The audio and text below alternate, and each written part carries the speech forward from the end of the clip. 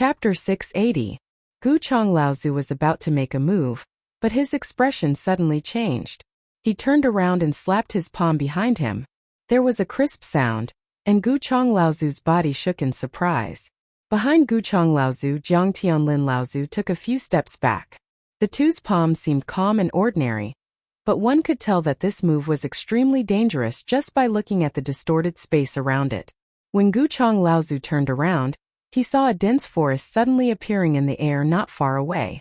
A lightning was raging in the forest, turning the trees into nothingness. Copper Sword Laozu was overjoyed when he saw Jiang Tianlin Laozu suddenly appear. He slashed with the copper sword in his hand, and a golden light flew towards Guchong Laozu. The golden light shrunk in the air, but the sword light became more and more dazzling.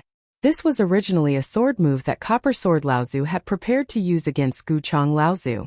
At this time, with Jiang Tianlin Laozu's help, Copper Sword Laozu had a chance to escape. However, this sword technique could only be used but could not be withdrawn. Copper Sword Laozu simply took advantage of the time when Guchong Laozu was unstable to use this sword technique on Guchong Laozu. Not mentioning Guchong Laozu, who was clumsily blocking Copper Sword Laozu's full blow, Jiang Tianlin Laozu suddenly appeared beside him and said, "Don't continue fighting, retreat quickly." Copper Sword Laozu was shocked and quickly retreated behind Jiang Tianlin Laozu. At this time, Sanming Laozu got rid of a Gu family Dharma adept and took the opportunity to attack Changhe Laozu, who was fighting Yanzhao Laozu with a magical power. He wanted to help Yanzhao Laozu get rid of the entanglement. However, at this time, Songli Laozu of the Sea Flame sect, who had just used a series of magical powers to repel Yushang Laozu, did not escape. Instead, he suddenly appeared behind Yanzhao Laozu, and under Sanming Laozu's shocked cry, he suddenly attacked Yanzhao Laozu with a pair of Dharma treasures. Everything happened so suddenly that Sanming Laozu could not stop it in time. He could only attack Songli Laozu with the Dharma treasures in his hands, trying to attack Songli. However, Sanming Laozu had just attacked Yushang Laozu, and in his haste, he could not use the qi in his body to threaten Songli Laozu. Songli Laozu seemed to have calculated that Sanming Laozu was exhausted, and was prepared to take Sanming Laozu's attack head-on. He would not let Yanzhao Laozu go. Yushang Laozu was shocked when she took Sanming Laozu's attack. Then she saw Yanzhao Laozu, who was about to retreat, being forced back by her own people. She was overjoyed and quickly cooperated with her opponent to attack Yanzhao Laozu from the front and back. Yanzhao Laozu saw that he was about to fall into a hopeless situation again.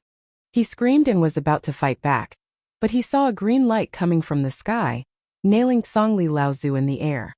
Then Sanming Laozu, who had only used 30% of his strength, severely injured Songli Laozu and made him vomit blood. The Yingsu treasured mirror and the copper sword floated above Jiang Tianlin Laozu's head. Yushang Laozu looked at the Yingsu treasured mirror above Jiang Tianlin Laozu's head, pointed at him and shouted, "It's you! You're the one who obtained the Yingsu treasured mirror that night." Jiang Tianlin Laozu turned to look at Yushang Laozu. Yushang Laozu, who was about to step forward, paused. Only then did she remember that the three of them had been suppressed by this person in front of her. Wouldn't she be the one to die if she stepped forward now? Jiang Tianlin smiled coldly and joined up with Sanming Laozu, Yanzhao Laozu, and together with the Copper Sword Laozu, the four of them fled. For a time, no one dared to stop them, nor did they have the time to do so, because there was still one person who was alone, and he was currently surrounded by Yushang Laozu and the others. After Songli Laozu had been injured by Sanming Laozu, he had taken the opportunity to break free from the Yingsu treasured mirror. However, in that short moment, Jiang Tianlin and the others had already gone far away. Yushang Laozu did not dare to cause trouble for Jiang Tianlin and the others, so she came directly for him. Songli Laozu was shocked and turned to leave, but the sound of something slicing through the air came from behind him. Songli Laozu turned around and slashed, just in time to see the Dharma adept of the Gu clan that he had just shaken off catch up to him. Together with Yushang Laozu, they launched a pincer attack on him. Songli Laozu turned pale with fright. He had originally planned to ambush Yanzhao Laozu, and then divert the attention of the ambushers so that he could escape successfully. At the same time, he could also take revenge on Yanzhao Laozu, who had fought with him for the Dharma Power Soul in the training hall. However, he had gone for wool and come home shorn. Jiang Qianlin's light of imprisonment had made him the one who had brought up the rear. Song Li had originally been injured by San Ming Laozu's attack, but after taking a blow from Yushang Laozu and the Gu clan Dharma adept head-on, Song Li Laozu spat out a mouthful of blood 3 feet away, but he had still managed to buy himself a chance of survival. Taking advantage of the fact that the two Laozus were stunned by his reckless attack, Song Li Laozu used the blood escape technique, which consumed a large amount of his vital energy. His body turned into a bright red light as he tried to escape. However, just as the light started to move, a cold light shot towards him, and the red light was instantly cut off. Song Li Laozu fell from the light with a look of despair on his face. He looked at Guchang Laozu, who was standing in front of him blocking his way. Mid-Dharma stage, he was finished. After Donghua Laozu got rid of Guchang Laozu, the first person he went to look for was Zhang Xi. At this time, Zhang Xi's condition was really not good. He had hurriedly advanced to the Dharma stage, and although it would not be a big problem if he relied on his previous strong foundation, his stage was still not stable yet, and he had not practiced the remarkable Dharma techniques of the Dharma stage. After fighting with the other Gu clan adept for a few rounds, Zhang Xi suddenly realized that his Dharma stage was starting to wobble. In order to prevent his stage from dropping, Zhang Xi became even more cautious when fighting with his opponent. Fortunately, Donghua Laozu arrived just in time. Although Zhang Xi was beaten into a sorry state by the Gu clan adept, and blood had even started to flow from the corner of his mouth, he still managed to endure the humiliation and protect his Dharma stage cultivation. After the two of them forced the Gu clan adept to retreat, they went to meet up with Ling Gu sect's Ling Yun Laozu, who was fighting with Wu Ji Laozu. However, they saw that Ling Yun Laozu looked like he had lost his parents. When Ancestor 5 Lux saw the two of them pressing over, he retreated of his own accord. Ancestor Donghua was greatly shocked in his heart, and when he saw Ancestor Ling Yun didn't have the slightest injury, he couldn't help but ask, "Daoist brother Ling Yun, what happened to you?" Ling Yun Laozu did not say a word and wanted to flee. Donghua Laozu and Donghua Laozu looked at each other and hurriedly followed. However, when the three of them were about to fly out of the ambush set up by the three sect's cultivators, they saw Ling Yun Laozu wave his hand downwards and a corpse was collected by Ling Yun Laozu. Donghua Laozu and Donghua Laozu were shocked when they saw the corpse. This person was the only late-stage core forging cultivator of Ling Gu sect, the array master invited by the Blue Sea sect. Previously, when the late-stage core forging cultivators of the various sects of North Sea rushed out to fight, this array master's strength and status was high, and there was no one protecting him. In the end, he did not manage to break out of the encirclement and was instead killed in the middle of the Dao soldier formation set up by the three sects cultivators. Because at that time, the North Sea cultivators were busy running for their lives, and the Dharma cultivators of the various sects did their best to hold back the array master. No one realized that this person had already been killed. Perhaps because Ling Yun Laozu had some kind of secret artifact from his own sect, he already knew the moment this array master died, but he was already powerless to do anything at that time. At this time, the storage artifacts and the like on this array master's body had already been taken by someone, and the space in his heart core had also been shattered. Clearly, someone had already looted his corpse. Donghua Laozu thought for a long time, and then said, "Brother Ling Yun, please restrain your grief. Our sect is also responsible for the death of apprentice nephew Xiao Gu. If it wasn't for our sect's repeated requests, Brother Ling Yun would not have brought apprentice nephew Xiao Gu here." Ling Yun Laozu did not say a word, and only flew away. Donghua Laozu and Zhang Xi could see the worry in each other's eyes. If Ling Gu sect blamed the death of their array master Xiao Gu on the Azure Sea sect, then the alliance between the two sects would very likely break. After all, a array master was really too important to Ling Gu sect. Even for a large sect like Jinling, Sage Xianchen had only just become a array master. It could be said that with the death of array master Xiao Gu, to Ling Gu sect, the harvest from Yingtian Dojo had already become meaningless. In the blink of an eye, the three of them had flown tens of miles away, temporarily escaping from the danger behind them. However, from afar, they could hear Song Li Laozu's mournful cry before his death. There were also some indistinct words, as if he was cursing something. The three of them stopped flying, knowing that Song Li Laozu of the Sea Flame sect, who had been surrounded, had most likely died. The death of a Dharma adept was something that had not appeared in the North Sea cultivation world for many years. This time, Songli Laozu's death would definitely cause great waves in the North Sea cultivation world. However, at this time, Donghua Laozu and the others were not in the mood to think about what kind of benefits the Azure Sea sect could obtain from this. The three of them all had a faint feeling of sympathy for the death of a rabbit. Dharma adepts were people who stood at the peak of the cultivation world. A living example was right in front of them. They could also die. At this time, Lingyun Laozu let out a long sigh and said, "Fellow Taoist Donghua, our sect has suffered such a loss. In the future, we will still need your sect's help." Donghua Laozu looked at Zhang Shi and secretly heaved a sigh of relief. Only now did he remember that Linggu's sect had already turned their back on Xianling's sect. If they were to get into a fight with the Azure Sea sect again because of perfected Xiugu's death, then which other sect in the North Sea cultivation world would dare to get close to Linggu's sect? Donghua Laozu had only thought that Linggu's sect might vent their anger on the Azure Sea sect because of perfected Xiugu's death. But he had forgotten that Linggu's sect was actually more afraid of being isolated than the Azure Sea sect. Perfected Xiugu's death had actually strengthened the alliance between the Azure Sea sect and Linggu's sect. Donghua Laozu hurriedly said, "Fellow Taoist Lingyun, please rest assured. Our sects are already allies, and there is no reason for us to stand by and do nothing." Lingyun Laozu nodded and sighed. He did not say anything else. For a time, the atmosphere between the three of them became heavy. Zhang Shi pondered for a moment and asked, "Uncle Master Lingyun, are you returning to the North Sea alone this time, or are you coming with us?" Before Zhang Shi could finish his words, Donghua Laozu's brows suddenly furrowed. He abruptly turned around and saw several rays of light chasing after the three of them. Although Zhang Shi was puzzled as to why these cultivators from the Central Plains were still chasing after them, a strange light still flashed across his eyes. When he looked again, he saw several cultivators in the light, such as Chonghe Laozu, Wuji Laozu, and the cultivator from the Gu clan were chasing after the three of them with solemn expressions on their faces. At this time, Lingyun Laozu and Zhang Shi also looked behind them. Zhang Shi suddenly said, "Uncle Master, these people don't look like they're chasing us.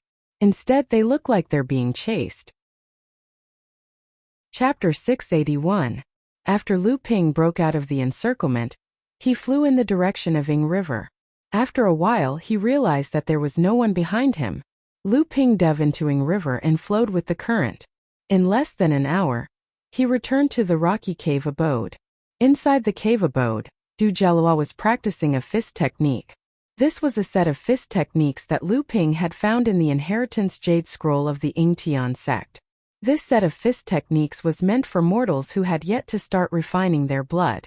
There was only one purpose: to strengthen the mortal's physical body to the greatest extent before they started refining their body. When Lu Ping saw this set of fist techniques, he was rather surprised. He sighed to himself that the inheritance of the Ying Tian sect was indeed very complete. They even had fist techniques that could help mortals build their foundation. Although this set of fist techniques seemed to have a very limited effect on physical strength for cultivators, it was already very impressive for a mortal. At Lu Ping's level of cultivation, he naturally knew what a strong physical body meant to a cultivator who had advanced to the Dharma phase. Du Jialua had mistakenly eaten a spirit fruit that strengthened his physical body. His physical body was already strong, and now that he was practicing this fist technique, it was even more beneficial.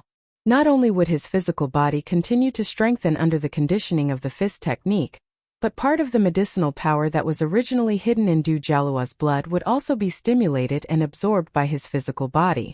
Unfortunately, Zhenling did not have this fist technique. At Lu Ping's current level of cultivation, this fist technique was no longer of any use to him. Seeing that Lu Ping had returned, Du Jialua hurriedly came up to greet him. Lu Ping saw that his entire body was drenched in sweat. In his divine will, he could sense that Du Jialua's entire body was surging like a wild horse. The impurities in his physical body were seeping out of his pores along with his sweat. Because the amount that seeped out was very small, it was not obvious.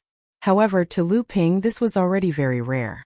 Although there were spirit medicines in the world of cultivation that could instantly rejuvenate one's body, to Lu Ping, these spirit medicines were simply pulling at seedlings to help them grow. They would deplete a cultivator's potential prematurely. They might improve quickly in the early stages, but in the later stages there would be no more room for improvement.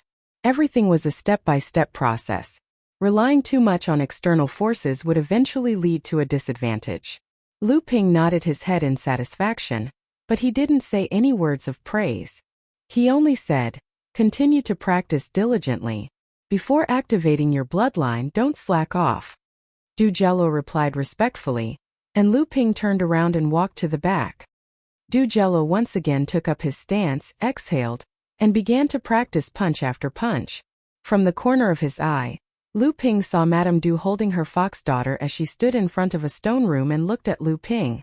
When Lu Ping saw the little fox in Madame Du's arms, something flashed across his mind. He stopped in his tracks and turned around. "Is there something you need?" Madame Du walked forward and knelt down with the little fox in her arms. "Immortal, please accept my daughter as your disciple. Although my daughter is in the form of a fox now, she will definitely transform into a human when she reaches the blood condensation realm. She is a mixed blood between humans and demons, but it's impossible for me to return to the demon race now. Your elder brother is also a disciple of your sect, so he will definitely become a human in the future. With her identity, if she doesn't have the protection of your sect, there will be no place for her in either the human or demon race in the future." Lu Ping looked at the little fox in Madame Du's arms, who was staring at him with her big eyes. For some reason, he thought of his good friend Yin Xianchu. He couldn't help but sigh and murmur to himself, "Even if she joins our sect, she might not be able to protect her mixed blood identity." Although Lu Ping was muttering to himself, Madame Du was a late-stage core-forging demonic cultivator after all. She naturally knew what would happen to her daughter if her mixed blood identity was exposed. If she still had her cultivation, she might be able to protect her daughter. But now she had lost more than half of her cultivation. Even if Lu Ping treated her, possession was too much of a drain on a cultivator's innate talent. At most, she would be able to transform again and live for a few hundred years. It was impossible for her to return to her previous late-stage core-forging demonic cultivation, let alone advance further. The scene of her daughter being hunted down in the future flashed through Madame Du's mind. She couldn't help but feel sad, and tears fell from her eyes. The little fox wriggled in her mother's arms. It raised its head and stuck out its tongue to lick the tears left by its mother. A dong sound came from behind Lu Ping. Lu Ping frowned and turned around to see Du Jielu kneeling on the ground. It turned out that Du Jielu had clearly heard the conversation between his mother and Lu Ping. When he saw Lu Ping turn around, Du Jielu kowtowed to the ground and said, "Immortal elder, please accept little sister into our sect. Little sister doesn't need to activate her bloodline to cultivate. She's much stronger than this disciple." Lu Ping snorted coldly and said, "Have you finished practicing your fist technique?" Du Jielu shrank back and said bitterly, "No, not yet." However, as he finished speaking, his voice became softer and softer. Lu Ping said coldly, "Since she is your sister, she should naturally be protected by you. If you keep begging others, why should others help you?" Du Jielu had a look of fear on his face as he retorted, "If you bully my sister, this disciple will naturally give up his life to protect her. It's just that you're not strong enough right now. Not only can you not protect your sister, you can't even protect yourself, right?" "Yes, that's right," Du Jielu said somewhat dejectedly. He was, after all, a 12-year-old child, and Lu Ping's harsh words made Du Jielu lose his confidence the most. "Humph," Lu Ping said with a cold expression, "if that's the case, then why did you stop? If you're not strong enough, you can still cultivate. But if you think that you won't be able to protect your family in the future, then why bother dreaming of becoming a cultivator? Isn't it better to stay at home and be a fisherman?" At this time, Du Shi also opened his mouth and said, "Lu'er, it's not easy for you to enter the sect that the immortal elder is in. You must not waste the chance to activate your bloodline again." Du Jielu looked at the fox sister in his stepmother's arms, then looked at Du Shi, gritted his teeth and said, "Yes." Then he got up from the ground and began to practice his fist technique again. One move after another, he used even more force between moves. It was obvious that Lu Ping's words had greatly stimulated him. Lu Ping glanced at Du Shi, thought for a moment and said, "Since this child has already entered our sect will naturally not ignore his family and disciples. Although you are a demon, you have already taken over the body of a human, and you have some magic power in your hands. After we return, I will send you to a place where there is a good friend of mine and you can work under him. I'm afraid that our sect will not accept any more mixed-blood humans as disciples, but that good friend of mine may not be the case. If your daughter is fated, she will naturally be protected by him. Du Sure was, after all, an old demon who had taken over the body of a human for more than 10 years. She naturally understood the hidden meaning in Lu Ping's words, so she hurriedly kowtowed to Lu Ping. The fox in her arms seemed to know that the person in front of it had given it a great favor, so it hurriedly imitated its mother and extended its forelimbs in front of its head, kowtowing. Lu Ping heard Du Jialuo's shouts as he practiced his punches. Lu Ping could tell that Du Jialuo's punches were stronger than before, and his shouts were filled with excitement. He couldn't help but smile. Then, he snorted coldly and walked back to his stone room. After everyone left the cave, only the previously injured Taoist Xianju stayed behind. Seeing that Lu Ping had returned, Taoist Xianju was already waiting at the stone room's entrance to greet him. He had seen everything that had happened to Lu Ping. Lu Ping saw that Taoist Xianju's face had already recovered and smiled. Looks like uncle has recovered well. Elder Fornax's Bell Cauldron elixir is indeed the best healing elixir in the North Sea. Taoist Xianju smiled and glanced at Du Jialuo, who was practicing his fist technique. He said in a low voice, "Why has our sect's water sword deity finally decided to accept a disciple?" Lu Ping sighed and said, "If this disciple can successfully awaken his bloodline, he must be very talented.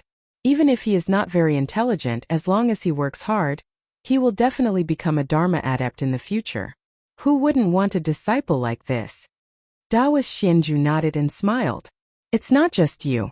Even I have the thought of accepting a disciple. I'm afraid Brother Xian Sun, Brother Xian Su, and the others have the same thought. It's just that you were the one who recommended him to the sect. Firstly, it's not good for us to fight with you.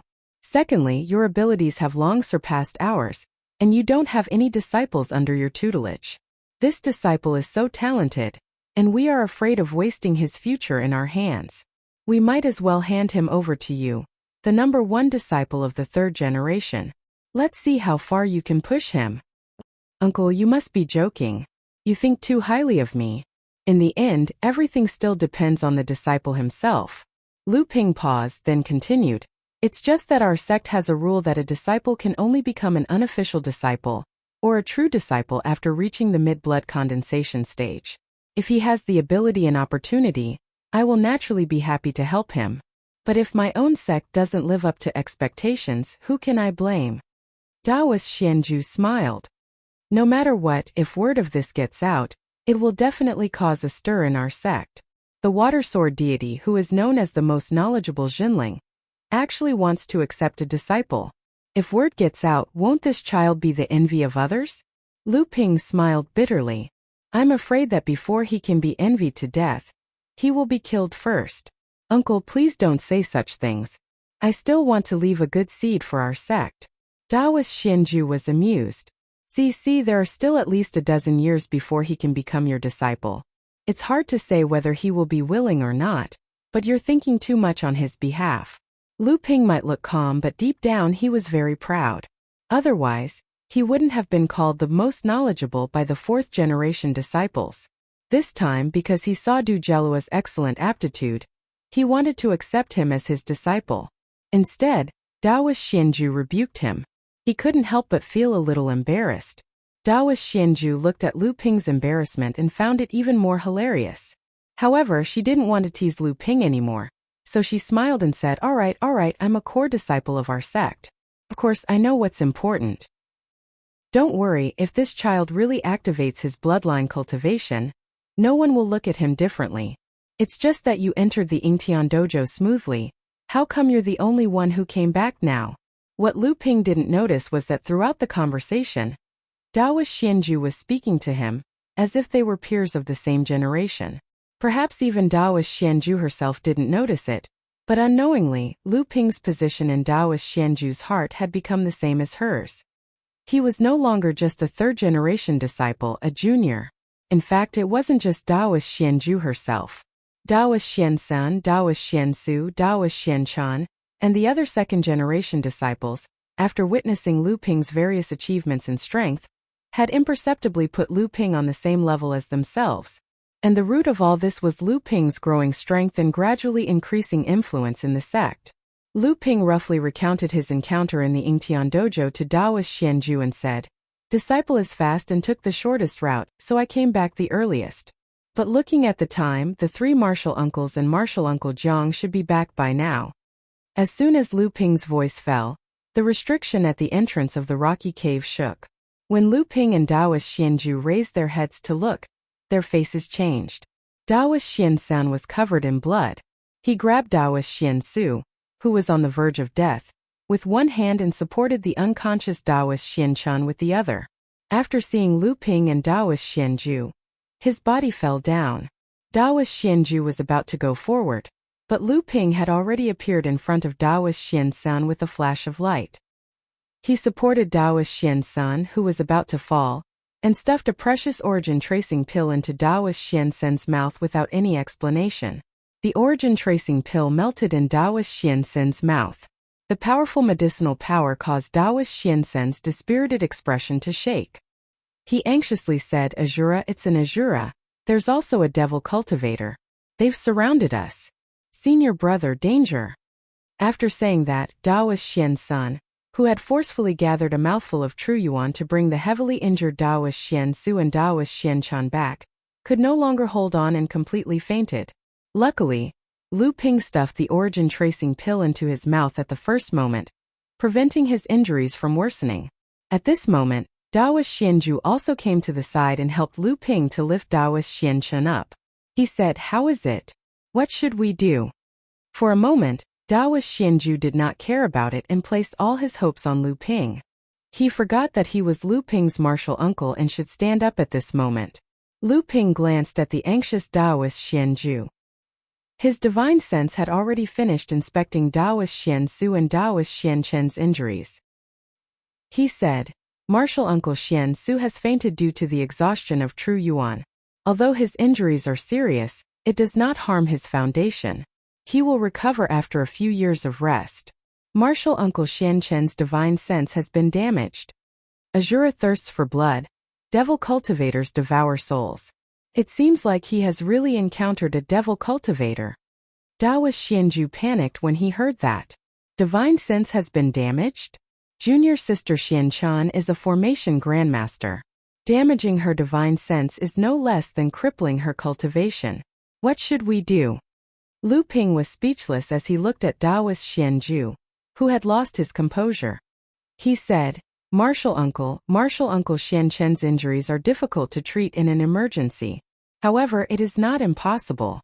The most important thing now is not martial uncle Xianchan. I'm afraid martial uncle Jiang is still surrounded by the Azura." Chapter 682. Daoist Xianju quickly said, "That's right." However, from what junior brother Xiansan said, senior brother Jiang seems to have fallen into a trap. The Azura and the devil cultivator. The number of Azura and the devil cultivator is definitely not small. How can we save senior brother Jiang? Lu Ping saw that Xianju Zhenren had finally calmed down from his earlier panic and regained some of his rationality. But before Lu Ping could speak, Xianju Zhenren's next sentence made him not know whether to laugh or cry. "Oh yes, there's a teleporter here that leads directly to the North Sea. Disciple Lu, quickly activate it and inform our sex cultivators to come and rescue him."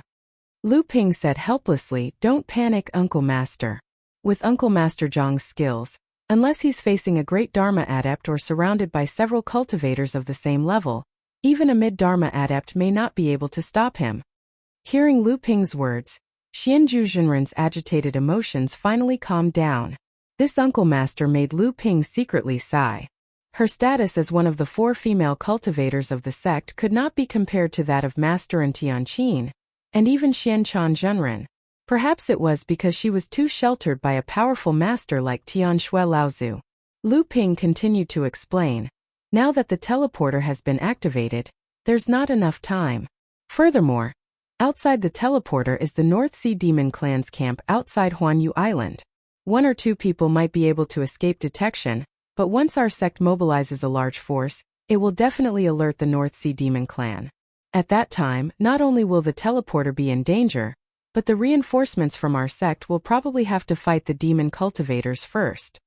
Xianju Zhenren let out a long breath and said, Disciple Lu, you're right. It's me who lost my composure. No wonder Master always says that I'm weak and urges me to go out and train. I'll leave this matter to you, disciple nephew. I'll do my best to cooperate. This was not the time to be humble. Lu Ping nodded and said, Uncle Master, please take care of the other 3 Uncle Masters. I'll go out and scout first. Perhaps Uncle Master Jiang has already fought his way out. Lu Ping walked along the bottom of the river for nearly 10 miles. His divine telekinesis had already captured the traces of the water shura that he had seen before. Lu Ping put on the cloud-colored robe and turned into a stream of water, approaching the 7 or 8 water shuras that were hovering in the water. These 7 or 8 water azuras were led by a water azura that was equivalent to a core forging stage water azura. They seemed to be a water azura team that was out patrolling. Lu Ping used his mind to summon a stream of undercurrents to surround the 8 water azuras. By the time the core forging stage water azura realized what was going on, the undercurrents had already wrapped around them. The water shura in the core forging stage shrunk and elongated its body, and it managed to escape from Lu Ping's water manipulation spell.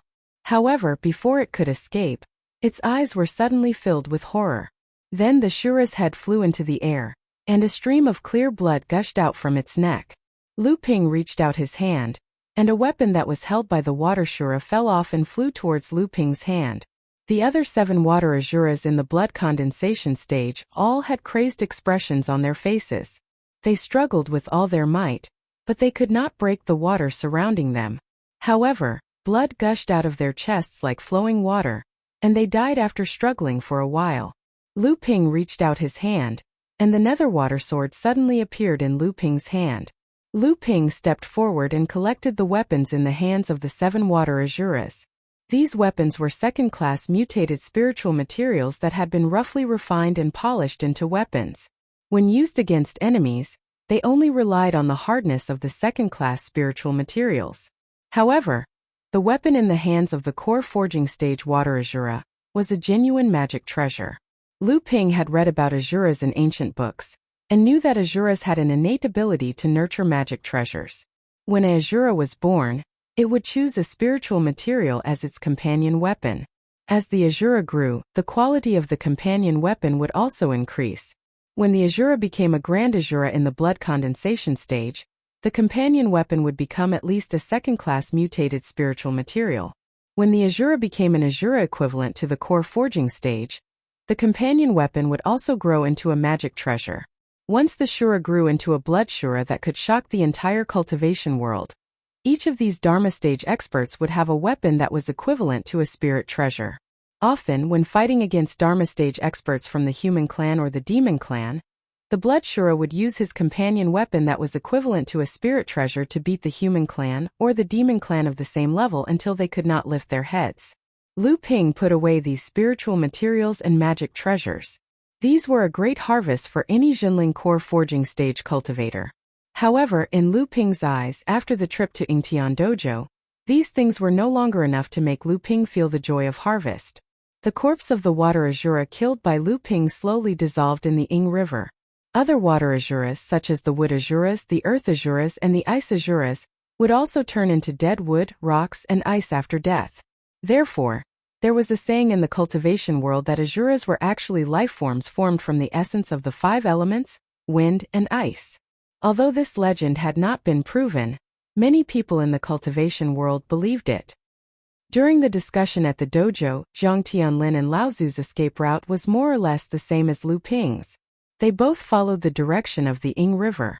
Lu Ping searched upstream along the Ing River. After a while, there were more water azuras in the Ing River. Most of these azuras were at the blood condensation stage, which was equivalent to a grand azura. Occasionally, there were some core forging azuras leading them. These azuras were not much of a threat to Lu Ping, but there were too many of them. Lu Ping could not kill all of them in a short time. Once he attacked, he would definitely alert the powerhouses in the Azura clan. Once he was noticed by the blood azura, Lu Ping would not be able to withstand an attack from the Blood Azura's accompanying spiritual treasure. Lu Ping thought for a while, and suddenly a set of stone armor appeared on his body. Then, he covered his body with the 5 elements cloud raiment and slowly passed through the water azuras from the bottom of the Ying River. With Lu Ping's current mastery of the water magic power, coupled with the help of the 5 elements cloud raiment and the stone armor, it would be difficult for anyone below the Dharma realm to see through Lu Ping's movements unless they had mastered a very special magic power. Lu Ping traveled a few more miles in the Ying River. There were almost no ordinary azuras in the river. Along the way, he saw a few strong azuras in the middle and late stages of the core forging realm. Lu Ping's heart sank. He knew that he was getting closer to the inner part of the Azura camp. At this moment, Lu Ping faintly felt a roar coming from above his head. Even though Lu Ping was deep in the Ying River, he could feel the great power contained in the faint roar.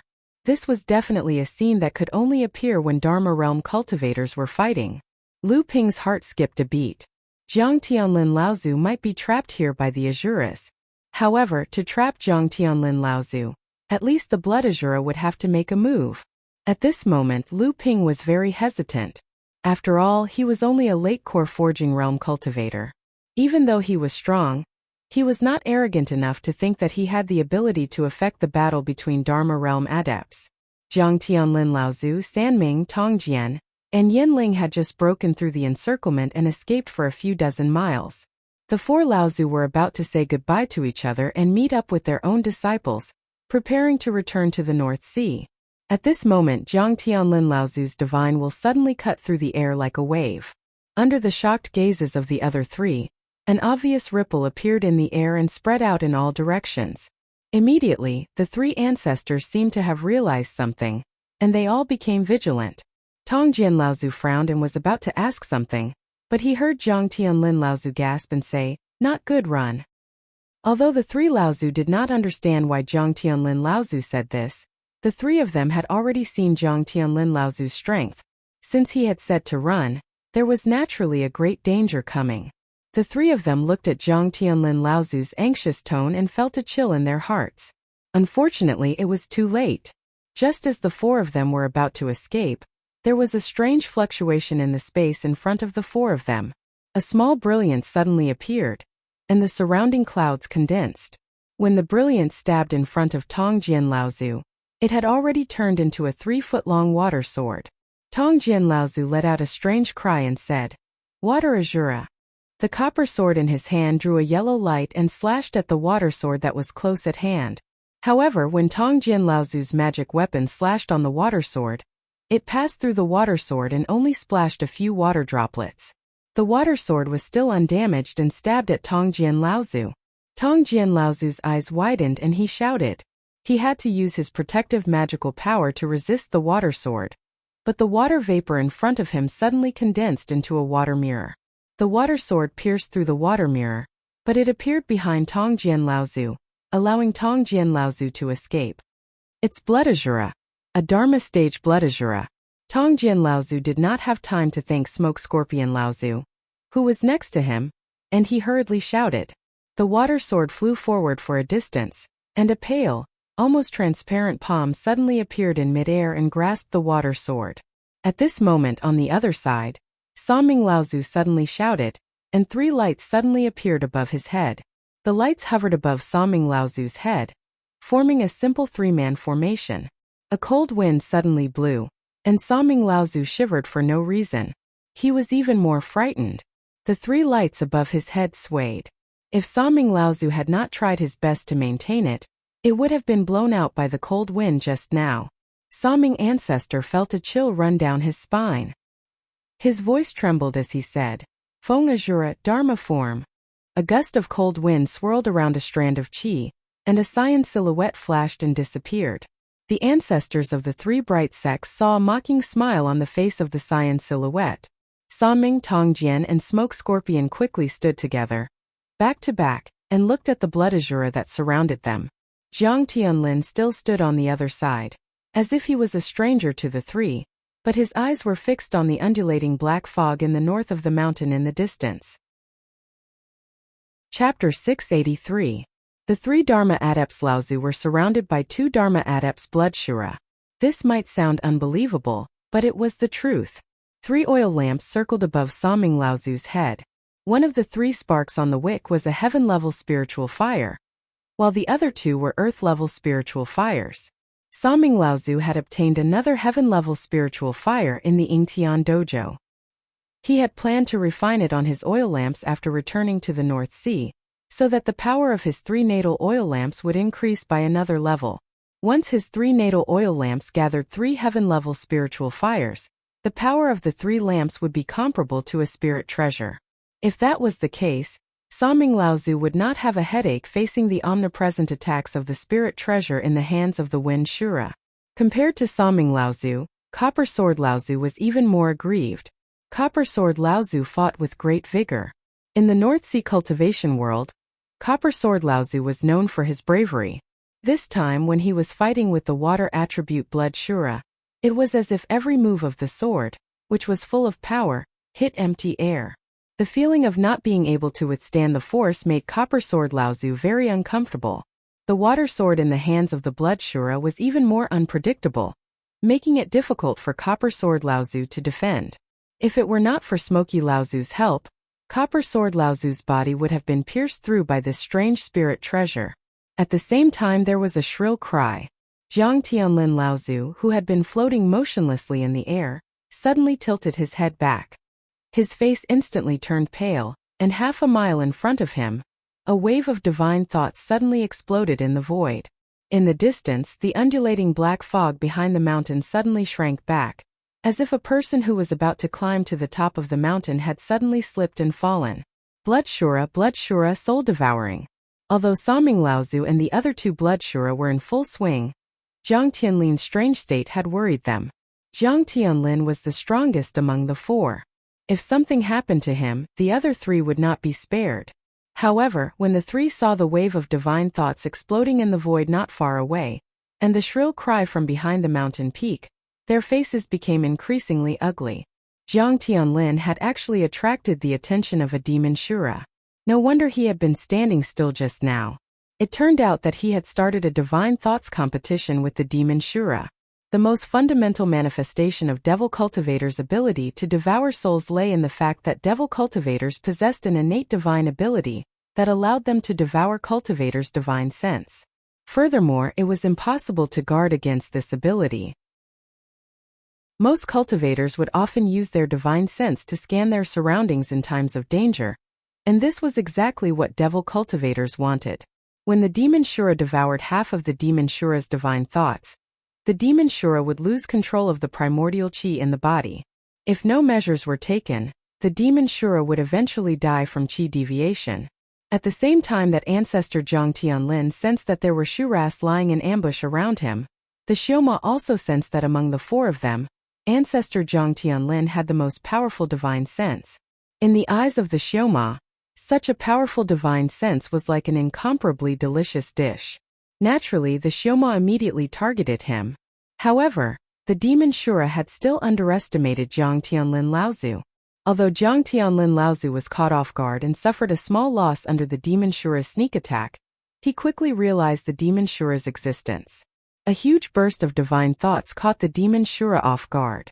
The demon Shura's powers had been broken, and the immense pain caused the demon Shura to howl. Jiang Tianlin's divine thoughts also seemed to have suffered a heavy blow, and his face was as white as a sheet. Fortunately, after the demon Shura's powers were broken, his divine thoughts returned. Although he did not suffer much damage, there were many restrictions on using his divine thoughts again. This Dharma stage demon Shura had never suffered such a huge loss before. After being forced back by Jiang Tianlin, a black fog rose up from the back of the mountain. Its green eyes were like a hungry beast, and it rushed towards Jiang Tianlin Laozu with the black fog. The demon Shura was an existence that was more feared by adepts of the same level than the Shura. The Blood Shura had spirit herbs that made it difficult for adepts of the same level to defeat it, but at least they had a chance to escape. On the other hand, the demon Shura's ability to devour souls made it difficult for adepts of the same level to injure him.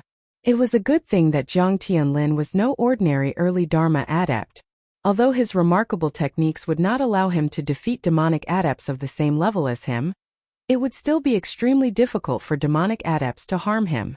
The man and the demon fought for more than 10 rounds, but neither of them could do anything to the other. Although the demon Shura would not rest until one of them was dead, Zhang Tianlin did not dare to relax at all. In a situation where the two of them were equal in strength, the competition was nothing more than patience. They were both looking for the other's small flaws, accumulating small victories to become big victories, and waiting for the other to reveal a flaw first. Zhang Tianlin and the demon Shura were evenly matched. Perhaps other adepts would marvel at Zhang Tianlin's strength, but to Tongjian Laozu and the other two, it was not a good sign. The Shura was good at all kinds of escape techniques, so each Shura was not only good at attacking, but was also a master of assassination for the adepts of the same level. The wind Shura came and went without a trace, and the air above Ing River was full of water vapor, so the water Shura was like a fish in water. The two blood Shura joined forces, and with the two strange spirit treasures in their hands, they suppressed Tongjian Laozu and the other two. This was especially so for Tongjian Laozu, who had a fiery temper and was used to fighting in a straightforward manner. He had never been harassed like this before. A wave of anger accumulated in his chest, and he became more and more irritable. However, Tongjian Laozu's irritation was seen by the two Shura. Finally, Tongjian Laozu caught a flaw of the water Shura, and he rushed toward the water Shura's body. Smoke bewitching Laozu, who was on the side, shouted, but it was too late to stop him. Tongjian Laozu smashed the water Shura into pieces with his sword, but he saw that another water Shura appeared next to him, looking at him with a mocking expression. The water sword, which had been separated by smoke bewitching Laozu's water mirror, also reappeared in the water Shura's hand. Tongjian Laozu was shocked, and he quickly flew backward. At the same time, the copper sword in his hand slashed at the water Shura again, but the water sword in the water Shura's hand disappeared again, and the water Shura once again turned into a sky full of clouds and disappeared when Tongjian Laozu's flying sword slashed at it. Behind him, smoke bewitching Laozu shouted, "Be careful behind you." Tongjian Laozu had goosebumps all over his body. His intuition, which had been tempered in countless life and death battles, made him realize the danger in an instant. Tongjian Laozu shouted, and suddenly, a blood mist burst out from his back. Before the blood mist dispersed, it turned into 18 blood swords and slashed behind him. A series of explosions rang out, and an unwilling roar rang out from behind him. Then it disappeared. Smoke bewitching Laozu's voice sounded again from behind Tongjian Laozu. "Come back." Hearing smoke bewitching Laozu's shout, Tongjian Laozu paused and seemed to hesitate for a moment. Then, without looking at the situation behind him, he went straight back to Sanming Laozu and smoke bewitching Laozu. "You were careless." Smoke bewitching Laozu didn't seem to notice Tongjian Laozu's momentary hesitation. Instead, Tongjian Laozu blamed himself. He coughed because he used the blood sword magical power. "I was rash. Thank you for reminding me in time." The 18 blood swords nurtured in the core space were obviously Tongjian Laozu's desperate ability. As soon as he used it, Tongjian Laozu's face looked pale. At the place where Tongjian Laozu's flying sword slashed, the water Shura condensed again. Its figure seemed a little illusory. Obviously, the 18 blood swords that Tongjian Laozu used just now did not just force the water Shura to retreat. The situation is not good. Smoke bewitching Laozu was the assistant of Sanming Laozu and Tongjian Laozu. Although she didn't directly participate in the battle with the two Shura, it was because of her assistance and support that they managed to maintain a balance with the two blood Shura. It was also because she didn't directly join the battle that she could see the formation of both sides more clearly. These two Azuras are obviously using their innate abilities to fight with the three of us, taking the opportunity to weaken our true essence and magic power. After our true essence is depleted, these two Azuras can rely on the spirit treasures in their hands to win. These two Azuras are very clever. Smoke bewitching Laozu's words seemed to have a hidden meaning, but Tongjian Laozu didn't listen to it. Instead, he looked at Zhang Tianlin Laozu, who was entangled with a black fog in the distance, and said worriedly, "It's a pity that martial nephew Jiang is entangled with the devil Shura. Seems that they are evenly matched. If we can't get rid of the entanglement of these two Shura, we will definitely be defeated by them one by one." the fire above Saming Laozu's head soared, forming a three-colored ring of fire in the sky, blocking the spiritual treasure in Feng Shure's hand. The 3 oil lamps above Saming Laozu's head flickered and were almost blown out by a gust of cold wind. Saming Laozu's face flickered with the oil lamps. Taking advantage of the opportunity to catch his breath, Saming Laozu sighed and said, "I don't know how the disciples we brought are now. I hope they have escaped from the encirclement of the Shura and Devil Shura." The 3 ancestral patriarchs scanned the area with their divine will. By now, they knew that there were still many core forging and blood condensation asuras and demonic cultivators hiding nearby. They formed a circle from afar. However, because both sides were in the Dharma stage, these low-level asuras and demonic cultivators couldn't interfere. Tongjian Laozu and Yinsho Laozu didn't say anything. Obviously, they knew that if their disciples were surrounded, they would most likely be dead. At this moment, a violent spatial vibration came from the direction of the battle between Jiang Tianlin and the Devil Shura. The divine senses of the 2 sides couldn't help but peep at the other side of the battlefield. They saw Jiang Tianlin Laozu suddenly use 108 natal magic treasures to form a huge myriad wood forest. In the sky above the myriad wood forest, a mirror that was like a full moon hung high in the sky. A green beam of light shot out from the mirror, nailing the Devil Shura in the air. At this time, Jiang Tianlin also used all his Zhenyuan to resist the struggling Devil Shura in the green light, but he couldn't find the time to launch the final attack on the Devil Shura. What was going on?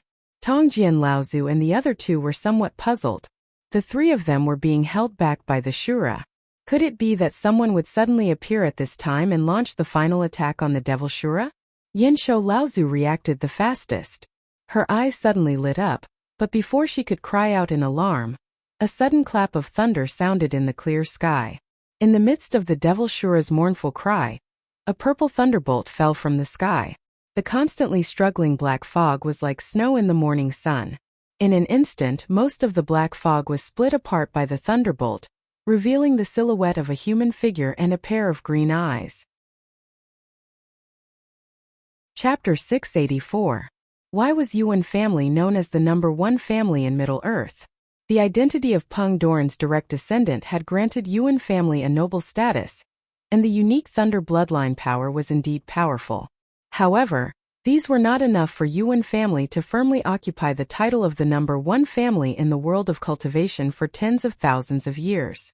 Yuan family's bloodline power was special, but the other bloodlines of Peng Daoran, such as the Kuan fish and the Cloud Rock, the primitive crocodile and the green sea snake bloodlines of Jiao Daoran, the tyrant turtle bloodline of Priest Gui, the fire Luan and wood Luan bloodlines of Luan Daoist, and so on, the quality of these bloodlines was not weaker than the thunder bloodline of Yuan family. In terms of inherited powers, the thunder bloodline of Yuan family was indeed marvelous, but the inherited powers of the 5 great sects in Middle-earth and the Crystal Palace of East Sea were not any weaker than the inherited powers of Yuan family. However, for tens of thousands of years, Yuan family had still firmly occupied the title of the number 1 family. Whether it was the 6 great sects in the world of cultivation, or the direct bloodline of the 7th patriarch, among spirit creature cultivators, no one had ever come out to question or challenge the position of the number 1 family in Yuan family. On the contrary, Yuan family had also enjoyed a high prestige among these great sects and powerful clans. What did they rely on? They relied on the unique thunder bloodline of Yuan family, and the thunder magic inherited from Peng Daoran. Thanks to these lightning-type abilities, the Yuan family had made great contributions to the cultivation world, when the Shura and Xiuemo cultivators had ravaged the world of cultivation in the past. Although the Yuan clan's lightning techniques weren't necessarily much stronger than the techniques inherited from the major clans, the Yuan clan's unique lightning attribute bloodline made the Yuan clan's lightning techniques the number 1 lightning technique in the cultivation world. According to legends, Azura and Devil cultivators were formed from the origin of this world. Every few 100,000 or even 2,000 or 3,000 years, they would appear in the cultivation world on a large scale to wreak havoc on the world. These strange creatures with innate abilities had an absolute advantage in battles between cultivators of the same level, and the only thing that could restrain them was the lightning technique. This was especially true for devil cultivators. They were born to devour souls. so they were naturally restrained by all kinds of lightning techniques and divine abilities. Because of this, every time a great tribulation descended and the world of cultivation was plunged into a reign of terror, the Yuan clan's lightning technique, which could be said to be the #1 lightning technique in the cultivation world, became a decisive force to restrain Asura and devil cultivators. A large sect might be several times stronger than the Yuan clan, but when a great tribulation descended, their role wouldn't even be half of the Yuan clan's. From this, it could be seen how important the Yuan clan was in the cultivation world. Moreover, the Yuan clan seemed to be very willing to contribute their strength in every great tribulation. Every time a great tribulation descended, the cultivators of the Yuan clan could always be seen at the forefront of the battle against Asura and devil cultivators. And after every great tribulation, the Yuan clan's talents would wither and their strength would be greatly damaged. Because of this, the Yuan clan's status didn't only come from their strength, but also from their selfless dedication to the cultivation world when a great tribulation descended. The reason why the top 6 martial institutions were recognized by the cultivation world was probably because of their dominating power.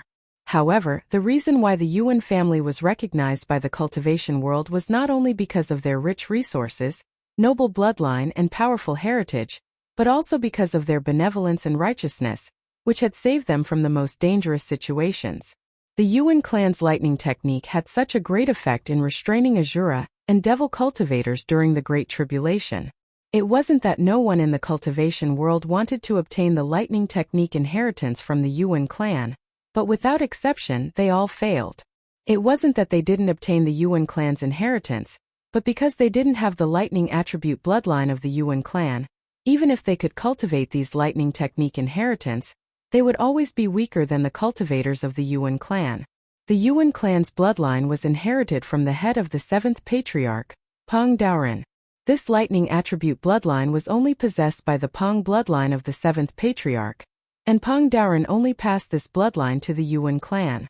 It wasn't that no one cultivated the lightning technique inheritance in the cultivation world. Aside from the Yuan clan, there were actually many lightning technique inheritance in the cultivation world. For example, Lu Ping's water attribute bloodline could also be used to cultivate the divine Kuei water lightning, among the lightning technique inheritance. At the beginning, this kind of technique was called the lightning fall technique, lightning palm, and so on. They were mostly the same, but once its power rose to the level of a small technique, it would become the Yin Kuei water lightning, and when it rose to the level of a great technique inheritance, it would be called the divine Kuei water lightning. However, whether it was the Yin Kuei water lightning or the divine Kuei water lightning, in the hands of the Yuan clan, the power of this kind of technique would be 30% more powerful than other cultivators. Moreover, for a water attribute bloodline like Lu Ping, apart from the Yin Kuei water lightning, other lightning technique inheritance such as the divine Kuei water lightning and the divine Kuei earth lightning couldn't be cultivated directly. However, the cultivators of the Yuan clan were clearly not subject to this restriction. Whether it was the divine Kuei water lightning, the divine Kuei water lightning, the divine Kuei water lightning, the divine Kuei water lightning, the divine Kuei water lightning, or the divine Kuei water lightning, as long as it was a lightning technique inheritance, the cultivators of the Yuan clan could cultivate it more easily than other cultivators. Moreover, the effect of the cultivation was still better than the cultivators of other bloodlines. Moreover, in addition to the various attributes of the divine Kuei water lightning, the cultivators of the Yuan clan could also cultivate a direct lightning technique inheritance. This lightning technique was not divided into the 5 elements, wind, or ice. It could also be a fusion of the divine abilities of these attributes to form a non-attribute divine lightning similar to the lightning tribulation. It was also called the divine chaos lightning by them. This kind of lightning technique was the true inherited divine ability of the Yuan clan that relied on the tens of thousands of years of bloodline inheritance to truly stabilize the clan's fate. In the hands of the cultivators of the Yuan clan, once this kind of divine ability was successfully cultivated, it would have the power of a great divine ability. If they could take it a step further, it would be a supreme lightning technique that would strike terror into the hearts of Asura and devil cultivators. In the world of cultivation, other than the Thunder Gem Calabash, this kind of supreme lightning technique could only be cultivated by the disciples of the Yuan clan. As for the Thunder Gem Calabash, the legendary #1 divine weapon in the hands of Peng Daoren, It was said that its refining method had long been lost. It was also said that among the Kuan fish clan and the Yuan clan, there might still be fragments of the refining method passed down, but the people of the two clans had never acknowledged it. If the lightning technique could reach the level of a great divine ability, it would be able to have a certain restraining effect on Blood Shura and Blood Demon at the Dharma stage. However, the only thing that could really cause great damage to Blood Shura and Blood Demon in a battle of powers was the Supreme Lightning Technique. In the face of this lightning technique, regardless of whether it was a devil cultivator, an Azura or a spirit treasure in the Azura's possession, they would all suffer great damage. This was especially true for devil cultivators and Azura's spirit treasures. Needless to say, devil cultivators were naturally more restrained by the lightning technique than Azura. However, the accompanying magic treasures of Azura, although after Azura reached the Dharma stage of Blood Shura, their accompanying magic treasures would also be upgraded to the level of spirit treasures. However, these accompanying spirit treasures only had the power of spirit treasures, but had not been tempered by the thunder, so they did not have the spirituality of a real spirit treasure. Therefore, the accompanying spirit treasures of Azura were most restrained by the lightning technique, and even Azura were restrained by the lightning technique.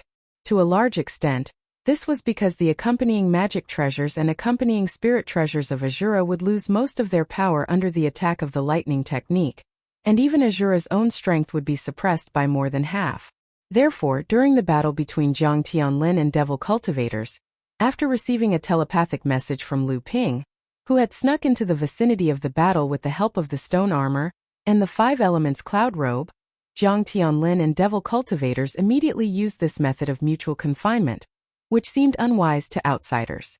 This gave Lu Ping the opportunity to command the 7 treasures Thunder Calabash to use the Great Magic Thunder technique to directly hit the defenseless devil cultivator, causing great damage. The appearance of the Great Thunder technique not only severely injured the defenseless Blood Demon in one fell swoop, but also shocked the 2 Blood Azuras who were besieging the 3 ancestors. They hurriedly withdrew their symbiotic spiritual treasures that they used to attack. Having grown into Blood Shuras, they naturally knew the damage that the Great Magic Thunder technique could do to their accompanying spiritual treasures. Reinforcements had arrived.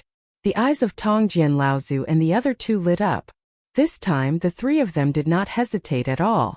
Taking advantage of the moment when the 2 Blood Shuras withdrew their respective spiritual treasures, they rushed out of the pincer attack of the 2 practitioners and joined Zhang Tianlin and Laozu.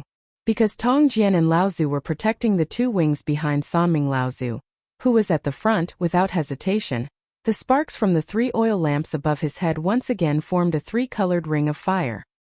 He threw it at the Blood Devil, who had been severely injured by the Great Magic Thunder technique. The Blood Devil, who had been severely injured by Lu Ping's 7 treasures Thunder Calabash, also knew that it had reached the moment of life and death. The black fog that had been dispersed by Lu Ping gradually thickened again, wrapping its looming body again.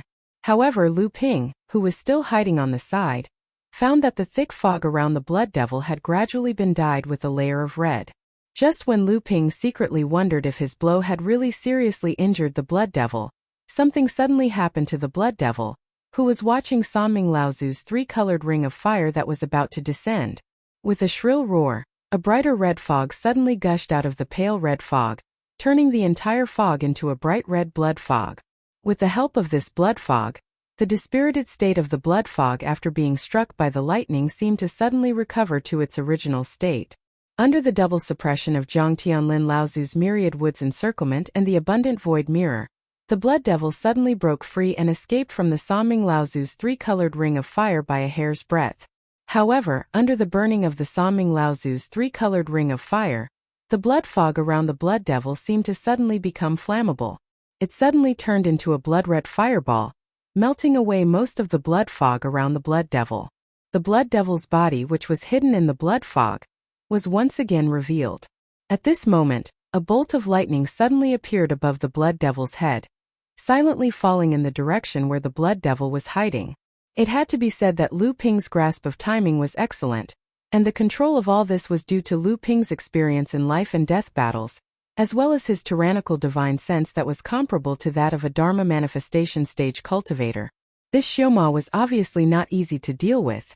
Although it had been seriously injured, it still escaped Lu Ping's sneak attack. However, looking at the Xiuma's barely dodging figure, Lu Ping knew that this Xiuma was probably an arrow at the end of its flight. However, what Lu Ping did not know was that it was precisely because this blood devil had sensed Lu Ping's tyrannical divine sense that the blood devil had an illusion that there was still a Dharma manifestation stage cultivator hiding nearby, ready to attack at any time. Just as the blood devil broke free from Zhang Tianlin Laozu's imprisonment, Zhang Tianlin Laozu's mouth began to overflow with blood because the Forest of Trees spell had been broken. However, Zhang Tianlin Laozu knew that this was not the time to estimate his own injuries. Zhang Tianlin raised the 108 leaves again, and the Forest of Trees spell was reformed. Once again it enveloped the blood devil. At the same time the effulgent treasured mirror kept spinning above his head, ready to shoot out the light of imprisonment at any time. After the blood devil was imprisoned again, it would create an opportunity for Lu Ping to use his thunder spell. The blood devil looked at Zhang Tianlin Laozu, who was opposite him, and was shocked. He had the experience of killing several early Dharma manifestation stage human cultivators, but Zhang Tianlin was the first human cultivator of the same level who could face him head-on. At this time he was already seriously injured. If he allowed the blood devil to imprison him again, the Dharma manifestation stage cultivator hiding in the side would definitely appear again. It was very likely that the Xiuma clan wanted nothing more than to exterminate the Dharma manifestation stage cultivator. The Xiuma clan suddenly screamed at the two blood shuras who were chasing up to Tongjian Laozu and Yinzhan Laozu. Zhang Tianlin Laozu shouted, "They're trying to escape." As soon as Zhang Tianlin Laozu's voice fell, Tongjian Laozu and Yinzhan Laozu tightened their grip, and they could not help but increase the intensity of their attacks. In the void next to Zhang Tianlin Laozu, 7 small lightning spells burst forth in a row. Yin thunder of Gongjin, Yin thunder of wood, Yin thunder of Kuei water. This made the blood devil believe that there was a practitioner of the Yuan clan hiding nearby. Therefore, the blood devil no longer hesitated, and a large blood-colored net suddenly appeared in mid-air, covering Zhang Tianlin and the other 3 Laozu. At this time, the 4 Laozu were really afraid of the blood devil's methods, and they all focused their attention on the large net. The blood devil turned into a mass of blood-colored light and disappeared in the sky. The 2 blood shuras also took this opportunity to shake off the 2 Laozus, Tongjian and Yinzhan, and disappeared in mid-air in a flash. Lu Ping's 7 small lightning spells fell on the large blood-colored net. There was no need for the 4 Laozus to do anything, and the large net turned into a mass of water vapor amidst the raging lightning and disappeared in mid-air. Tongjian Laozu's divine sense spread out with lingering fear, deeply afraid that the Shura had not gone far, but was hiding and ready to attack at any time. At the same time, he asked Zhang Tianlin, "Could it be a practitioner of the Yuan clan?" Zhang Tianlin Laozu smiled and said to the void beside him, "Martial nephew Lu, come out." Under the surprised gazes of the other 3 Laozus, Lu Ping appeared in front of everyone in a long robe. The cloudy light 5 elements robe was the best at changing forms, and Lu Ping did not want to reveal the treasure on his body, so he turned the 5 elements robe into an ordinary long robe. After repelling 2 blood Asuras and 1 blood demon, the core forging Asuras that were hiding in the surroundings retreated. Zhang Tianlin and the others had expended a lot of true essence and spiritual energy during the fierce battle. At this time they no longer had the mood to chase after these earth Asuras. Zhang Tianlin looked at Lu Ping and asked, "How did you find this place?" Lu Ping told him about the attack on spiritual master Xian San and the others. Zhang Tianlin Laozu's expression immediately changed, and he immediately wanted to return to the rocky cave. However, because of the other 3 Laozus, Zhang Tianlin could not tell them the secret of the rocky cave, so he could only pretend that he did not care. However, there was no need for Zhang Tianlin Laozu to say anything. After hearing that even the strongest core forging stage cultivator, Zhenling, had suffered such a great disaster, the other Laozus could not help but want to leave. It must be known that although the various sects had sent their core forging stage cultivators with the highest hopes of advancing to the Dharma phase, each of the core forging stage cultivators had been nurtured with great effort. If they were to fall, the losses would be small, but the Dharma phase cultivators would have no successors. Moreover, after the trip to Yingtian Dojo, each of the core forging stage cultivators had gained a lot. This kind of loss was not something the sects could bear. Tongjian Laozu was the first to speak. Martial nephew Jiang, the matter at Yingtian Dojo has come to an end. The Shura Shuras are wreaking havoc here. So we need to leave as soon as possible to prevent our disciples from getting into trouble. With Tongjian Laozu taking the lead, Saming Laozu and Smoky Laozu also said their goodbyes. Zhang Tianlin also knew that the three Laozus were anxious at the moment, so he said, I did not expect to encounter the Shura Shuras and the Shuras on the trip to Yingtian Dojo. Fortunately, everyone was out of danger, and I believe that the disciples of the various sects have also escaped from this disaster. It seems that the situation in Central Plains has really deteriorated. After the three of you call back your disciples, if there is no other private matter, it is best that you travel together and return to the North Sea together. This way you will be safer. Presumably, because of the Shura's rampage, 3 Dharma phase adepts traveling together will not attract too much attention. However, after the 3 of you return to the North Sea, if you have time, please make a trip to Tianling Mountain.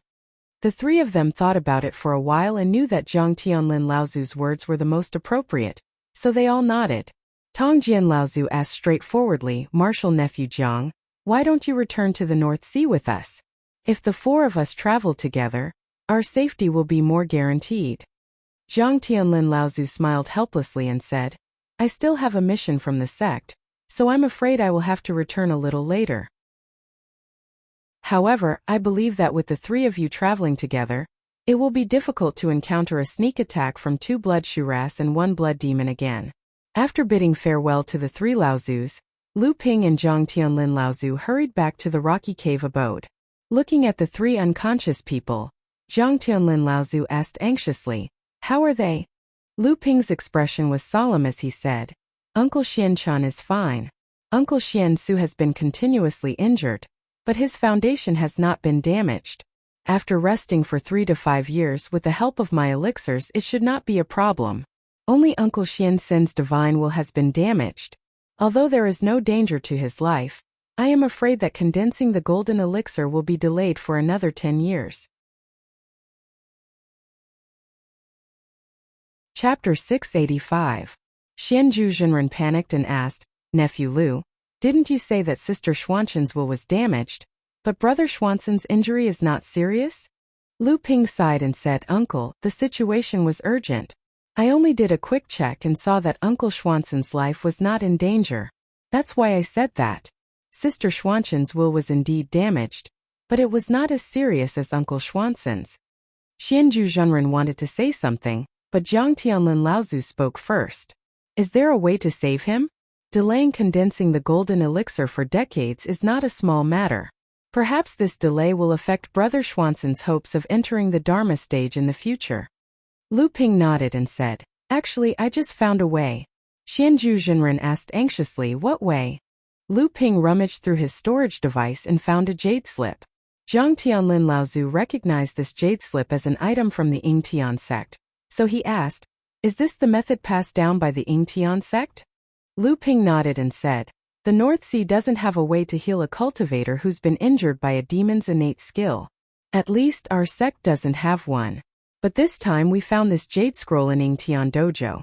It contains a medicinal pill recipe that can save Junior Marshal Uncle Xian Senator. Coincidentally, we also came across the main ingredient used to concoct this medicinal pill. I've already left a tracking mark on it, but I don't know if it's discovered it or not. After Lu Ping said that, he couldn't help but feel a little proud of his sudden inspiration. Zhang Tianlin Laozu narrowed his eyes and said in shock, You mean that demonic cultivator? Lu Ping saw that Zhang Tianlin and Laozu had a serious expression on their faces, so he said solemnly, Yes, it is. This elixir recipe is called the Soul Returning Elixir. It is a miraculous elixir for the Dharma stage.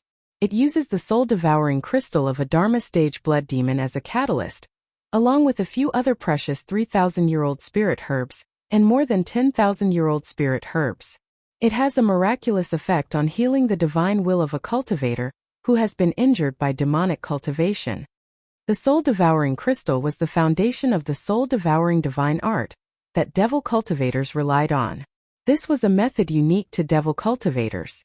The soul-devouring crystal was condensed in the core space of a devil cultivator. Most devil cultivators would self-destruct their core space before they died, so it was usually necessary to kill a devil cultivator by surprise to obtain it. How long can junior brother Schwanson's injuries last? Disciple gave martial uncle a pill to strengthen his divine sense. It can last for 3 days, but after 3 days, martial uncle Xiansen's divine sense will fade and his cultivation will decline. Only after a few decades of diligent cultivation will he be able to recover. Zhang Tianlin Laozu frowned and said, "Only 3 days? That's not enough time to return to Tianling Mountain to gather more people." Lu Ping smiled bitterly and said, "Actually, we only have 1 to 2 days. After all, I've never cultivated this kind of soul return elixir before. If I want to be confident, I'll have to make 2 batches of elixirs. If I spend 2 days, I can only hope that I can successfully cultivate the first batch of elixirs." Xianju Zhenren mumbled, "What should we do?" After Donghua Laozu, Zhang Shi, and Lingyun Laozu broke out of the encirclement, they saw that Guchang Laozu, Changhe Laozu, and the rest had actually caught up to them again. Their faces turned pale with fright, and they did not have the time to think about what was the point of these people chasing after them anymore. With a flash of light, the 3 of them tried to escape again. However, before the 3 of them could escape, they saw 2 more streaks of light flying in their direction from the right. The 3 of them could not be more familiar with these 2 streaks of light. They were Feng Xiutiao from Xianling sect and the Dharma adept from Feiling sect. When Feng Xiutiao and Changhe Laozu saw Donghua Laozu and the rest in front of them, a hint of joy appeared on their faces. The 2 streaks of light that had originally been flying past the 3 of them suddenly changed direction and landed in the direction of the 3 of them. Zhang Shi seemed to realize something, and he turned around to look at the Dharma adepts who were chasing after them. His eyes shone with a strange light, and it was obvious that he was also using some kind of eye technique. "Uncle." Zhang Shi's expression changed, and he said in a low voice, "These people don't look like they're chasing us. Instead, it looks like they're being chased." Donghua Laozu's expression darkened, and he saw that Feng Xiutiao and Changhe Laozu had already landed in front of the 3 of them. Without waiting for Donghua Laozu to ask any questions, Feng Xiutiao said anxiously, "Mr. Donghua, we can't go any further. A group of Asuras led by 3 blood Asuras and 2 blood demons is about to catch up to us." 3 blood Asuras and 2 blood demons? Feng Xiutiao, are you sure? Donghua Laozu's expression changed immediately, and his tone of voice was no longer as calm as before. "Uncle, I'm afraid that what he said is true, and there's more to it than that."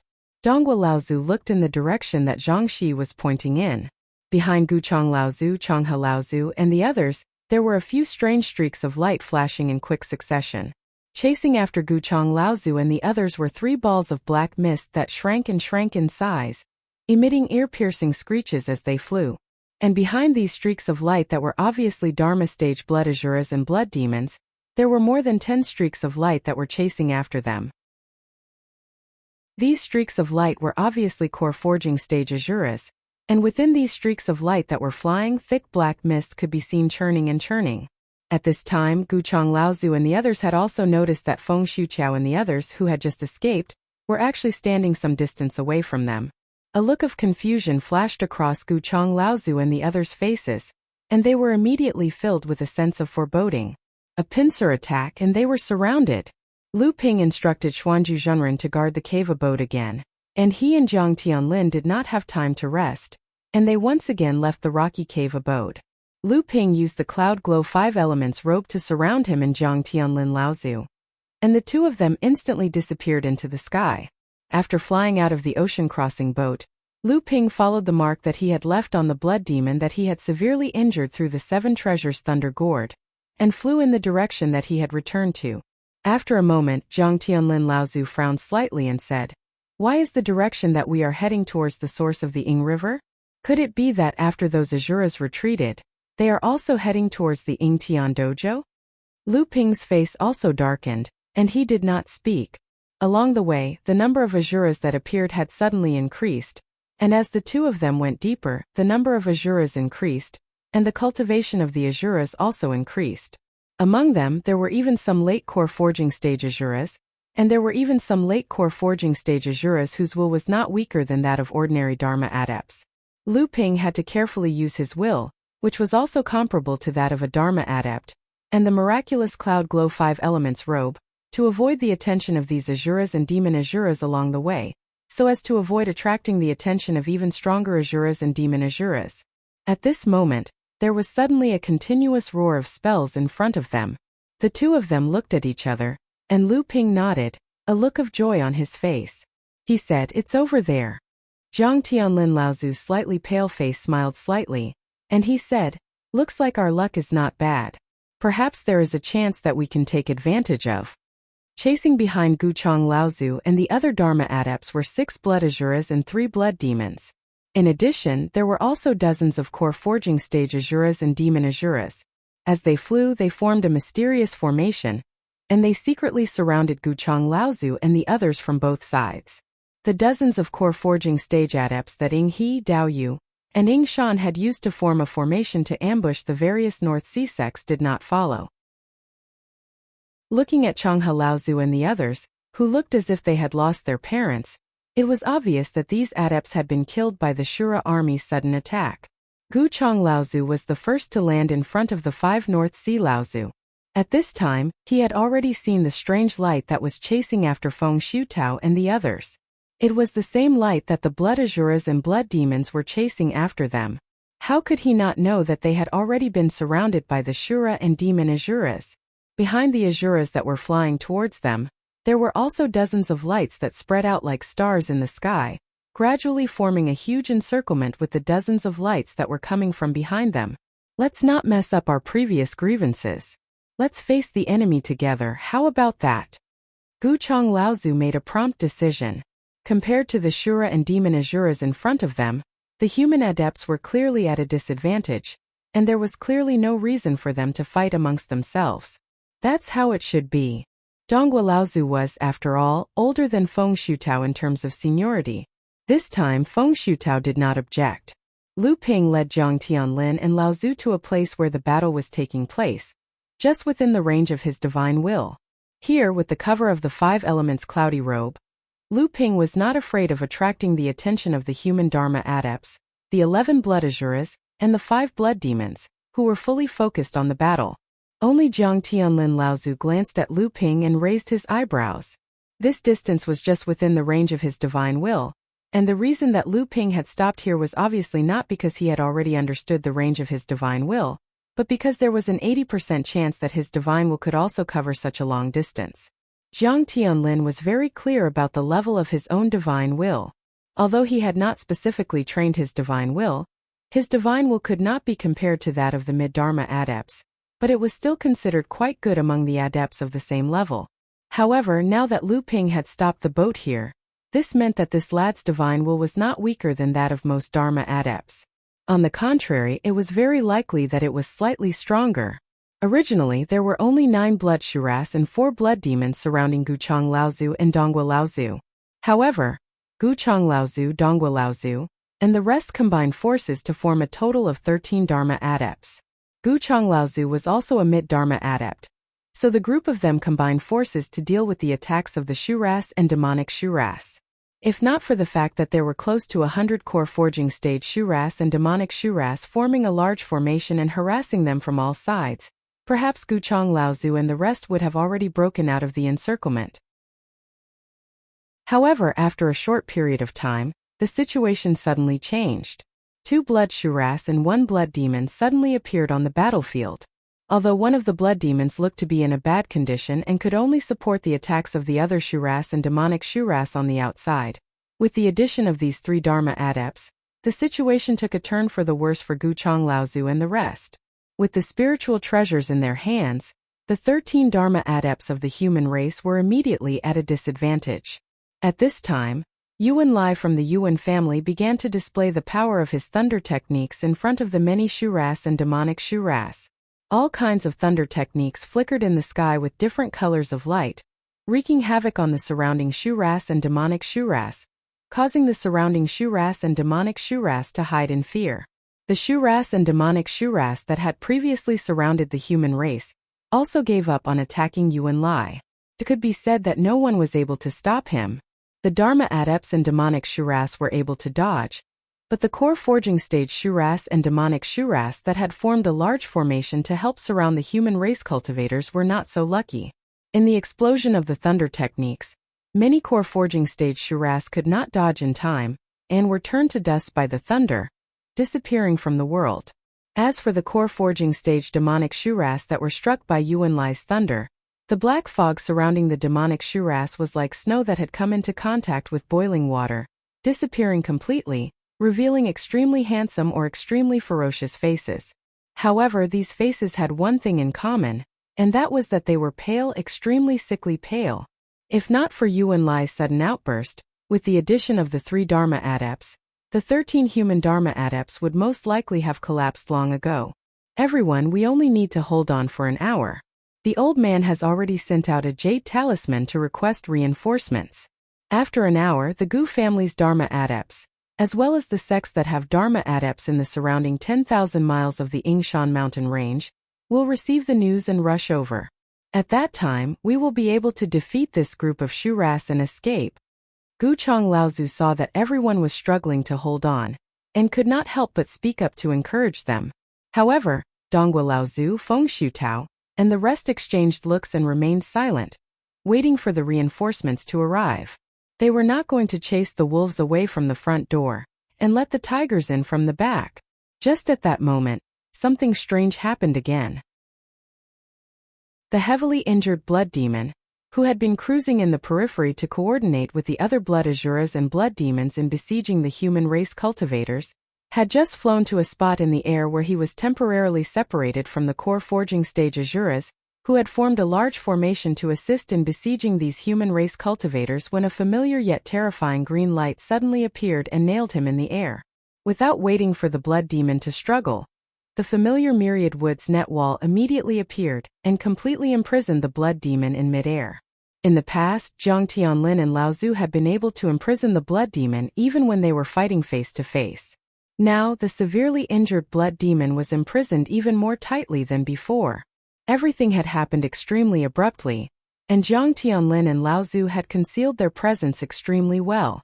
As a result, the other blood Shuras and blood demons were unable to react in time when the blood demon was pinned in midair by Zhang Tianlin and Lao Zu. How could the core forging stage Shuras and blood demons that were roaming around them break through Zhang Tianlin and Lao Zu's imprisonment?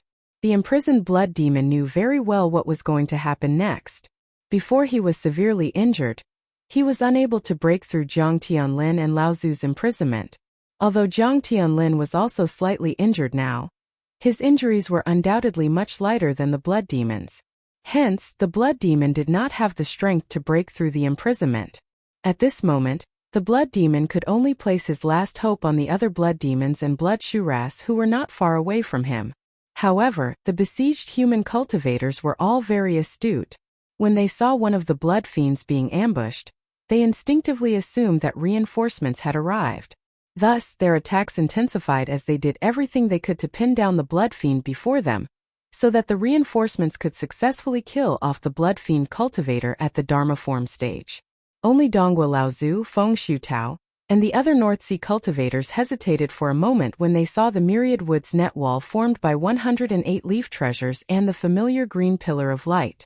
Then they also began to attack their opponents with all their might. Although they could not figure out why Zhang Tianlin would help them, it was not the time for them to wonder. Perhaps they would break through the blood demon's blockade at this moment. However, what happened next gave Yuan Lai a slight shock. A bolt of purple lightning as thick as a water bucket descended from the sky and struck the head of the imprisoned blood demon in one fell swoop.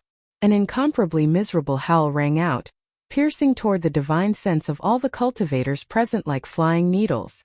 Everyone felt waves of piercing pain in their heads. Fortunately, these people had already condensed their Dharma powers, and their divine sense was stable and solid, so it did not cause too much damage. Yuan Lai stared blankly at the bolt of lightning before suddenly asking, "May I ask which branch of the family you are from? I, Yuan Lai, am here to greet you." Everyone's eyes lit up when they saw the power of the bolt of lightning that had already severely injured a blood demon. When they heard Yuan Lai's question, their eyes lit up. At this moment, Yuan Lai's role in the crowd was no less than that of Guchong Laozu, who was at the mid-Dharma stage. If another Dharma disciple from the Yuan clan joined the fray, with the famous lightning spells of the Yuan clan, they would definitely be able to break through the siege of these blood demons and blood demons. They might even be able to inflict serious damage on them. However, the other party had hidden himself, as if he did not want to reveal his presence. The air around the neck of the blood demon, who was on the verge of death, rippled slightly, and the head of the blood demon suddenly shot up into the sky. Then the headless body of the blood demon disappeared. Guchong Laozu and the rest had been filled with hope that the Dharma adept hiding in the dark would come to their rescue after killing the blood demon. They waited for a long time, but they did not see the Dharma adept hiding in the dark make a move. Everyone's faces were filled with disappointment. Only Dongwa Laozu and the rest looked extremely calm, as if they had already expected this outcome. Guchong Laozu looked at the silent Yuan Lai with some disappointment and asked softly, "Brother Yuan, wasn't that a disciple of your clan? Why did you leave us in the lurch?" Yuan Lai's hand flicked out 7 to 8 lightning spells in a row, relieving Laozu of the continuous attacks. He smiled and said, "Even I can't explain the matters of the Yuan clan." Guchong Laozu replied with an "oh" and did not pursue the matter further. He obviously did not believe Yuan Lai's explanation. However, when he saw that Yuan Lai was calm and did not seem to be angered by the fact that his clan's disciples did not come to his rescue, the doubts in his heart grew even deeper. Could it really not be a disciple of the Yuan clan who was passing by? But what was up with that purple lightning that was obviously much more powerful than the ordinary 5 elements lightning spell, the divine thunder of ice, and the divine thunder of wind? At this moment, more than 10 strong beams of light suddenly shot up from the southern skies, heading in the direction of the battle. Guchong Laozu was overjoyed, and he immediately threw all his doubts to the back of his mind. He shouted, "Our reinforcements have arrived. Everyone, let's hold these demonic creatures back and work together with our friends who are rushing over to help. We must get our revenge today." Dongwa Laozu and the others moved their lips, and it was unclear what they were discussing. Just as the flowing light from the south arrived and the blood Shura and demonic Shuras were about to retreat in chaos, the Dongwa elder and the other 4 Dharma adepts suddenly took the opportunity to attack together, severely injuring one of the blood Shuras in front of them and forcing the other blood Shura and a blood demon to retreat, creating an opening in the original encirclement. The flowing light beneath the feet of the 5 of them rose up and fled towards the east without looking back. Guchong Laozu and the others had actually been on guard against Dongwa Laozu and the others, but the reinforcements were not aware of this.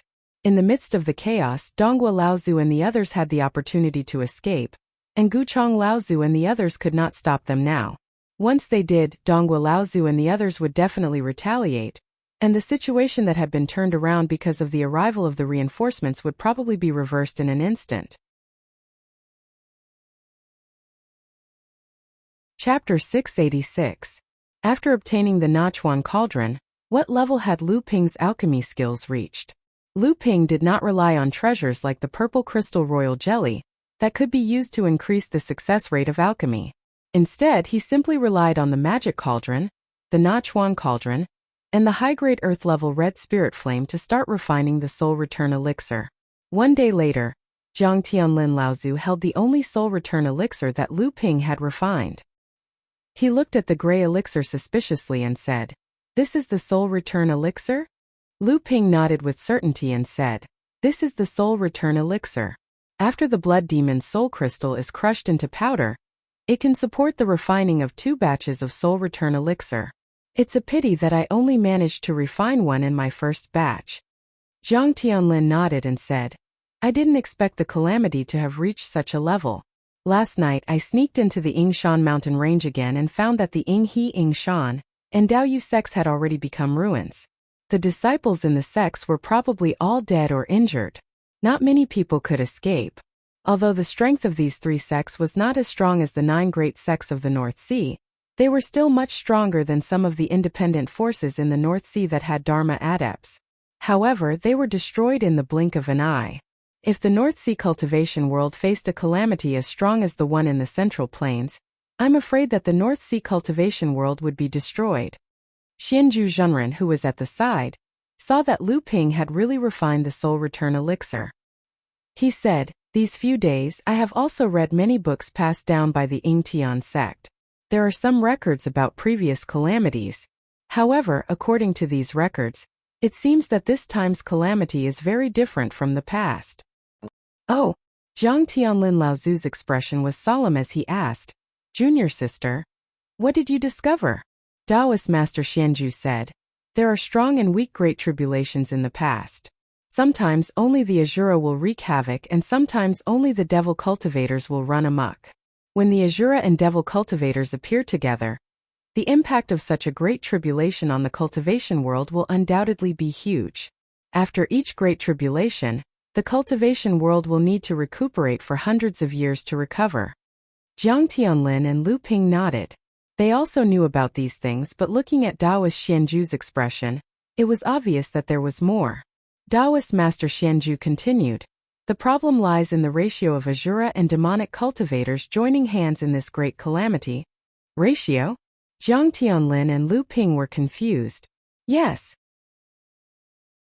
Taoist Master Xianju said with certainty, "From what you just said, the Asura and demon cultivator tide that happened in the Ying mountain range this time has a very high proportion of demon cultivators." Jiang Tianlin and Lu Ping seemed to have thought of something. Taoist Master Xianju continued to explain, "In the past great tribulations, the number of Asuras far exceeded the number of devil cultivators. Even if the two of them joined hands, it would be good if there were 1 or 2 devil cultivators among the 7 or 8 Asuras. But today, there were 2 Dharma plane Asuras and 1 devil cultivator that surrounded you. Afterward, there were a total of 11 Dharma plane Asuras that surrounded the Central Plains cultivators, Feng Shidao, Donghua, and the others. Every time a great calamity occurs, the degree of destruction is often determined by the number of demonic cultivators. If the number of demonic cultivators in this great calamity reaches the ratio of yesterday's number, then this great calamity might be the most severe calamity in the cultivation world since the 7 heaven-splitting patriarchs."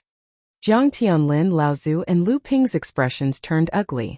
Clearly, Taoist Master Xianju's discovery and deduction were very likely. Of course, Taoist Master Xianju had clearly seen the expressions on their faces, so he continued, "This is only one great tribulation that happened in the Yingshan mountain range. It cannot represent the number and ratio of Asura and devil cultivators in the entire cultivation world. Perhaps this is just an isolated incident between the Asura and devil cultivators." Despite Taoist Master Xianju's words, both Jiang Tianlin and Lu Ping could only prepare for the worst. Jiang Tianlin, Laozu, looked at Lu Ping and said, "I'm afraid you'll have to refine more of the soul return pills." Lu Ping's expression was solemn. That should be the case. However, the difficulty of refining the soul return pill is secondary. The key is the difficulty of refining the soul-devouring crystal. To refine the soul return pill, you must use the soul-devouring crystal of a blood demon at the Dharma laws stage. I'm sure you've seen how difficult it is to deal with a blood demon. However, more importantly, demonic Asuras rarely appear alone in the cultivation world. Usually, a demonic Asuras are always followed by 1 or 2 blood Asuras of the same level. One blood demon is already so difficult to deal with.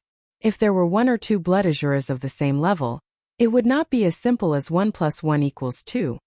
Jiang Tianlin, Laozu listened to Lu Ping's words and looked a little gloomy. Once the tribulation began, it would inevitably affect the North Sea.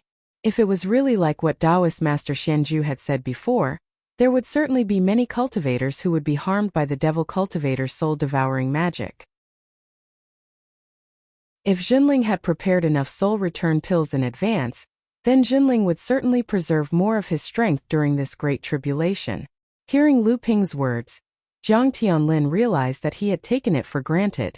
After listening to Taoist Master Xianju's speculation, Lu Ping did not dare to waste any more of the remaining half of the soul-devouring crystal. The next day, when Lu Ping refined the soul return pill, he used the amethyst royal jelly brewed by the amethyst queen bee, Zilan, who had advanced to the core forging stage. After opening the alchemy furnace, Lu Ping obtained 3 soul return pills. A few days later, Taoist Master Xian San, who had taken the soul return pill, finally woke up. Although his face still looked a little pale, the injury to his divine will had actually healed by more than half. His strength had already recovered by 80 to 90%. As long as he carefully recuperated for a few more months, Taoist Master Xian Sen's cultivation would return to its peak. As for Taoist Master Xian Chan and Taoist Master Xian Su, with Lu Ping by their side, their injuries also recovered very quickly. In the days after recovering, Zhang Tianlin, Lao Zu, and the others were not in a hurry to return to the North Sea. Instead, everyone began to bury their heads in sorting out their harvest from the Yingtian dojo, immersing themselves in the world of cultivation. On this day, a five-colored brilliance suddenly flashed in the rock cave. The array formation that covered the entire cave suddenly began to collapse under the sweeping five-colored brilliance. Not good. In the stone room, Lu Ping was cultivating and consolidating his cultivation, which had reached the peak of the 7th stage of the core forging realm, due to the refinement of the pure yang soul. Suddenly, he noticed the change in the cave. He hurriedly injected a stream of true essence into the small stone incense burner that controlled the array formation of the entire cave. This caused the collapse of the array formation to slow down. At this moment, in the other stone room that emitted the five-colored brilliance, Taoist Master Xianchan hurriedly made a few hand seals to reseal the five-colored brilliance. Taoist Master Xianchan walked out of the other cave and found a few items from his storage magic tool. With a wave of his hand, he threw them into the stone wall. Then, he made a few hand seals and shot an arc of light towards the array formation in the stone wall. The array formation that had originally been dissolved by the five-colored brilliance was restored to its original state. Taoist Master Xianchen's movements in the stone room caused everyone to come out to check. They saw Taoist Master Xianchan excitedly walking out of the stone room, holding a five-colored talisman that was half a foot long in his hand. This is... Everyone looked at the talisman in Taoist Master Xianchen's hand and gasped. A five-colored restriction-breaking talisman. The talisman in Taoist Master Xianchen's hand was actually a five-colored restriction-breaking talisman. Furthermore, looking at the surface of the talisman that had yet to calm down, it was clear that this five-colored restriction-breaking talisman had just been completed. Originally, in Jinling only Tianshui Laozu, who was at the mid-Dharma stage, could successfully create this talisman. Now, in the hands of Taoist Master Xianchan, who was at the peak of the 8th level of the core forging stage, he had successfully created it. Lu Ping had a look of surprise on his face as he asked, "Senior uncle, you've managed to reach such a level in such a short period of time?" Lu Ping had no choice but to admit that Taoist Master Xianchen's strength and adaptability were lacking. He was unable to become a cultivator in Jinling, but his talent in creating talismans was extremely high. It was no wonder that Tianshui Laozu had accepted Taoist Master Xianchan as her personal disciple and nurtured him to become the vice pavilion master of Jinling's talisman crafting pavilion. There was indeed a reason behind this. Lu Ping had also seen the complete set of restriction-breaking talismans. Within it, there were some records of the talisman crafting geniuses of the Ying Tian sect, who had created the five-colored restriction-breaking talisman. Among them, the most talented disciple was at least at the 8th or 9th level of the core forging stage.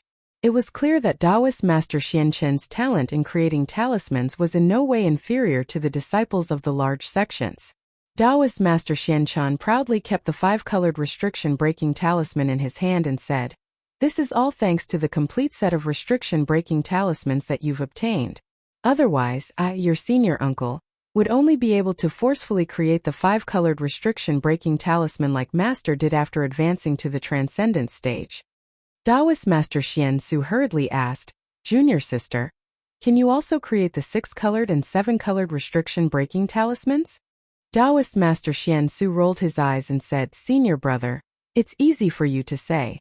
If I pass this set of inheritance to Master, I believe that the six-colored and seven-colored restriction-breaking talismans will be able to be created very quickly.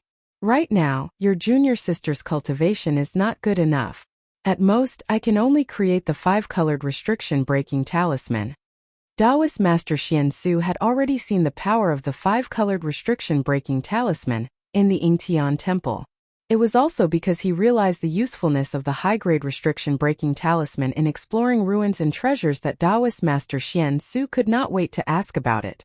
However, it is not easy to create this five-colored restriction-breaking talisman. This time, if it were not for the high-grade talisman papers that you all obtained from the Yingtian temple, and the talisman brush that senior brother Tianlin gave me, it would not have been easy to create this 5-colored restriction-breaking talisman. A green talisman brush about a foot long slowly rose from Taoist Master Xiansu's hand and danced happily around her.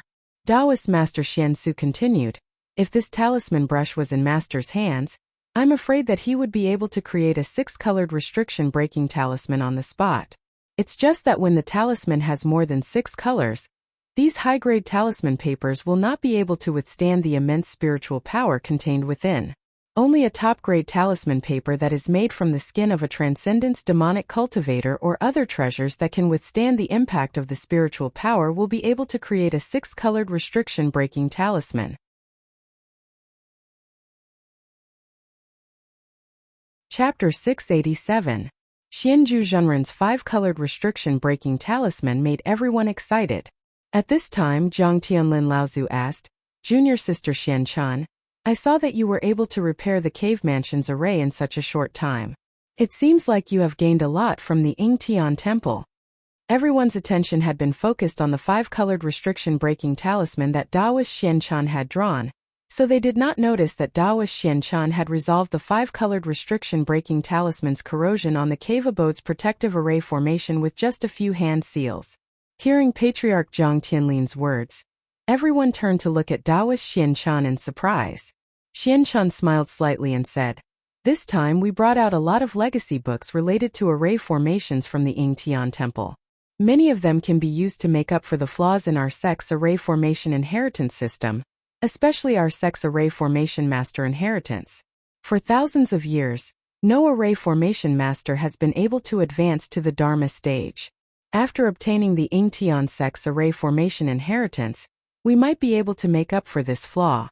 Zhang Tianlin Laozu's eyes lit up. "Junior sister, do you have the confidence to advance to the Dharma stage?" Perfected Xianchen laughed bitterly and said, "Senior, after all, my cultivation has already reached this stage. Even if I can use the legacy of the Yingtian sect to make up for many of the flaws in my cultivation, I'm afraid it's still not enough to pave the path to the Dharma stage. However, after me, it's not impossible for the other talented array masters of our sect to advance to the Dharma stage." Xianchan glanced at Lu Ping after he finished speaking. Lu Ping knew that Xianchan was talking about Hu Lili. Among the 3rd generation of Jinling, Hu Lili's array formation cultivation was the highest. This time, Lu Ping had obtained the entire Yingtian sect's array formation foundation inheritance, which could be used to strengthen Hu Lili's array formation cultivation foundation. Zhang Tianlin Laozu followed Xianchen's gaze and glanced at Lu Ping. Under everyone's puzzled gaze, Zhang Tianlin Laozu said in surprise, "When did you reach the peak of the 7th stage of the core forging realm?" Originally, after Lu Ping received the pure yang soul, his cultivation almost reached the peak of the core forging realm. Fortunately, Lu Ping's heart was firm, and he forcefully compressed the violent and pure spiritual energy into his flesh and bones. This prevented his cultivation from greatly increasing due to the impact of the pure yang soul. Even so, Lu Ping had only broken through to the 7th stage of the core forging realm a few years ago, but he still managed to reach the peak of the 7th stage of the core forging realm. Previously, Lu Ping had been wearing the stone armor and the 5 elements cloud garment. Even Zhang Tianlin Laozu didn't notice that Lu Ping's cultivation had increased. Now that Lu Ping had returned to the rock cave and the crisis had been resolved, Lu Ping naturally didn't need to hide his cultivation. Previously, when Taoist Xianju's restriction-breaking talisman appeared suddenly, Lu Ping didn't think too much about it and left his stone room. Only then did Zhang Tianlin Laozu discover the change in his cultivation.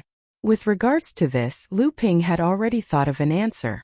He smiled and said, "Disciple found the remains of an ancestor of the Yingtian sect in the central heavenly abode of the Yingtian sect. This ancestor's true essence was compatible with Junior's. Before he died, he condensed his true essence into the remains. Junior was fortunate enough to complete several tests left behind by this ancestor. After seeing the remains of this ancestor, the true essence condensed in the remains flowed into Disciple's body. Although Disciple tried his best to control it, Disciple was still able to reach the peak of the 7th stage of the core forging realm." Looking at the others, he realized that other than Zhang Tianlin Laozu, who seemed to be deep in thought, Xiansu, Taoist Xiansan, and the others all had looks of envy on their faces. Lu Ping continued, actually, regarding the caves that hid the treasures, as well as the damaged axe and battle axe, I also learned about them from the last words of that ancestor. Zhang Tianlin Laozu let out a long sigh and said, the remains of the condensed true essence, and the flesh does not decay. Presumably, that ancestor was at least a late Dharma adept when he was alive. Only then could he have such remarkable powers. Fortunately, you were still conscious and did not absorb all the true essence that flowed into you.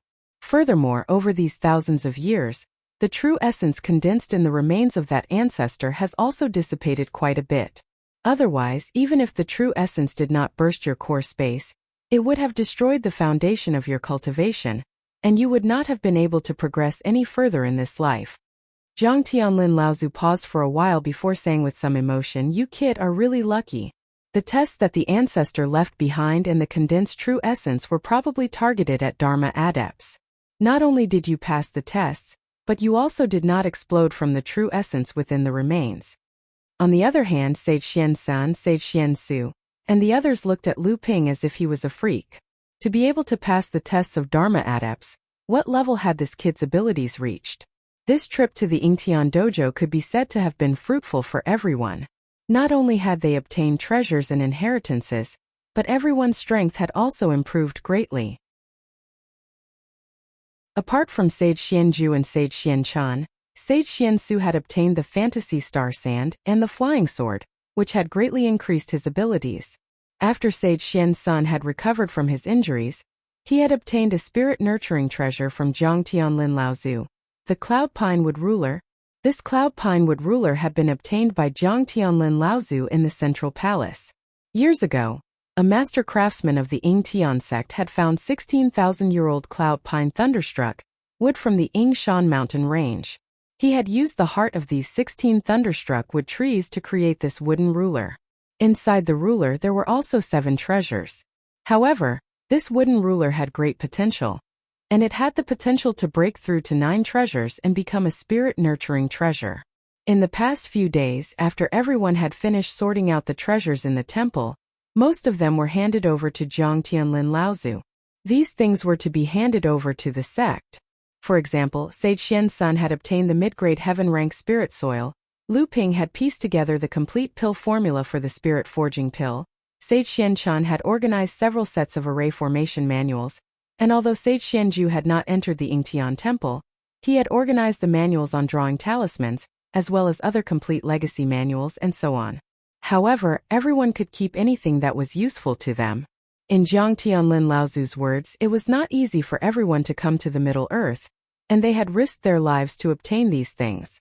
Naturally, they had to keep the things that were useful to them. However, the person who had gained the most from this trip to the Yingtian temple was probably Lu Ping himself. Of course, Zhang Tianlin Laozu naturally had the most treasures in his hands. Even the treasures that Lu Ping and the rest had obtained from the Yingtian temple had to be handed over to him to bring back to the sect if they had no use for it themselves. At Zhang Tianlin Laozu's level of practice, there were very few treasures that could be of use to him. Under Lu Ping's shocked gaze, Zhang Tianlin Laozu took out a pair of spirit cultivation flying swords from his storage artifact. Lu Ping's eyes shone with surprise. He raised his head and asked Zhang Tianlin Laozu, Uncle Master, this pair of flying swords is for me? This is a pair of spirit cultivation flying swords that have been refined with 7 treasures. Zhang Tianlin Laozu smiled slightly and said, do you think that among the Dharma adepts in our sect, besides you, who else has the right to obtain this pair of water-based flying swords? Lu Ping chuckled and hurriedly took the pair of flying swords. Then, he carefully caressed the swords' bodies, feeling the undulations of the sword's spirituality. The flying swords in his hands also seemed to feel the rich, pure, and endless inner yuan in Lu Ping's body that was far from ordinary people's. As Lu Ping's hands caressed the swords, the spirituality in the pair of flying swords was instantly awakened. The sound of the swords became louder and louder as Lu Ping's inner yuan entered them. Lu Ping could even feel the waves of excitement coming from the flying swords. Beautiful autumn waters swords. Lu Ping had long wanted to obtain a pair of flying swords. 6 of Lu Ping's North Sea 12 technique, swordplay techniques could actually be used to perform the pair of flying swords. especially the raging waves hitting the shore and the great river flowing east swordplay. When using the pair of flying swords, the power would far exceed the power of a single flying sword. Unfortunately, there were already a few sets of flying swords, and there were even fewer that could adapt to Lu Ping's current strength. Compared to this set of beautiful autumn water swords, although Lu Ping had the flowing sword of the thin water-flowing sword, this was a spirit-nourishing flying sword that had condensed 8 treasures. Unfortunately, this flying sword could not see the light of day in the North Sea training world. Previously in the Yingtian Temple, he could only use the golden scale sword that had condensed 6 treasures. This time, with the pair of beautiful autumn water swords that Zhang Tianlin Laozu had given him, it had solved one of Lu Ping's problems. The golden scale sword had been with Lu Ping for the longest time, but this flying sword was currently limited by its own quality. It was extremely difficult to further improve it, while Lu Ping's cultivation was improving with each passing day. The golden scale sword had gradually been unable to keep up with the progress of Lu Ping's cultivation. After Lu Ping received the Cyan Rainbow Sword from Zhang Tianlin Laozu, he heard Zhang Tianlin Laozu say, "Originally, you obtained the buying tower in the dojo before we entered, so this spirit-nourishing magic weapon is naturally your treasure. But now, I need the buying tower to help me set up the formation in the Yingshu treasure mirror, so I can't return that axe spirit treasure to you for the time being." Lu Ping nodded. In fact, when Zhang Tianlin Laozu handed the beautiful autumn water swords to Lu Ping had already vaguely guessed Zhang Tianlin Laozu's plan in his heart. Originally, Lu Ping also wanted to use this magic weapon to extort some money from Zhang Tianlin Laozu. Unexpectedly, Zhang Tianlin Laozu did not want him to suffer a loss, and had already prepared a pair of spirit-nourishing flying swords, leaving Lu Ping speechless. However, Lu Ping was still a little worried. "Martial uncle, this disciple of the Buying Tower has already refined it a little. Although it has not been completely refined, if you take this magic weapon back to the sect, I'm afraid there will be some waves." The important thing for a magic weapon like the Buying Tower was not for cultivators to use in fights. Zhang Tianlin Laozu naturally understood this very well. He thought for a moment and said, "This type of magic weapon is something that our sect has always wanted but could not obtain. Like the Heaven's Cave inheritance and the Spirit treasure, it is regarded as an object to stabilize the fate of the sect. If this thing is taken back to the sect, there will indeed be some waves. This kind of treasure has always been taken back by the sect for public use, but with me and your master here, I think even if there are some objections, we can keep this magic weapon for you. However, although this magic weapon belongs to you, it must be completely open to the sect to be used to cultivate the younger disciples of the sect." Lu Ping nodded and said, "This should be. This disciple originally wanted to open it to the disciples of the sect." Zhang Tianlin Laozu nodded with satisfaction. He was quite satisfied with Lu Ping's idea. Lu Ping thought for a moment and chuckled. "Martial uncle, this disciple has another treasure to show you." Zhang Tianlin Laozu was shocked. He saw Lu Ping turn his wrist, and a long sword that looked like a stream of water appeared in his hand. Zhang Tianlin Laozu's expression froze. He casually casted a soundproof restriction and sealed the door of the stone room. There was a trace of excitement and shock on his face. He asked in a deep voice, "Song Haisek's flowing sword. Where did you get this flying sword?" Chapter 688. The Blue Sea Sect's Chonglu Sword. Where did you get this flying sword? Although Lu Ping had expected Zhang Tianlin Laozu's reaction, he did not expect Zhang Tianlin to have such a strong reaction after seeing the Chonglu sword. Lu Ping told Zhang Tianlin Laozu about how he had obtained the Chonglu sword in the cave abode. Zhang Tianlin Laozu's expression was uncertain. He seemed to be thinking about something. After a long time he calmed down. He must have thought about the cause and effect of some things. Lu Ping tried asking, "Uncle Master, is there anything wrong with the Chonglu sword?" Zhang Tianlin Laozu remembered that Lu Ping was still beside him. He smiled and said, "I didn't expect the entire North Sea cultivation world to be deceived by Qingjian Laozu. Or rather, Laozu saw the right time and made the North Sea cultivation world willingly be deceived by him." Lu Ping knew that Zhang Tianlin Laozu was referring to Qingjian Laozu's denial that the Chonglu sword was lost had anything to do with him. The dispute caused the entire North Sea cultivation world to condemn and question the Blue Sea sect. In the end, Qingjian Laozu only escaped from the Blue Sea sect with the help of Laozu from the various sects in the North Sea. The disappearance of the Chonglu sword and the thin water sword became the fuse that split the Blue Sea sect and the Zhonglang sect for thousands of years. Lu Ping was about to ask about the secret of the Blue Sea sect's flying swords when he heard Zhang Tianlin Laozu say, "The Blue Sea sect has been around for tens of thousands of years.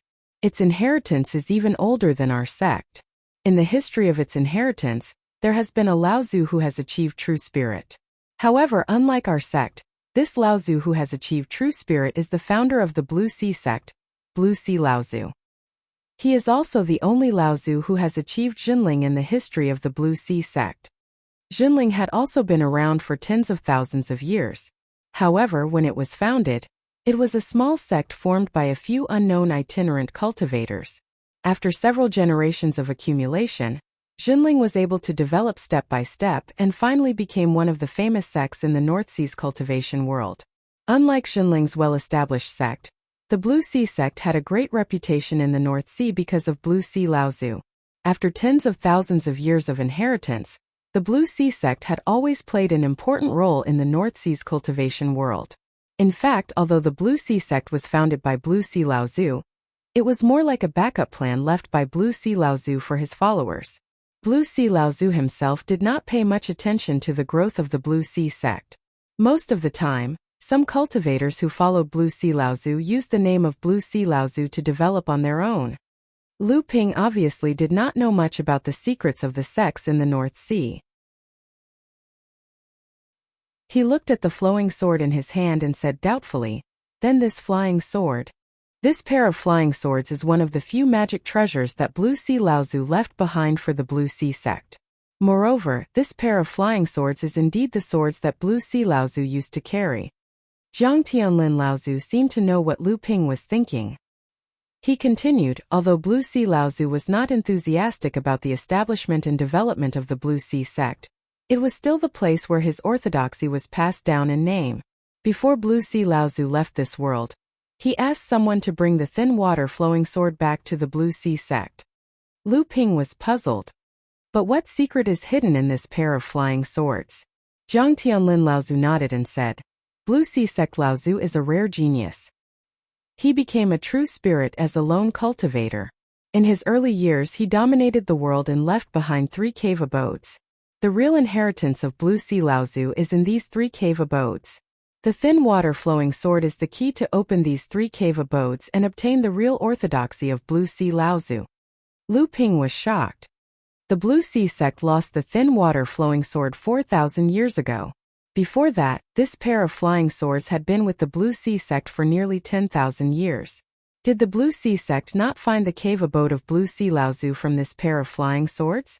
Zhang Tianlin Laozu shook his head and said, "In fact, the Blue Sea sect has already found 2. But one was built by Blue Sea sect Laozu when he was at the early Dharma stage and after he became a great cultivator. The 3rd secret cave abode that Blue Sea sect Laozu built after he passed the 3rd thunder trial and became a pure yang Dharma power. It is also the most important cave abode, but it has never been found by the Blue Sea sect." When Lu Ping heard about the pure yang Dharma power, he immediately thought of the pure yang soul that he had obtained in the central palace of Yingtian Dojo. Now that the pure yang soul had entered Lu Ping's core space, it had turned into a ball of pure yang qi that hovered above the Jindan. It was gradually merging with the red clouds that surrounded the Jindan. Then it was swallowed by the Jindan and gradually refined into the blood essence of Lu Ping.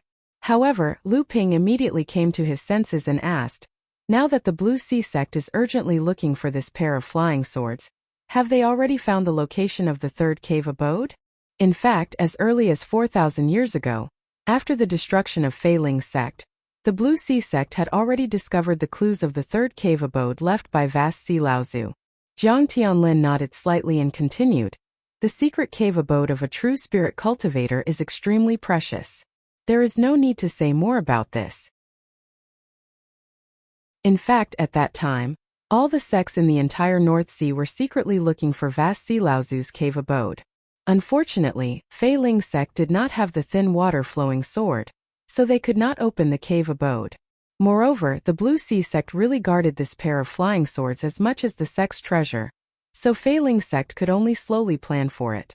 Unexpectedly, before Fei Ling sect could plot against the Blue Sea sect's thin water-flowing sword, Fei Ling sect suffered the calamity of extermination first.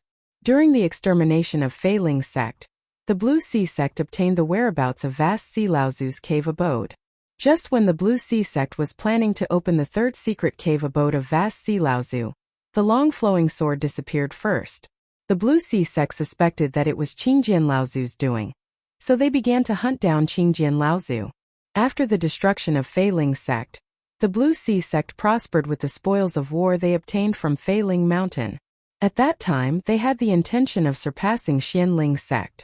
At that time, our sect's position in the North Sea was even lower than that of the Blue Sea sect. Naturally, Xian Ling sect would not let the Blue Sea sect easily surpass the position of the number 1 sect in the North Sea that it had painstakingly taken over from Fei Ling sect.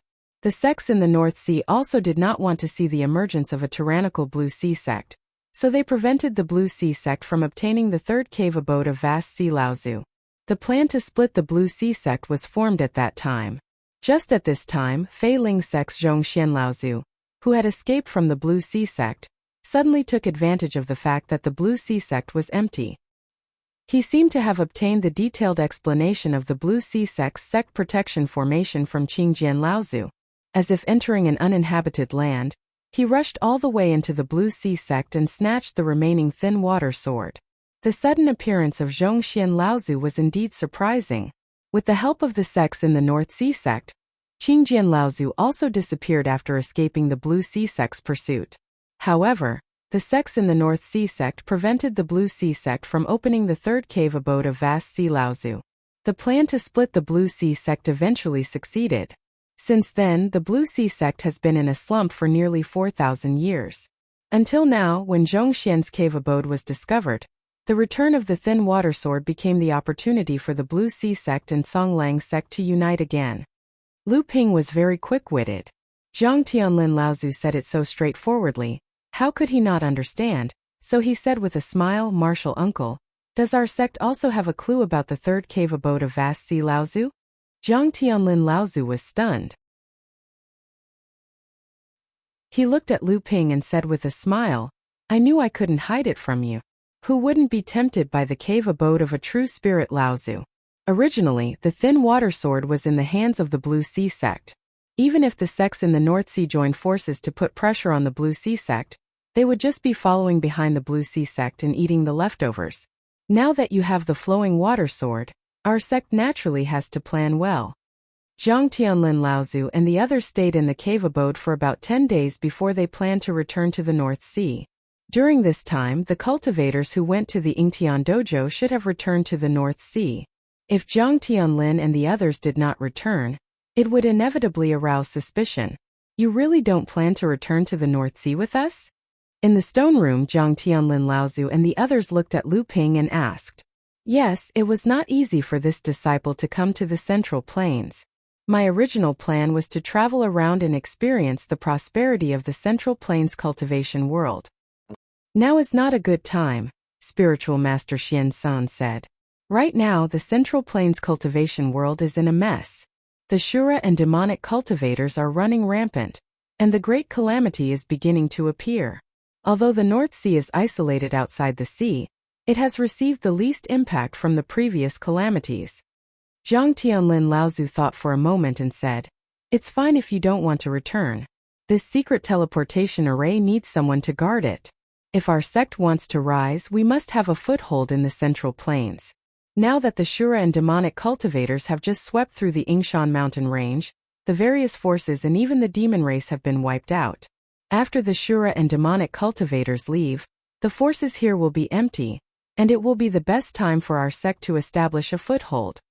Zhang Tianlin Laozu's words caused everyone in the stone room to be shocked, but it was immediately replaced by a burst of pride from the bottom of their hearts. Establishing a hidden force in the Central Plains, and after Jinling dominated the North Sea, they would forcefully enter the Central Plains and compete with the famous sects of the Central Plains cultivation world. This was something that Jinling would not even dare to think about before. Even if Jinling was considered a rising force in the eyes of the various sects of the North Sea, How many people would dare to think about establishing a hidden force in the Central Plains? Not to mention competing with the large sects of the Central Plains. After all, with Jinling's current strength, it was too far for him to spy on the cultivation world of the Central Plains. What about the Crystal Palace? As one of the 6 large sects of the human race in this world, the Crystal Palace had spied on the Central Plains and inserted their forces into the cultivation world of the Central Plains. They had worked hard for tens of thousands of years, but what was the result? The Heavenly Moon sect was only a large sect in the Central Plains. As the first sect that the Crystal Palace inserted into the Central Plains, they had resisted the Crystal Palace for tens of thousands of years, causing the Crystal Palace's plan to insert their forces into the Central Plains to fail. Even the Heavenly Moon sect and the Carefree faction had formed an alliance and stabbed the Crystal Palace in the back. It could be seen how difficult it was for the overseas cultivation world to spy on the Central Plains. Although Jinling had risen compared to the Crystal Palace, it was undoubtedly like comparing a firefly to the bright moon. How could Jinling do what the Crystal Palace could not? However, Jiang Tianlin Laozu had thought of it, and so had Lu Ping. The reason why he thought of it was to find a reason for him to travel to the Central Plains.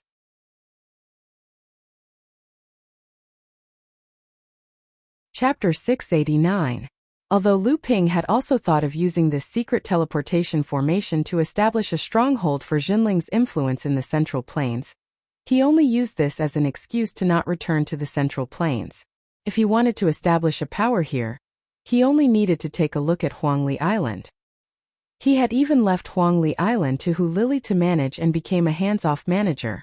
How would he have the patience to establish a power in the Yingshan mountain range? However, this was, after all, an excuse for Lu Ping to stay here. If he rejected Jiang Tianlin Laozu, it would be very inappropriate. Hence, Lu Ping pondered for a while and said, "Martial uncle, it is very important to establish a power in the Central Plains. If this matter is left to me, I'm afraid I don't have enough experience and strength. Why don't I stay here and temporarily maintain the safety of the teleportation formation? After Martial Uncle returns, you can discuss with the sect master and the various Dharma characteristics elders to send a suitable elder and a group of reliable disciples to the Yingshan mountain range to establish a power that belongs to our sect. I will be your assistant and fully cooperate with you. Martial Uncle, what do you think of one of them?" Jiang Tianlin looked at Lu Ping amusedly. Lu Ping also knew that his thoughts could not be hidden from Jiang Tianlin Laozu. However, Jiang Tianlin Laozu also knew that Lu Ping's words were reasonable. Although Lu Ping had the strength to take charge, there were many second-generation disciples in Jinling. It was not the time for the third-generation disciples to be in charge. Furthermore, establishing a power in the Central Plains was very important to Jinling. Jinling had to be careful. At that time, the sect would be worried that Lu Ping's strength was not enough. When Jiang Tianlin thought of this, he said to Lu Ping, "That's fine. The sect will never give up on this teleportation array. Since you don't want to go back, you can stay here for now. The sect will definitely send someone to take over this cave dwelling in half a month to 10 days, or a month at the latest. Then, the sect will definitely send someone to take over this cave dwelling and use it as a stepping stone for the sect to enter the Middle Earth." After saying that, Ancestor Jiang Tianlin summoned the Yingsu treasured mirror from the core space. Looking at everyone's surprised expression, Ancestor Jiang Tianlin said, "Spirit treasures have spirits and know how to choose their masters. With my strength, although I can suppress the wine cauldron and use it for my own use in this way, the effect of the wine cauldron will be greatly reduced in my hands.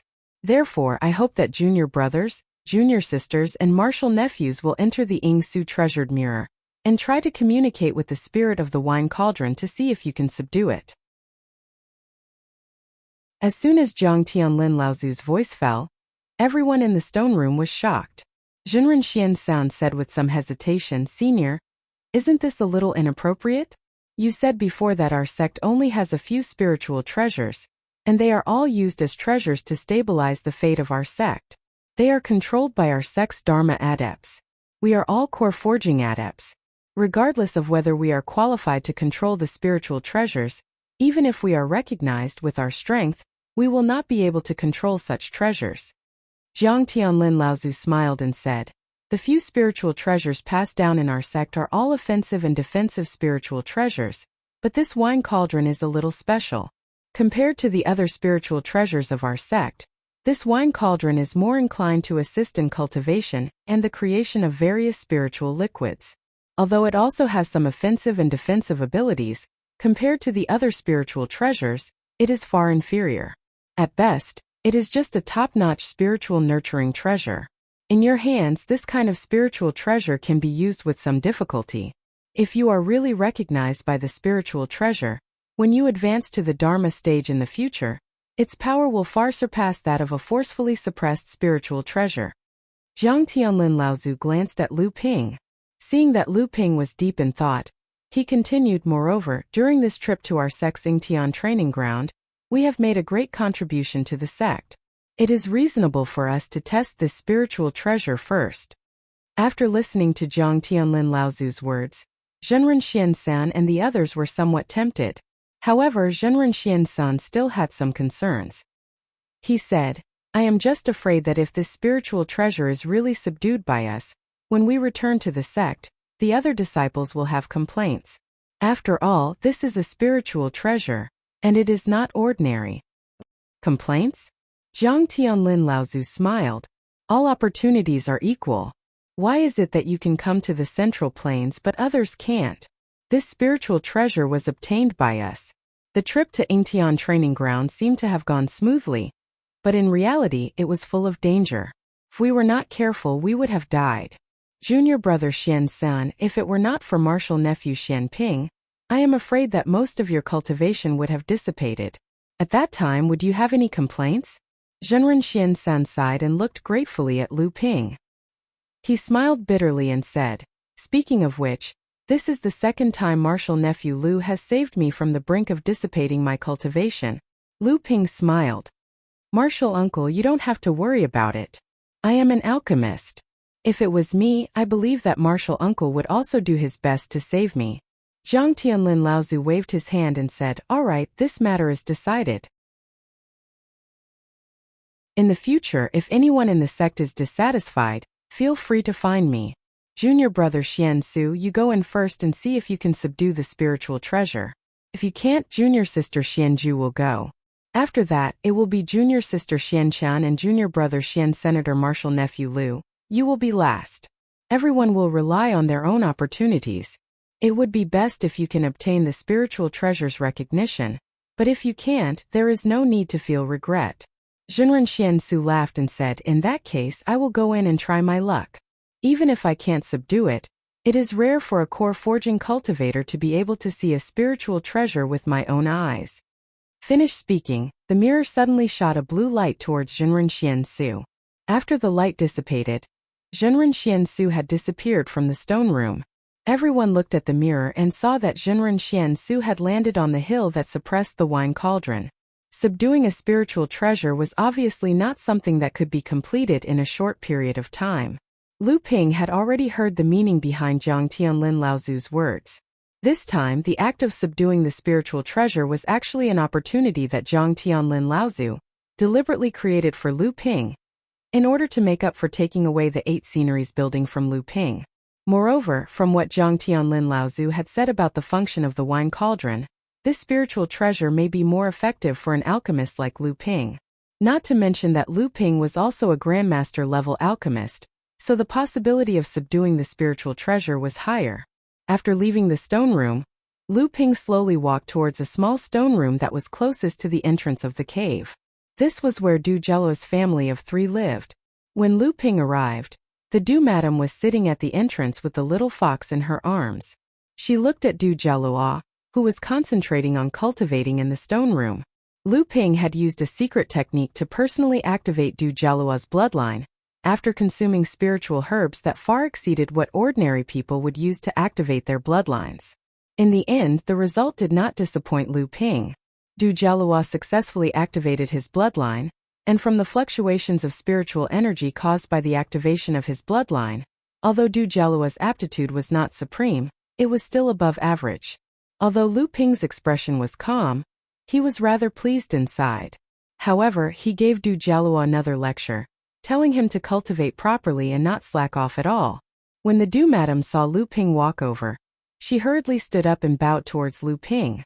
Her expression was rather respectful. Lu Ping nodded slightly and accepted her bow.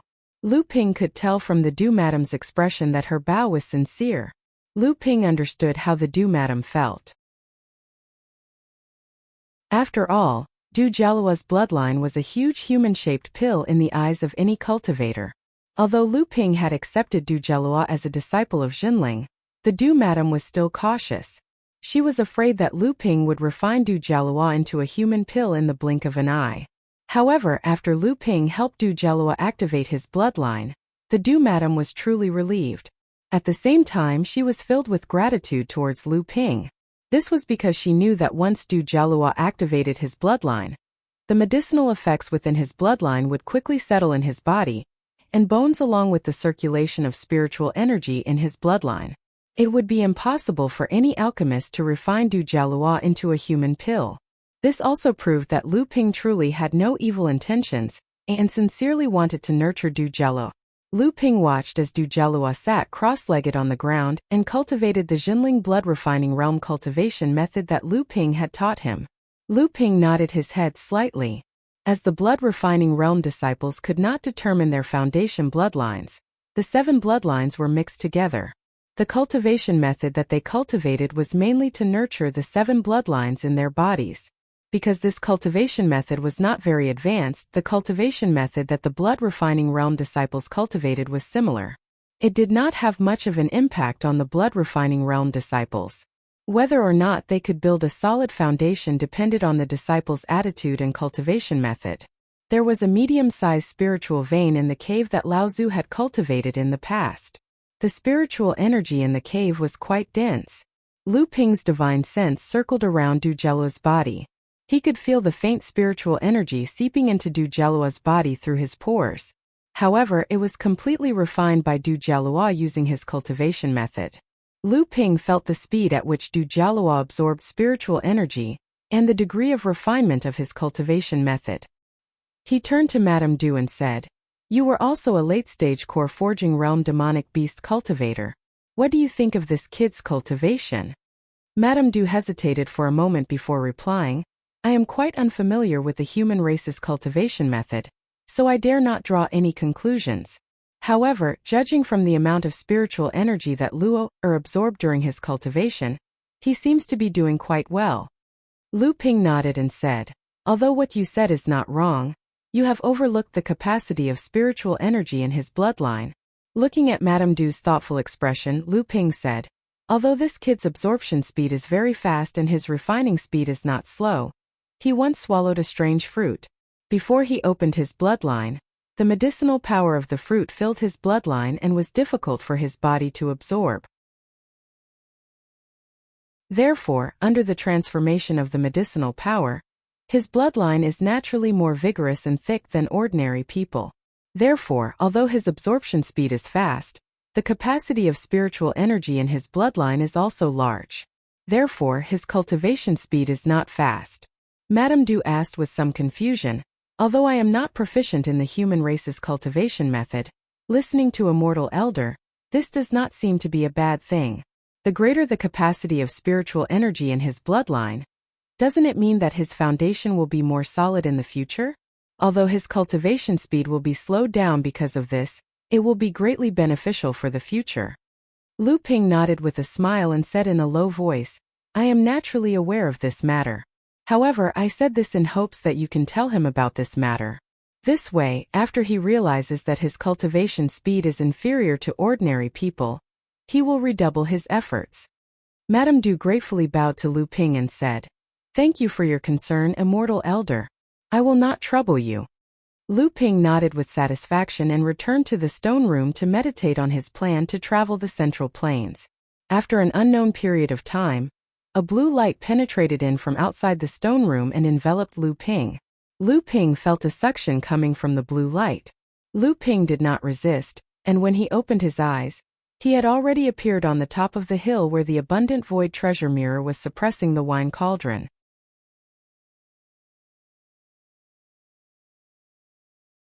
Chapter 690.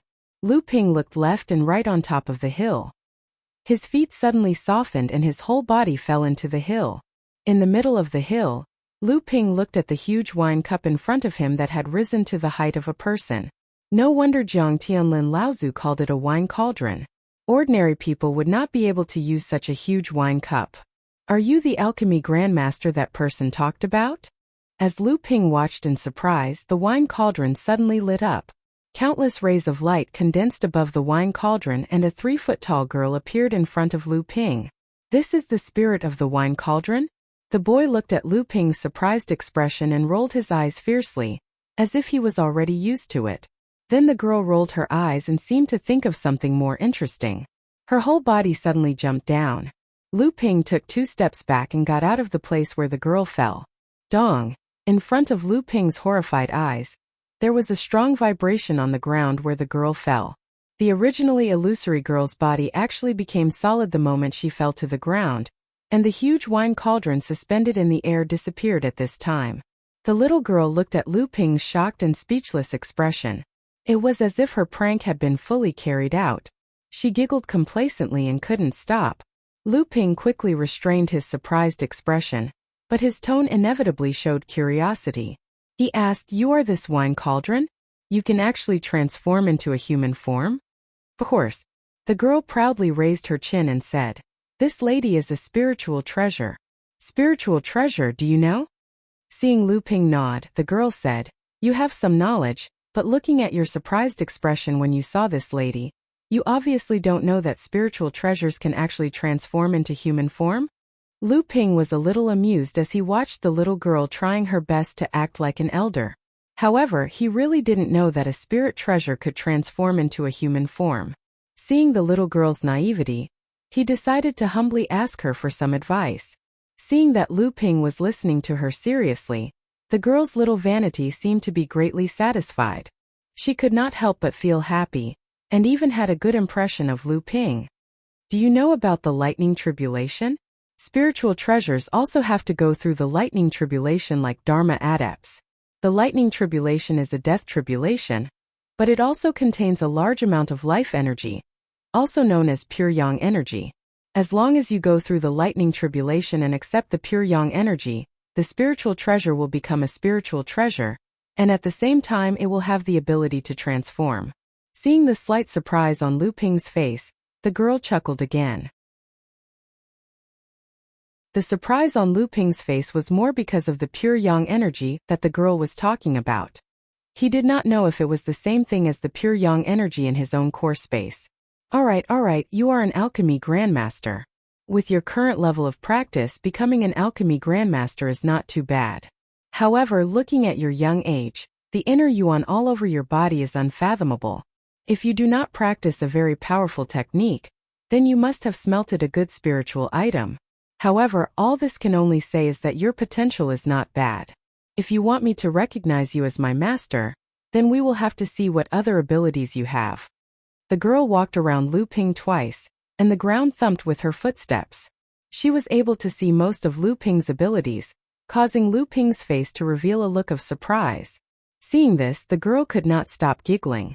Lu Ping composed himself, trying hard to convince himself that this petite and cute girl in front of him was actually a spiritual treasure, an artifact spirit that could stand on the same level as Dharma adepts. Only then did he smile and say, "Do you want to see what abilities I have? Alchemy?" The girl shook her head vigorously, and her pigtails swayed back and forth with her head. In a crisp voice she said, "Alchemy? None of those elixirs taste good. I want to drink wine." Drink wine. Lu Ping thought about how the girl's original form was originally a wine cup. After enlarging it, it would become a wine cauldron that was taller than a person. He could not help but understand. It doesn't have to be all wine. As long as it's something that tastes good and has spiritual energy, Linglong will like it. However, if you don't have these things, or if the things you take out are not to Linglong's satisfaction, then Linglong will not recognize you as her master. The little girl's eyes turned, as if she felt that what she had just said was not enough, so she continued to emphasize, "If there is nothing good to drink, even if Linglong is suppressed by that person, she will not recognize you as her master." "Your name is Linglong?" Lu Ping looked at the stubborn little girl and thought for a moment. He took out a jade pot from his storage artifact and handed it to the little girl, saying, "This is the 1,000-spirit wine I brewed myself. Try it, do you like it?" When Lu Ping became an alchemist in the blood condensation realm, he used more than 100 kinds of spiritual herbs to brew the 100-spirit wine. However, at that time, Lu Ping could not bear to use too many high-grade spiritual herbs. He only used a few 100-year spiritual herbs to brew the simplest 100-spirit wine. Later, as Lu Ping's cultivation increased, the quality of the treasures he had increased. Naturally, Lu Ping did not care about the 100-spirit wine that he usually used as a sumptuous meal. Therefore, he started to brew the 1,000-spirit wine. He used more than 1,000 different kinds of spiritual herbs to brew it. Moreover, the spiritual herbs he used were no longer simple 100-year spiritual herbs. Instead, he used a portion of 1,000-year spiritual herbs and a majority of 500-year spiritual herbs. If it were not for the fact that spiritual herbs were rare, and it was a waste to use them to brew spirit wine to satisfy his appetite, Lu Ping might even use all of the 1,000-year spiritual herbs to brew the 1,000-spirit wine. This was also because Lu Ping was an alchemist with a rich collection of spiritual herbs. If it was someone else, they would not have the confidence to brew the 1,000-spirit wine. When Linglong saw the jade pot in Lu Ping's hand, her delicate nose wrinkled slightly. She seemed to have sensed the spiritual qi that floated out from the jade pot. Her eyes suddenly lit up, but she still stretched out her hand indifferently and said, "Give it to this miss to have a taste." Lu Ping smiled faintly. The jade pot in his hand flew out and slowly fell into Linglong's hand. Linglong caught the jade pot, put the mouth of the pot into her mouth and sucked fiercely. With a squeak sound, the full pot of 1,000-spirit wine went into the little girl's stomach under Lu Ping's shocked gaze. Linglong shook the empty jade pot and threw it back to Lu Ping. She pouted and said, "Aya, not enough, not enough." Lu Ping saw that a bright red had slowly climbed up to Linglong's baby fat little face, but the little girl still stretched out her little hand and said, "Is there a better one? Is there a better one?" Lu Ping put the jade pot away. This jade pot was a magic tool with a storage function. It seemed to be only a foot high, but in fact it could hold 7 or 8 jars of 1,000-spirit wine. This was all the 1,000-spirit wine that Lu Ping had brewed over the years. But it was so easily drunk by the little girl. Lu Ping also felt a burst of heartache. But these things were insignificant compared to the little girl in front of him. He could see that the little girl was now a little tempted. As long as Lu Ping could take out a better spiritual liquid, maybe Lu Ping would be able to subdue his first spiritual treasure. This was a spiritual treasure. Lu Ping carefully took out a small jade bottle from the storage magic tool. After opening the bottle, Lu Ping looked at the amber-colored liquid inside, then reluctantly handed the jade bottle to the little girl. On the other hand, Linglong's eyes lit up when Lu Ping took out the jade bottle. When Lu Ping removed the cork, the little girl was already eager to snatch the bottle from him. But Linglong's eyes lit up when Lu Ping took out the jade bottle. When Lu Ping handed the jade bottle to her, the little girl directly sucked. The amber-colored spiritual liquid turned into a thin line from the jade bottle and flew into the little girl's mouth. Linglong smacked her lips as if she wanted to continue. However, she said, "Not bad. If eaten, it can increase a person's lifespan by 3 years. It's just that it's a little too little." Lu Ping looked at the little girl in front of him with a pained expression. This bottle was the vitality liquid that Lu Ping brewed to refine the minor forging spirit pill. Just this vitality liquid could extend a cultivator's lifespan by 3 years. However, such a precious spiritual liquid in the cultivation world was drunk by the little girl in one gulp. She only received a not bad evaluation. The little girl looked at Lu Ping and her eyes turned. She said in a clear voice, "Is there anything better than this? If there is, Linglong will consider disowning you. Linglong is a spiritual treasure. It's very powerful." Lu Ping looked at the cute little girl in front of him. It seemed that she had suddenly incarnated into a little devil. She was tempting Lu Ping to take out more treasures to use as a trump card. With no other choice, Lu Ping took out a jade pot from his interspatial mystic artifact, which was used to water the spirit herbs. A deep and resonant sound immediately filled the entire mountainside. "It smells so good." Linglong sniffed hard and greedily sniffed the fragrance from the jade pot. She could not wait to shout, "Give it to me, give it to me." Lu Ping had no choice but to hand over the jade pot to Linglong.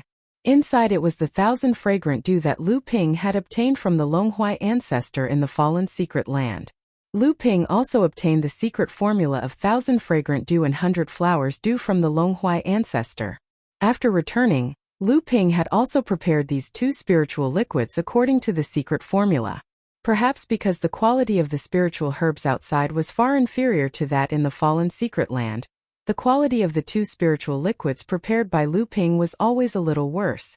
However, this could be completely made up for in quantity, so it was not a big deal. The pot that Lu Ping gave to Linglong was the only remaining 1,000 fragrant dew that he had brought back from the fallen secret land. He had already used up the rest. The little girl also drank it up in one gulp. The little girl smacked her lips and said, "This is the best, but it is not as useful as the last one for Linglong. Linglong wants to drink something like the last one." The last kind of spiritual liquid? That was the vitality dew that could prolong life. This little girl could not be fooled at all. "Linglong, I only have a little bit of vitality dew, but I do have a type of spiritual liquid. Try it and see if you like it." Lu Ping felt like he was coaxing a child.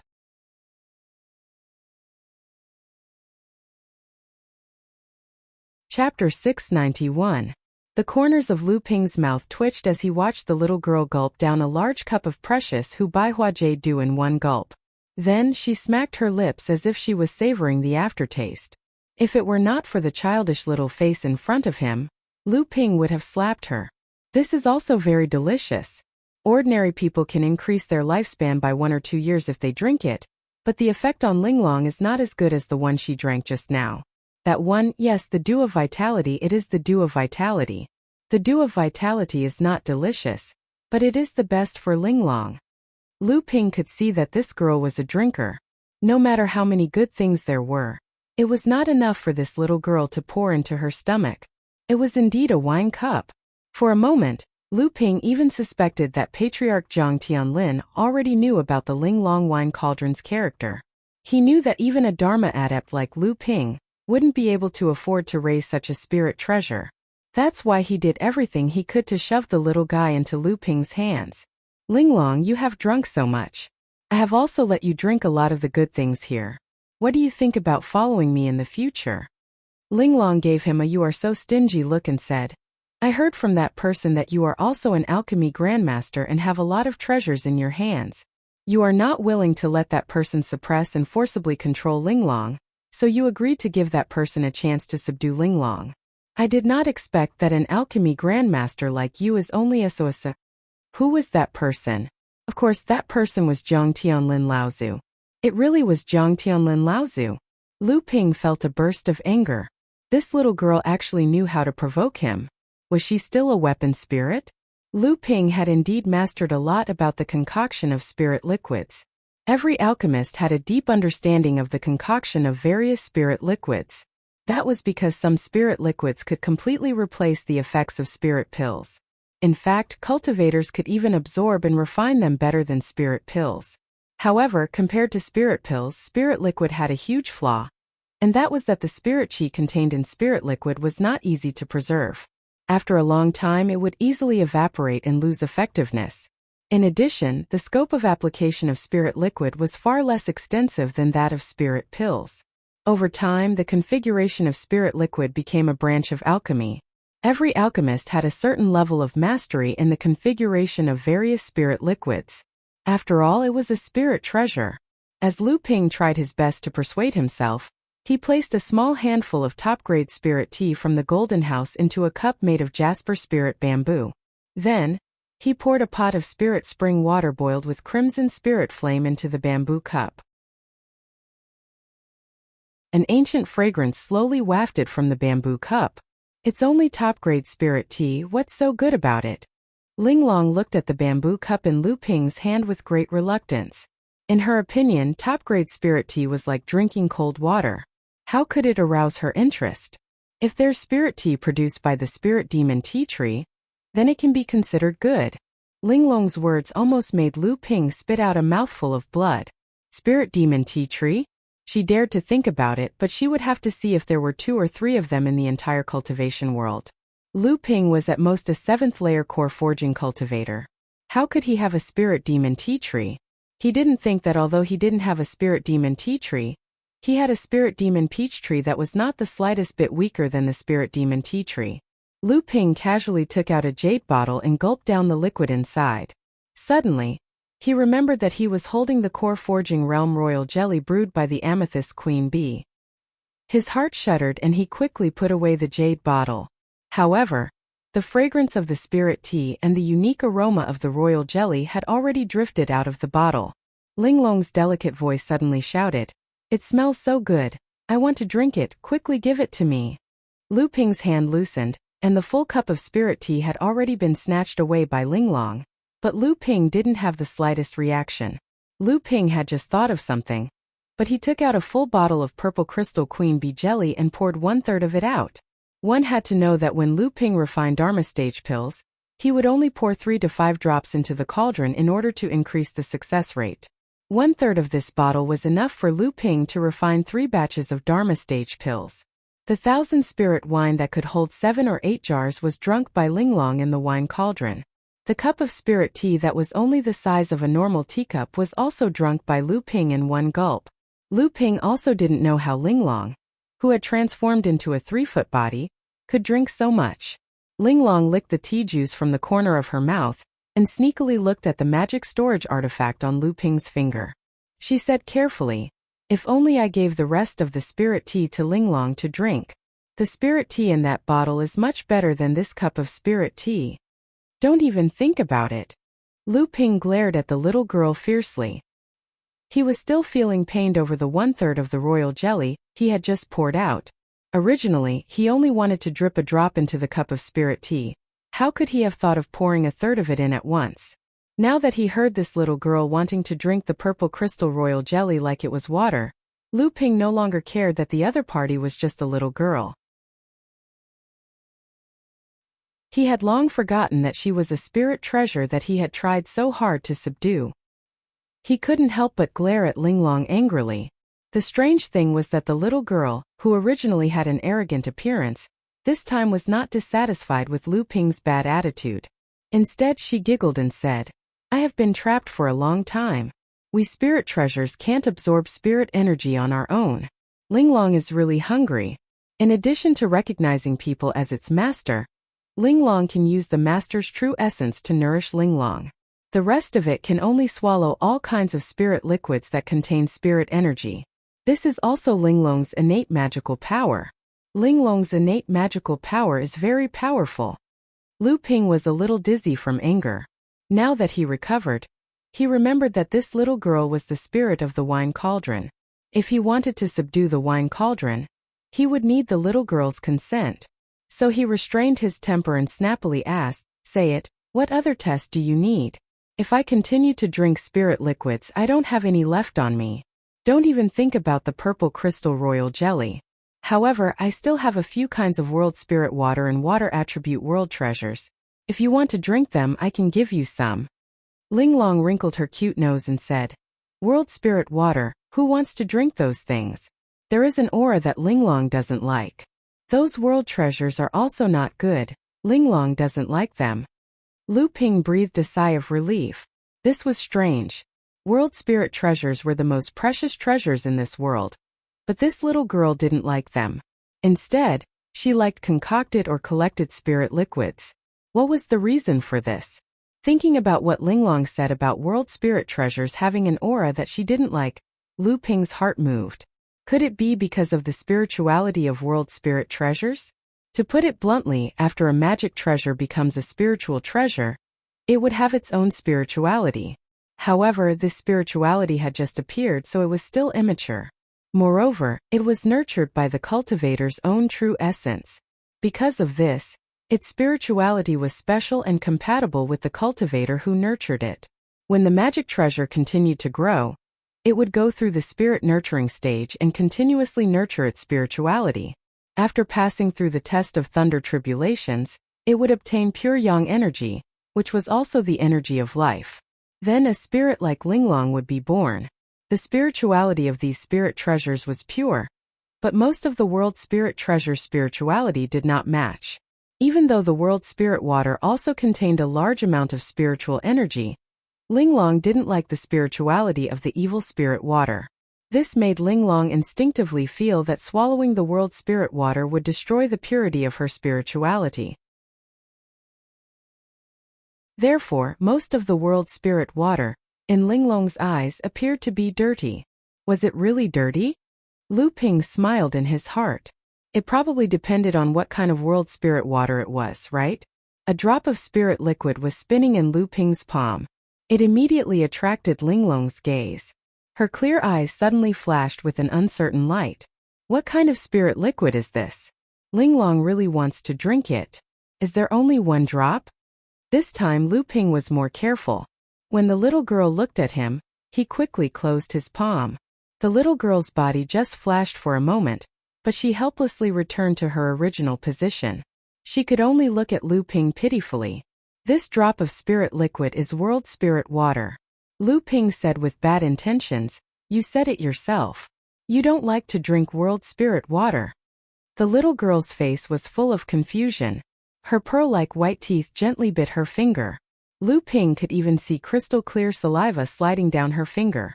"I was wrong. Linglong wants to drink that drop of spirit liquid." Linglong can feel that this spirit liquid is very useful to Linglong. "Can you give that drop of spirit liquid to Linglong?" Lu Ping smiled in his heart as if his plot had succeeded. He said with surprise, "You have to look carefully. This is a drop of world spirit water. Are you sure you want this drop of spirit liquid? Will it have a bad effect on you?" Wonder Dew. Lu Ping did not believe that this kind of world spirit water, which contained infinite vitality, would be rejected by a spirit treasure like Linglong. The Wonder Dew contained a spirituality that surpassed other ordinary world spirit water. However, the spirituality of the Wonder Dew was mainly the power of vitality. Just now, Lu Ping had seen the little girl swallow several spirit liquids. The little girl likes spirit liquids with rich spiritual energy. However, she likes spirit liquids like Vitality Dew and 100 Flower Jade Dew the most. They contain vitality and could prolong a cultivator's life. However, which of these things could compare to the Wonder Dew? As long as you give this drop of spirit liquid to Linglong, Linglong will recognize you as her master. Good, then it's a deal. Lu Ping was secretly delighted. He had been waiting for this little girl to say this.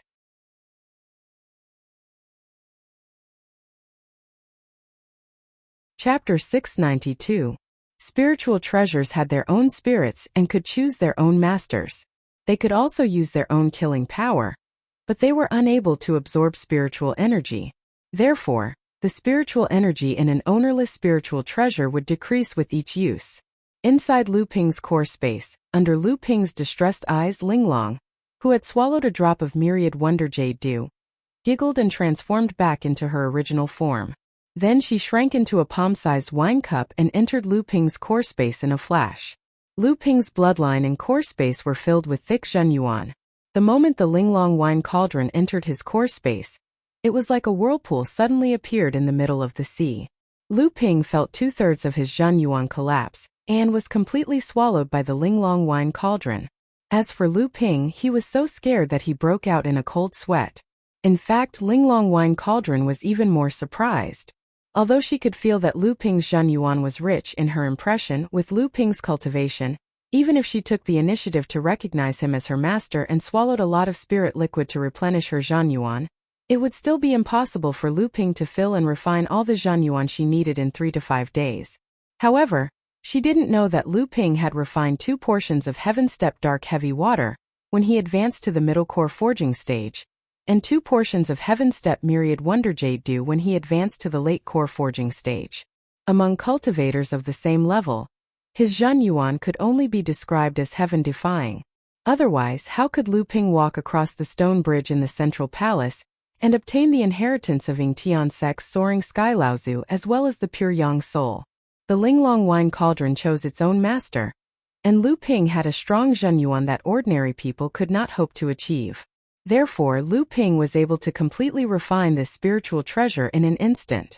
However, after the Linglong wine cauldron was refined by Lu Ping, she found that her surprise was obviously not over. Ah! A sharp scream rang out in Lu Ping's heart space, causing Lu Ping to frown. Then he heard Linglong's scream continue, pure yang qi, so much pure yang qi, so much pure yang qi. Master, if you had told me earlier that you actually had so much pure yang qi, Linglong would have recognized you as her master long ago. Why would she need to drink so much wonder dew? If not for the fact that Linglong's wine cauldron had already been refined by him, Lu Ping's impulse to beat someone up would have been even stronger. What did he mean by, apart from the 10,000 wonder dew, it's nothing special? The thing that Lu Ping gave Linglong's wine cauldron to drink was the least valuable 1,000-spirit wine. In the cultivation world, an ordinary jade pot would be worth hundreds of spirit stones. Lu Ping's storage magic tool was equivalent to 7 or 8 jars of 1,000-spirit wine, which was worth at least hundreds of thousands of spirit stones. As for the vitality dew and the 100-flower jade dew, which could be used to extend one's lifespan and increase one's cultivation level, they almost could not be calculated with spirit stones. In the cultivation world, it was enough for a core forging stage cultivator to fight to the death. But in the eyes of Linglong's wine cauldron, it only received an evaluation of not very good. In the eyes of Lu Ping, this was clearly showing off after getting a bargain. After Linglong's wine cauldron entered the core space, it immediately moved towards the position closest to Lu Ping's golden core, but it was excluded from the natal gentian array by Lu Ping's divine sense. It was not that Linglong's wine cauldron could not compete with the natal gentian array, but because after the wine cauldron was refined by Lu Ping, it began to be controlled by Lu Ping and could not disobey Lu Ping's orders. So the Linglong's wine cauldron turned into a huge wine cauldron under the golden core, and began to absorb the spirit qi with the golden core, accepting the spiritual treasure's nourishment from the golden core. And above the wine cauldron was the 9th grade white jade lotus, and the golden core was held up by the white jade lotus. From a distance, it seemed that the 9th grade white jade lotus and the golden core were even surrounded by the golden core, tightly imprisoning the danxia in the natal gentian array. At any time, it would be swallowed by the wine cauldron. However, Linglong soon found that the danxia around the golden core contained a rich pure yang qi, so she immediately cheered and focused all her attention on competing with the many magic treasures in the core space for the pure yang qi. Linglong's wine cauldron was a spiritual treasure that had survived a thunder tribulation. The promotion of the pure yang qi to the quality of Linglong's wine cauldron was no less than the nourishment of the golden core. The most important thing was that the pure yang qi would help her to overcome the thunder tribulation in the future. Perhaps the help was negligible, but for a spiritual treasure, any little help to overcome the thunder tribulation was extremely important and crucial. Inside the rock cave, Daoist Xian Su and the others looked at the innocent face of Lu Ping, and the small wine cup suspended in his palm. They could not help but sigh and said, "Boy, you really have good luck." Lu Ping giggled but did not say anything. Under the request of Lu Ping, Zhang Tianlin, Lao Zu, and the others brought the Dew mother and daughter back to the North Sea, and then Hu Lili sent them to the East China Sea's Listening Waves Island. Of course, the 2 top quality spirit stones had to be paid by Lu Ping, which made Lu Ping feel distressed. He only had a few top quality spirit stones on him, and if it was not for the 3 top quality spirit stones he got from the Yingtian dojo, Lu Ping would have considered sending the Dew mother and daughter to the North Sea. After Zhang Tianlin, Lao Zu, and the others returned to the North Sea, only Lu Ping and Du Jialua were left in the cave. Du Jialua cultivated by himself, and Lu Ping didn't bother him. Only when Du Jialua encountered difficulties in his cultivation would Lu Ping give him pointers. As for the rest of the time, Lu Ping took inventory of his gains from the Yingtian dojo. At the same time, he stepped up his cultivation to consolidate his cultivation that had soared to the peak of the 7th layer of core forging. Even so, he could faintly feel that he had already touched the barrier of the 8th layer of core forging. It was only a matter of time before he advanced to the next layer. Lu Ping opened the Golden House's door wide open, and his spirit pets all came out to take a stroll. Du Jialua, who was in the middle of cultivating, was left half dead. Although Du Jialua had seen a bao before, he had never seen a rat as big as a wild boar. He had also never heard of a foot-long purple crystal queen bee that rode on a wooden horse. He had also never seen a bird that could speak the human language or a snake that was several feet long, and as thick as a water bucket. Fortunately, he had seen the original body of Lu Dugaway, who had brought his family back to the cave in the rock. His stepmother, Madame Du, was originally possessed by a demon cultivator, and his half-sister was also a mixed blood of human and demon. Therefore, he was able to quickly calm down after the shock. When Samling, Lu Qiner, and the others saw Du Jialua, they all saw him as a new creature, and tried to play with him. Fortunately, Du Jialua's mind was firm, and he wasn't affected much. This made Lu Ping feel gratified. Not long after, he stopped Samling and the others from playing. A little girl with 2 pigtails came out from behind Lu Ping. Linglong looked enviously at Samling, Lu Qiner, Zilan de Bao, and the others who were playing together. She raised her head and looked at Lu Ping, then carefully walked towards them. After a while, the group of little people laughed and played with each other. After recognizing Lu Ping as her master, Linglong became much more well-behaved, because she could see more of Lu Ping's secrets in Lu Ping's core space. Whether it was the rich pure yang qi, the white jade lotus floating above her head, the magic pill furnace, the Nachuan cauldron, or the ocean crossing boat, the flowing sword, the beautiful autumn water sword, the 5 elements cloud robe, and other magic treasures of the spirit cultivation level. Although these treasures were not as good as Linglong's, they were not as good as what Linglong had imagined she would be in Lu Ping's core space. Not only that, after Linglong entered the core space, she was quickly attacked twice in a row. There were 2 things that really frightened Linglong. The first was when Linglong enlarged her body and was ready to compete with Lu Ping's life gentian formation for the pure yang qi.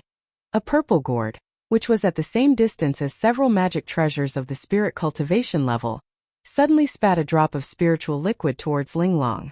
When Linglong entered Lu Ping's core space, she was so overbearing to compete for the pure yang qi, so she could naturally feel the faint resistance from these magic treasures of the spirit cultivation level. After seeing the gourd spit out a drop of spiritual liquid, she was secretly amused. One of her innate talents was to swallow all kinds of spiritual liquid, but this gourd actually spat at her. Just as she was preparing to take this opportunity to give Lu Ping's magic treasures a show of strength, Linglong suddenly discovered that this drop of spiritual liquid was actually condensed from countless lightning bolts.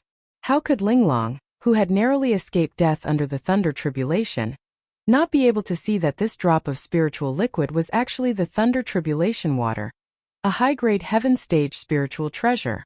At that moment, Linglong was so scared that she almost burst into tears. She immediately shrunk her body and looked at the purple gourd triumphantly swallowing the drop of thunder tribulation water with an incredulous look in her eyes.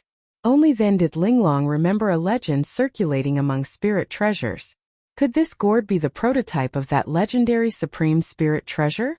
In an instant, Linglong suddenly found that her original nobility suddenly paled in comparison to this gourd.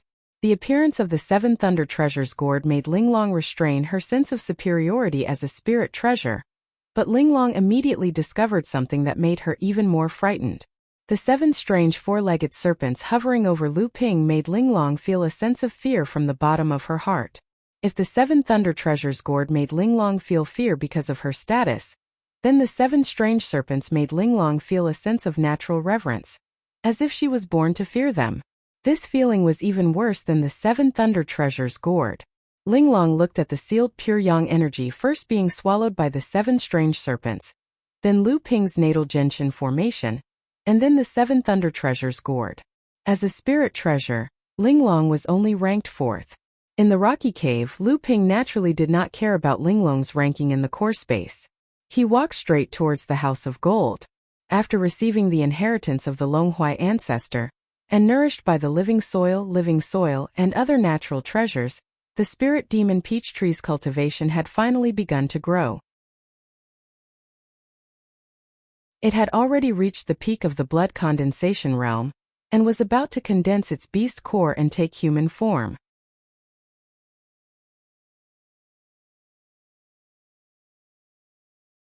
Chapter 693.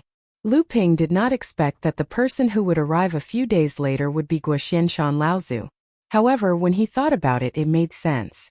Guoxianshan Laozu had been Jinling's disciple before he had advanced to the core forging stage. He was a truly independent person. Now that Jinling had established the Yingshan mountain range, Guoxian Laozu was naturally the most suitable candidate. However, the fact that the sect had directly sent a Dharma adept to establish a power in Central Plains showed how ambitious Zhenling was. Accompanying Guoxian Laozu was Guoxian Laozu's fifth disciple, perfected Lu Xinyun. He was also Master Immortal Lu when Lu Ping was still at the Blood Condensation Realm's minor repairs. At this time, perfected Lu Xuanyuan's level of practice had already reached the sixth stage of the core forging stage. Although he was still a long way from breaking through to the late core forging stage, this level of practice was already considered one of the best among the third-generation disciples. Other than these two, there were also 2 early core forging third-generation disciples and 5 fourth-generation blood condensation disciples. These 9 people, together with Lu Ping, were the people Zhenling had sent to Central Plains to secretly establish a power. The teleporter in the rocky cave was originally a single-person teleporter. However, before perfected Xianqin left, he first modified the teleporter in the cave into a teleporter that could transport 5 people at a time. Then, he teleported to the Clear Stream cave in the North Sea and modified the teleporter there as well. This way, the capacity of the teleporter was increased to the point where it could transport 5 people at a time between Central Plains and the North Sea. At the same time, the amount of top-grade spirit stones required for teleporting was greatly reduced. However, in the process of modifying these 2 teleportation formations, Spiritual Master Xianqian had used up more than half of the formation spiritual materials he had obtained from the Yingtian dojo. It was not so easy to modify a super long-distance teleportation formation.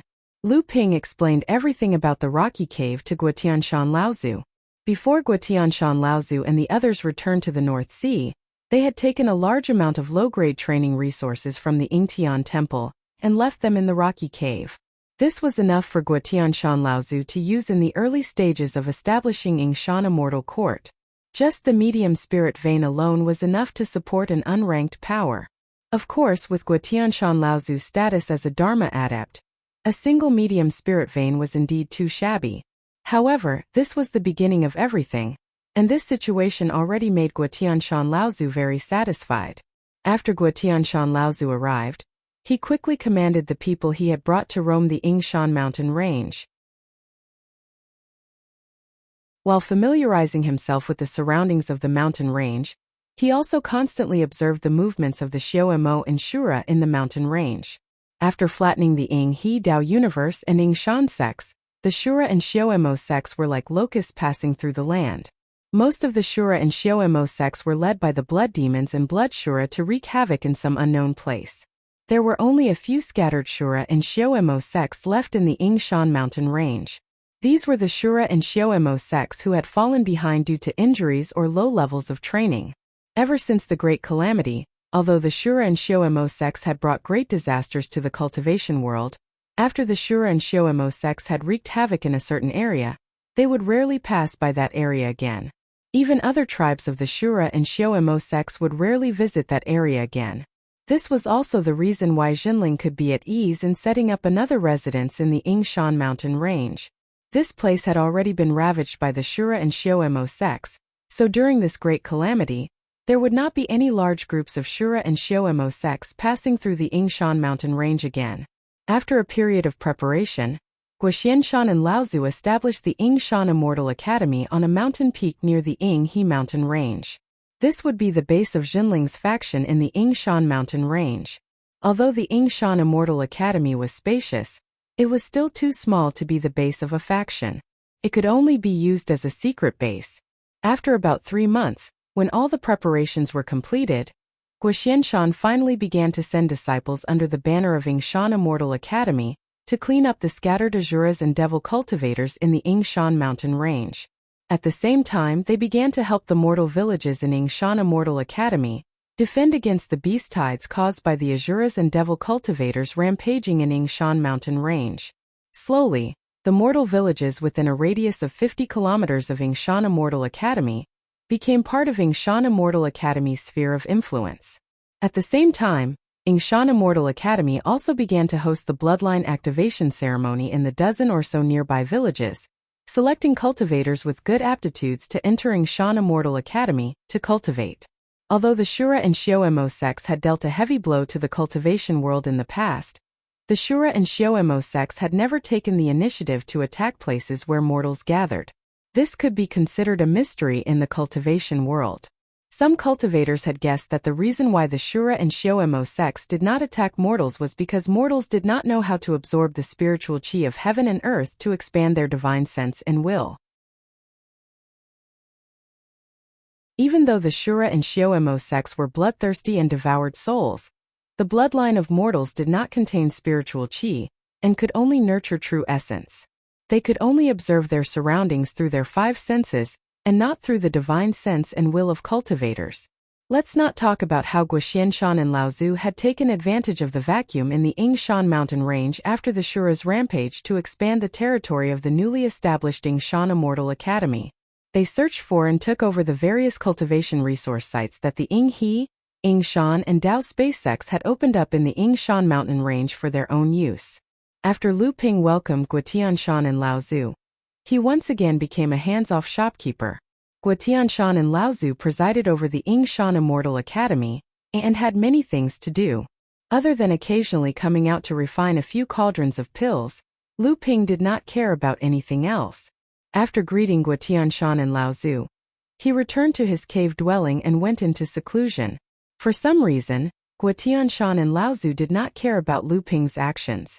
Even though the other core forging cultivators felt indignant, when they thought about it, the Yingshan Immortal Academy was not perfect in all aspects. The pills they needed for their cultivation still fell on Lu Ping. When they thought about Lu Ping's identity as an alchemy grandmaster, they all calmed down. He was special because he had the qualifications. They had no choice but to accept it. After Lu Ping went into seclusion, the Yingshan Immortal Academy no longer had any alchemy grandmaster. Even though Lu Ping had refined a batch of pills before he went into seclusion, no one knew how long Lu Ping would stay in seclusion. Guotianshan and Laozu could only ask for help from the sect. A few days later, Jinling's alchemy grandmaster, Daoist Xianfang, and 3 other alchemy grandmasters brought a batch of spiritual herbs of various ages that Jinling had sent to Yingshan Immortal Academy through the teleportation array. They took over the responsibility of managing the Yingshan Immortal Academy's pill room from Lu Ping. One of the blood condensation realm alchemy grandmaster who came with Daoist Xianfang was Tianyu, the one who held Lu Ping's alchemy master token. Tianyu was now one of the best alchemy grandmasters among the 4th generation of Jinling's disciples. He was favored by the seniors in the pill pavilion, especially the famous alchemy grandmaster, Daoist Xianfang, who gave him many pointers. The 4th generation disciples in the pill pavilion were envious of Tianyu. They all believed that Tianyu would definitely become Daoist Xianfang's disciple after he advanced to the mid-blood condensation realm. However, after a few years, Tianyu's cultivation had already reached the 5th layer of the blood condensation realm. However, he didn't even have the intention to become Daoist Xianfang's disciple. Tianyu's alchemy skills were the best among the 4th generation disciples. Many of his peers had already been accepted by the pill pavilion's alchemy masters and alchemy grandmasters.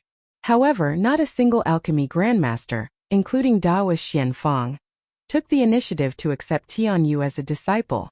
As time passed, all kinds of rumors started to spread. Some people said that Tianyu was once under the care of a powerful figure in the pill pavilion. Ordinary alchemy masters naturally wouldn't accept Tianyu as a disciple, and Tianyu naturally wouldn't risk angering that powerful figure by accepting someone else as his master. There were also people who said that Tianyu was arrogant and thought that no one was qualified to be his master. He didn't even put Daoist Xianfang, who had helped him a lot, in his eyes. There were also people who said that Tianyu had offended someone that even Daoist Xianfang didn't dare to offend, so no one in the pill pavilion dared to accept him as a disciple. There were also people who asked Daoist Xianfang why he didn't accept Tianyu as a disciple.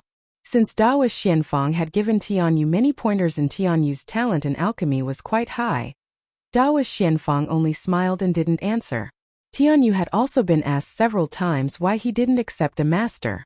With his master's pointers, with his talent in alchemy, his progress in alchemy would undoubtedly be twice the result with half the effort. However, Tianyu only politely declined their kind intentions. Because of this, he was even reprimanded by many 3rd and even 2nd generation alchemy masters. They all said that he was too arrogant, but Tianyu never defended himself. This time Tianyu came to Yingshan Immortal Academy with a mid-grade pill furnace. Before he came to the Central Plains, Elder Immortal Feng Tao from Huangli Island had personally given it to him. This made the other two blood condensation alchemy masters who came with Daoist Xianfang very envious. When Daoist Xianfang saw the pill furnace, he only smiled. Lu Taohua was already 10 years old. Although her real age was probably much older than a cultivator who had reached the true spirit realm, she stubbornly counted the years from the year she transformed. In the blink of an eye, 10 years had passed. 10 years was a very long time for Samling, Lu Qiner, Lu Dagui, Guotianshan, Laozu, Daoist Lu Xinyuan, and the others who managed Yingshan Immortal Academy. However, to Lu Taohua, 10 years was nothing compared to the time before she transformed. Thus, while Lu Ping was in seclusion, Lu Qiner's cultivation also broke through to the 5th stage of the core forging realm. Samling also advanced to the mid-stage of the core forging realm. Even Lu Debao's cultivation rose by 1 stage, reaching the 2nd stage. The Amethyst Queen Bee's cultivation rose by 2 stages, reaching the 3rd stage. Lu Dagui also advanced to the 3rd stage. Under the management of Guotianshan and Laozu, the entire Yingshan Immortal Academy gradually got on the right track and started to develop steadily. With the Yingshan Immortal Academy's true spirit peak as the center, the Yingshan mountain range within a radius of 1,000 miles became part of the Yingshan Immortal Academy sphere of influence. 10 years later, Tianyu, who was at the 6th stage of the blood condensation realm, successfully refined a batch of pills for the late stage of the blood condensation realm. Under the special care of Daoist Lu Xinyuan, Du Jielua advanced to the blood condensation realm. In the forbidden area of the Yingshan Immortal Academy near the Ying River, a huge vortex of spiritual energy gradually formed in the sky, attracting the attention of all the disciples of the Yingshan Immortal Academy.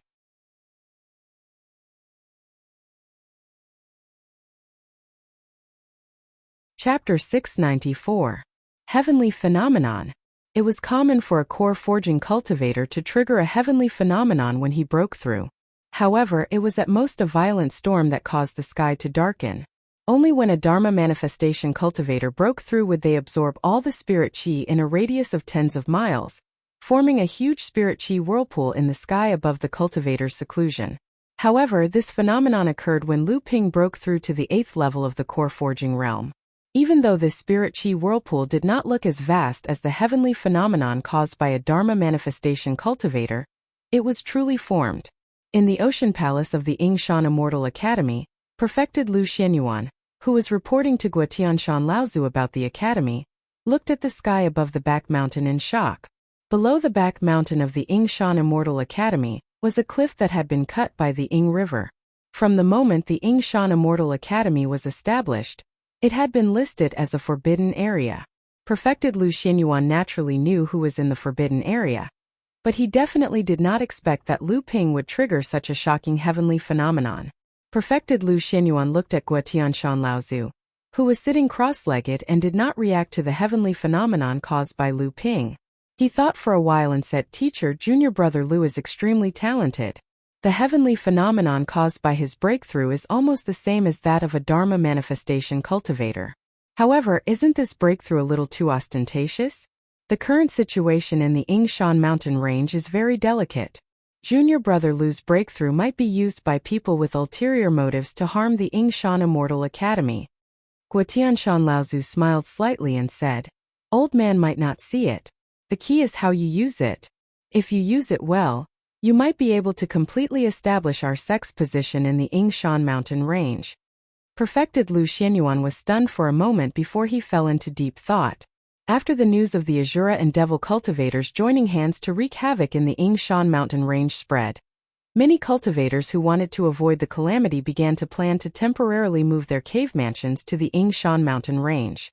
This was also because the Azura and Devil cultivators rarely wreaked havoc in the same place twice.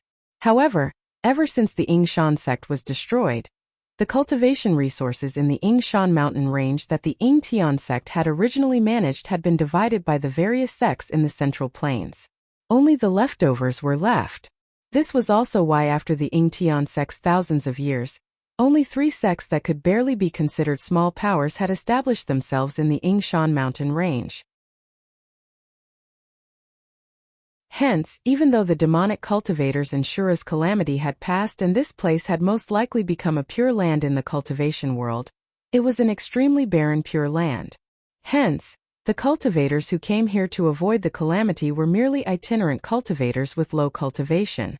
At most there were a few small clans and small sections. However, there were exceptions to everything. Even though the Ying-He, Ying-Shan, and Daoyu sects that were originally stationed in the Yingshan mountain range had been destroyed by the Shura and demonic cultivators, Laozu from these three sects had managed to escape. After the Shura and demonic cultivators retreated from the Yingshan mountain range, the Yingshan Immortal Academy was the first to rise. Even though the Ying-He, Ying-Shan, and Daoyu sects had been destroyed, the spirit gathering grounds, spirit material mines, and even some remnant spirit veins that these sects had previously controlled were not completely destroyed by the Shura and demonic cultivators. As a result, the Yingshan Immortal Academy moved or occupied many of the spirit gathering grounds, ruined spirit herb gardens, spirit material gardens, and spirit material mines in the ruins of the Ying-He and Yingshan sections. However, just as the Yingshan Immortal Academy gained a foothold in the Yingshan mountain range, Yushang Laozu of the Daoyu sect suddenly led the remaining disciples of the Yingshan and Daoyu sects back to the Yingshan mountain range to re-establish their sect. For some reason, the Yingshan Immortal Academy's 5 blessings Laozu did not return with Yushang Laozu, while the remaining disciples of the Yingshan sect returned with Yushang Laozu. As for the other Yingshan mountain range sect, Changhe Laozu and the remaining disciples of the Ying-He sect did not appear in the Yingshan mountain range. After Yushang Laozu re-established his sect, he discovered that many of the training resources that originally belonged to him had been taken by the Yingshan side sect. Under the leadership of Yushang Laozu, the newly established Mountain Universe sect naturally did not want their resources to be taken away by others. However, when Yushang Laozu led the disciples of the sect to attack the sect, they were stopped by Guotianshan Laozu. In the end, the Mountain Universe sect's cultivators retreated pathetically. Only then did they realize that this newly established Yingshan Immortal Academy actually had a Dharma adept as their leader. Moreover, their strength was not below that of the Mountain Universe sect, which was formed by the remaining disciples of the Daoyu and Yingshan sections. Although the Yingshan Immortal Academy had relied on the array formation at the Mountain Gate and Guotianshan Laozu's sudden appearance to catch the Mountain Universe sect off guard, the Yingshan Immortal Academy had just been established. Other than Guotianshan Laozu, the number of core forging and blood condensation cultivators they had was far behind the Mountain Universe sect. Helpless, Guotianshan Laozu sent people back to Jinling to seek help. On the other hand, he had no choice but to reduce the expansion of the Yingshan Immortal Academy. He only kept the area within a radius of 1,000 miles as the foundation of the Yingshan Immortal Academy's influence. Although Guotianshan Laozu sent a request for help back to Jinling, Jinling only sent 5 cultivators. 3 of them were core forging cultivators, 1 each at the late, mid, and early stages. The remaining 2 were 4th-generation disciples at the late blood condensation stage. The leader of the 5 was Jiang Tianlin Laozu's eldest disciple, Enlightened Master Xiantian, who had already advanced to the late core forging stage. Guotianshan Laozu found out from Enlightened Master Xiantian that although Jinling's position in the North Sea was still stable, the situation had changed. Although Jinling could still cope with the situation, it was not enough for them to send extra forces to support the Yingshan Immortal Academy in the Middle Lands. After all, although establishing a base in the Middle Lands was important, it was not an urgent matter. With Jinling's strength, it was not enough to support the rapid rise of the Yingshan Immortal Academy. In Jinling's plan, the Yingshan Immortal Academy was just to establish an inconspicuous faction to deceive people, so that it would be easier for Jinling to do things in the Middle Lands in the future. Now they had to keep a low profile. Even if they had to swallow their anger, they had to continue pretending. However, the members of Jinling Laozu did not expect that Guotianshan Laozu would take advantage of the lack of influence in the Yingshan Immortal Academy to plunder a lot of cultivation resources from the 3 sects of Yingshan Immortal Academy. This allowed the academy to develop so quickly that it incurred the hatred of the Mountain Universe sect. Enlightened Master Xiantian came to the Yingshan Immortal Academy, not only to receive reinforcements from Jinling, but also to inform Guotianshan Laozu of the sect's strategy of concealing their strength and biding their time. Thus, even though the Yingshan Immortal Academy's strength had increased in the following years, they avoided conflicts with the Mountain Universe sect as much as possible, and never took the initiative to provoke them. When Lu Ping came out of seclusion to visit Guotianshan Laozu, he coincidentally ran into Enlightened Master Lu Xianyuan and Enlightened Master Xiantian discussing matters in Guotianshan Laozu's cave residence. Enlightened Master Lu Xianyuan told Lu Ping the general situation of the Yingshan Immortal Academy's development in the past 10 years. After all, Lu Ping still had the title of Yingshan Immortal Academy's Vice Mountain Lord, so it was not right for him to not know anything about the Yingshan Immortal Academy. After listening to Enlightened Master Lu Xuanyuan's narration, although Lu Ping was dissatisfied with the sect's strategy of concealing their strength and biding their time, this strategy was undoubtedly the safest way of development. However, Lu Ping also sensed that the situation in the North Sea seemed to have changed greatly from this order. Thus, he turned to look at Enlightened Master Xiantian and said, "Senior, how is the situation in the North Sea? It's not too good, but our sect should be able to deal with it. In the North Sea, our sect still holds the initiative." Enlightened Master Xiantian thought for a moment, weighing his words as he slowly explained to Lu Ping. It turned out that when the Yingtian Dojo opened 10 years ago, not only did the various sects in the North Sea start to fight amongst themselves, but after the dojo collapsed, they were ambushed by the local forces near the Yingtian Dojo, as well as the sudden invasion of the demonic cultivators and Shura cultivators.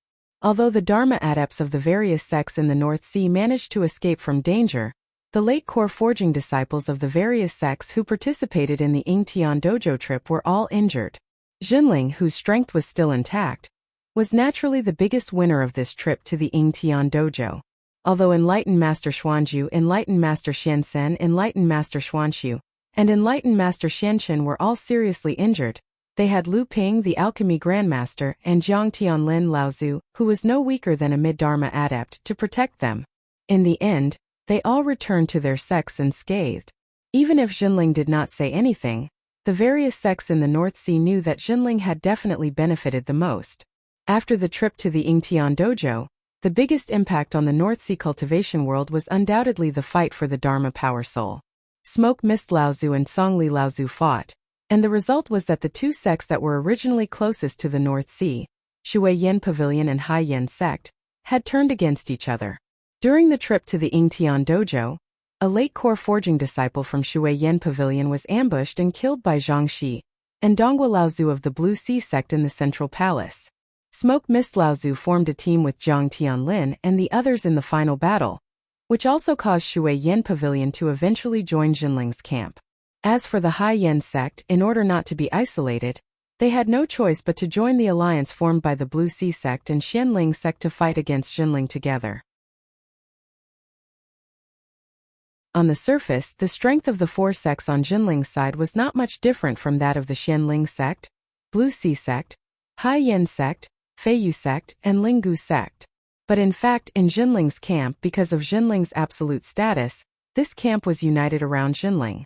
On the other hand, although the loose alliance formed by the other five sects had a common enemy, Jinling, whether it was the Xianling sect, the Blue Sea sect, or the newly joined Hai Yen sect, the absolute strength of these three sects was not too far apart. Therefore, this alliance was like a group of dragons without a leader. It was even in the midst of internal strife for power and profit. In the battle against Jinling, they were suppressed by Jinling's side in every aspect. However, in recent years, the Crystal Palace's interference in the affairs of the North Sea through Xianling sect had increased. With the support of the Crystal Palace, Xianling sect's status in the North Sea finally began to rise again. In addition, during the trip to the Yingtian Dojo, Xianling sect's Feng Shutao Laozu had inherited the Dharma Soul and successfully passed the early Dharma stage 3 years ago, becoming Xianling sect's third mid-Dharma adept. With the original top expert of the North Sea, Dao Sheng Laozu in charge, Xianling sect's strength finally surpassed the Blue Sea sect. Their authority in the alliance had also surpassed the Blue Sea sect and the Hai Yen sect. In the process of fighting against Jinling's camp, Xianling sect had also finally gained the leadership. In addition, Zhang Shi of the Blue Sea sect had advanced to the Dharma stage, and a second-generation disciple of the Hai Yin sect had finally crossed the threshold of the Dharma stage. Xianling sect's camp finally had the power to fight against Jinling. Fortunately, in the past 10 years, Jinling's Liang Xianfeng and Chu Xuanqing had advanced to the Dharma stage one after another. The number of Dharma adepts in Jinling had increased to a terrifying 12. In addition, a second-generation disciple from the Shui Yin Pavilion had also advanced to the Dharma stage. Therefore, although Jinling's camp could no longer suppress Xianling sect's camp with the support of the Crystal Palace like before, they could still gain the upper hand. After listening to Spiritual Master Xuantian's explanation, Lu Ping finally had a direct understanding of Jinling's situation in the North Sea. No wonder their sect was so stingy with their support for Yingshan Immortal Academy. It turned out that Jinling's current situation in the North Sea was not very optimistic. This also caused Jinling to not dare to freely expand its power in the Central Plains. Lu Ping turned to Spiritual Master Lu Xinyuan and asked about the development of Yingshan Immortal Academy. Yingshan Immortal Academy had been established for 10 years. Because of Guotian Shan Laozu's achievement in defeating the Shanyu sect's Yushang Laozu, many itinerant cultivators who had entered the Yingshan mountain range to avoid the calamity wanted to join Yingshan Immortal Academy. However, although Yingshan Immortal Academy had Guotian Shan Laozu, there were only 8 core forging third-generation disciples, including Lu Ping. There were 2 late-stage core forging disciples, 3 mid-stage core forging disciples, and 3 early-stage core forging disciples. Thus, those itinerant core forging cultivators who wanted to join Yingshan Immortal Academy in the Central Plains would become Immortal Academy's guest chamberlains after passing the Academy's test. However, due to the Academy's own secrecy, they were extremely cautious in choosing their guest chamberlains. After 10 years, Yingshan Immortal Academy only had 5 core forging guest chamberlains. There were 2 mid-stage core forging disciples and 3 early-stage core forging disciples. There were quite a number of blood condensation outer sect disciples, but there were no more than 20 of them. These people were mainly hired by Jinling to guide the talented youths from the mortal villages within the Academy's 1,000-mile radius. In these 10 years, although my abilities are limited, I've been diligent. I've managed to get the disciples of Immortal Academy on the right track. There's already a batch of talented disciples who have recently advanced to the blood condensation realm. Among them is the kid you recommended, Du Jialao. He has only advanced to the blood condensation realm a few days ago, and is currently consolidating his cultivation. Oh, when Lu Ping heard that Du Jialao had advanced to the blood condensation realm, he couldn't help but show some interest. He asked, "Senior brother, do you know what his main bloodline is after he advanced to the blood condensation realm?" Lu Xinyuan smiled. After he advanced to the blood condensation realm, I called him over to ask about it. It turns out that he has an Earth Attribute 8 bloodline. Among the other 6 mixed bloodlines, 2 of them are Earth Attribute, 1 is Fire Attribute, and 1 is Metal Attribute. According to the natural law of the 5 elements, this bloodline is considered top-notch. If he is properly nurtured, he will definitely become a core forging cultivator in the future.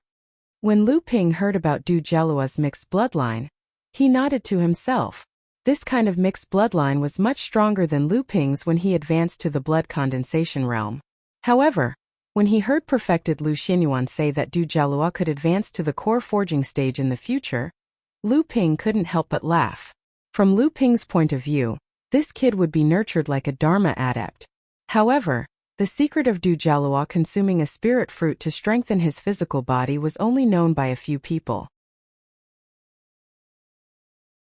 In order to protect him, Lu Ping naturally wouldn't spread this information. At this time, perfected Lu Xinyuan said, "It's a shame to say this, but it's rare for cultivators from overseas to have Earth Attribute bloodlines.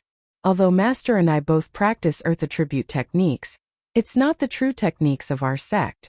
We've only reached the mid-Dharma stage.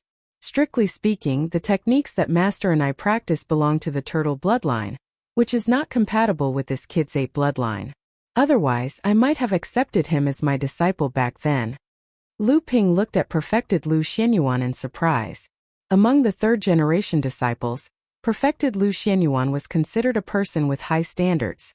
Now that he was already at the peak of the 6th level of the core forging stage, he had only accepted 1 true disciple. However, he seemed to have 3 to 5 registered disciples.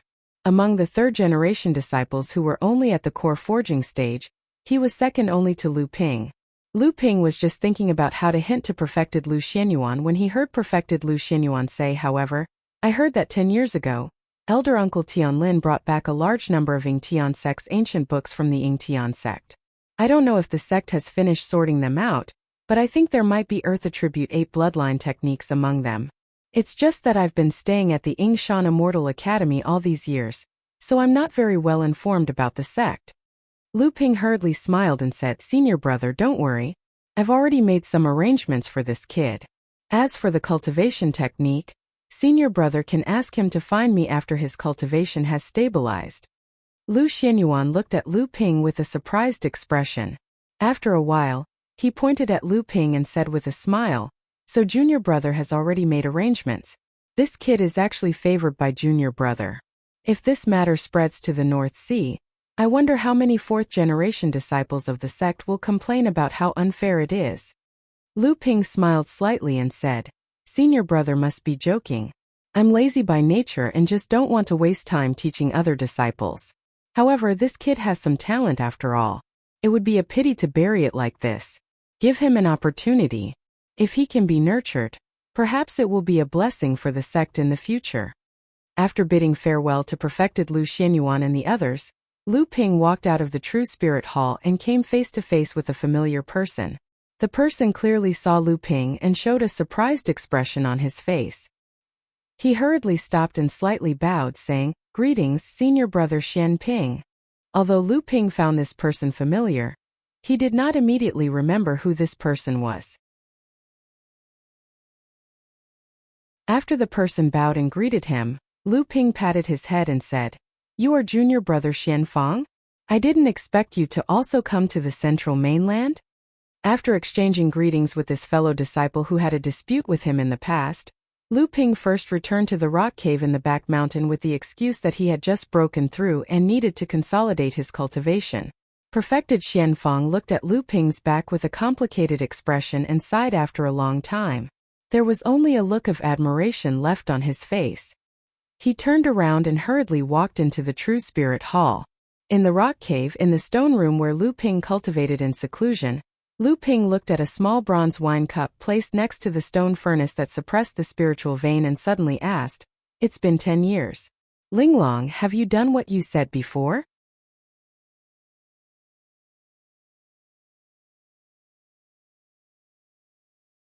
Chapter 695. If the Linglong wine cauldron was used as an offensive or defensive treasure, it would at most display the power of a spirit-nourishing treasure. It was far from being comparable to her identity as a spiritual treasure. In fact, the true name of the Linglong wine cauldron should be called the Spirit-Gathering Wine Cauldron.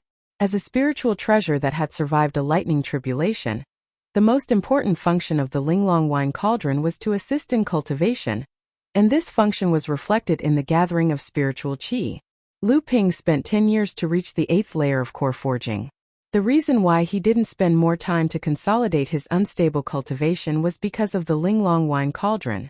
When Lu Ping broke through to the 8th layer of core forging, he didn't need to spend a lot of time to stabilize his cultivation. In fact, in the cultivation world, there were many magic treasures that could gather spiritual qi. For example, the purple spirit jade pendant that Lu Ping wore on his waist was refined from the 1,000-year-cold jade that second senior sister gave him when he entered the sect. Later, as Lu Ping's cultivation continued to increase, the jade pendant was upgraded from a top-grade magic treasure to a spiritual treasure. If it weren't for the 1,000-year-cold jade's material limitations, perhaps Lu Ping would have already broken away from Chan Lian and upgraded it to a spiritual treasure. In fact, in the cultivation world, there were many magic treasures that could gather spiritual qi. Not to mention others, Lu Ping wore a purple spiritual jade pendant that was refined from the Millennium Cold Jade that second senior sister gave him when he entered the sect. Later, as Lu Ping's cultivation continued to increase, the jade pendant was upgraded from a top-grade magic treasure to a spiritual treasure. If it weren't for the Millennium Cold Jade's material limitations, perhaps Lu Ping would have already broken away from Chan Lian and upgraded it to a spiritual treasure. However, these kinds of auxiliary magic treasures that were used to gather spiritual qi suppressed the soul, calm the nerves and restore one's vitality had a common problem. It was too difficult to improve one's own quality, and it was basically a fantasy to pass the lightning tribulation and become a spiritual treasure. From this point, it could be said that the Linglong wine cauldron, which was an auxiliary magic treasure that focused on gathering spiritual qi, was able to survive the lightning tribulation. However, after the Linglong wine cauldron passed the thunder calamity, it gained a new ability that Lu Ping thought was extremely heaven-defying. That was the ability to gather spiritual veins. That's right. Not only did the Linglong wine cauldron have a powerful spirit gathering function, it could also gradually form a permanent spirit vein.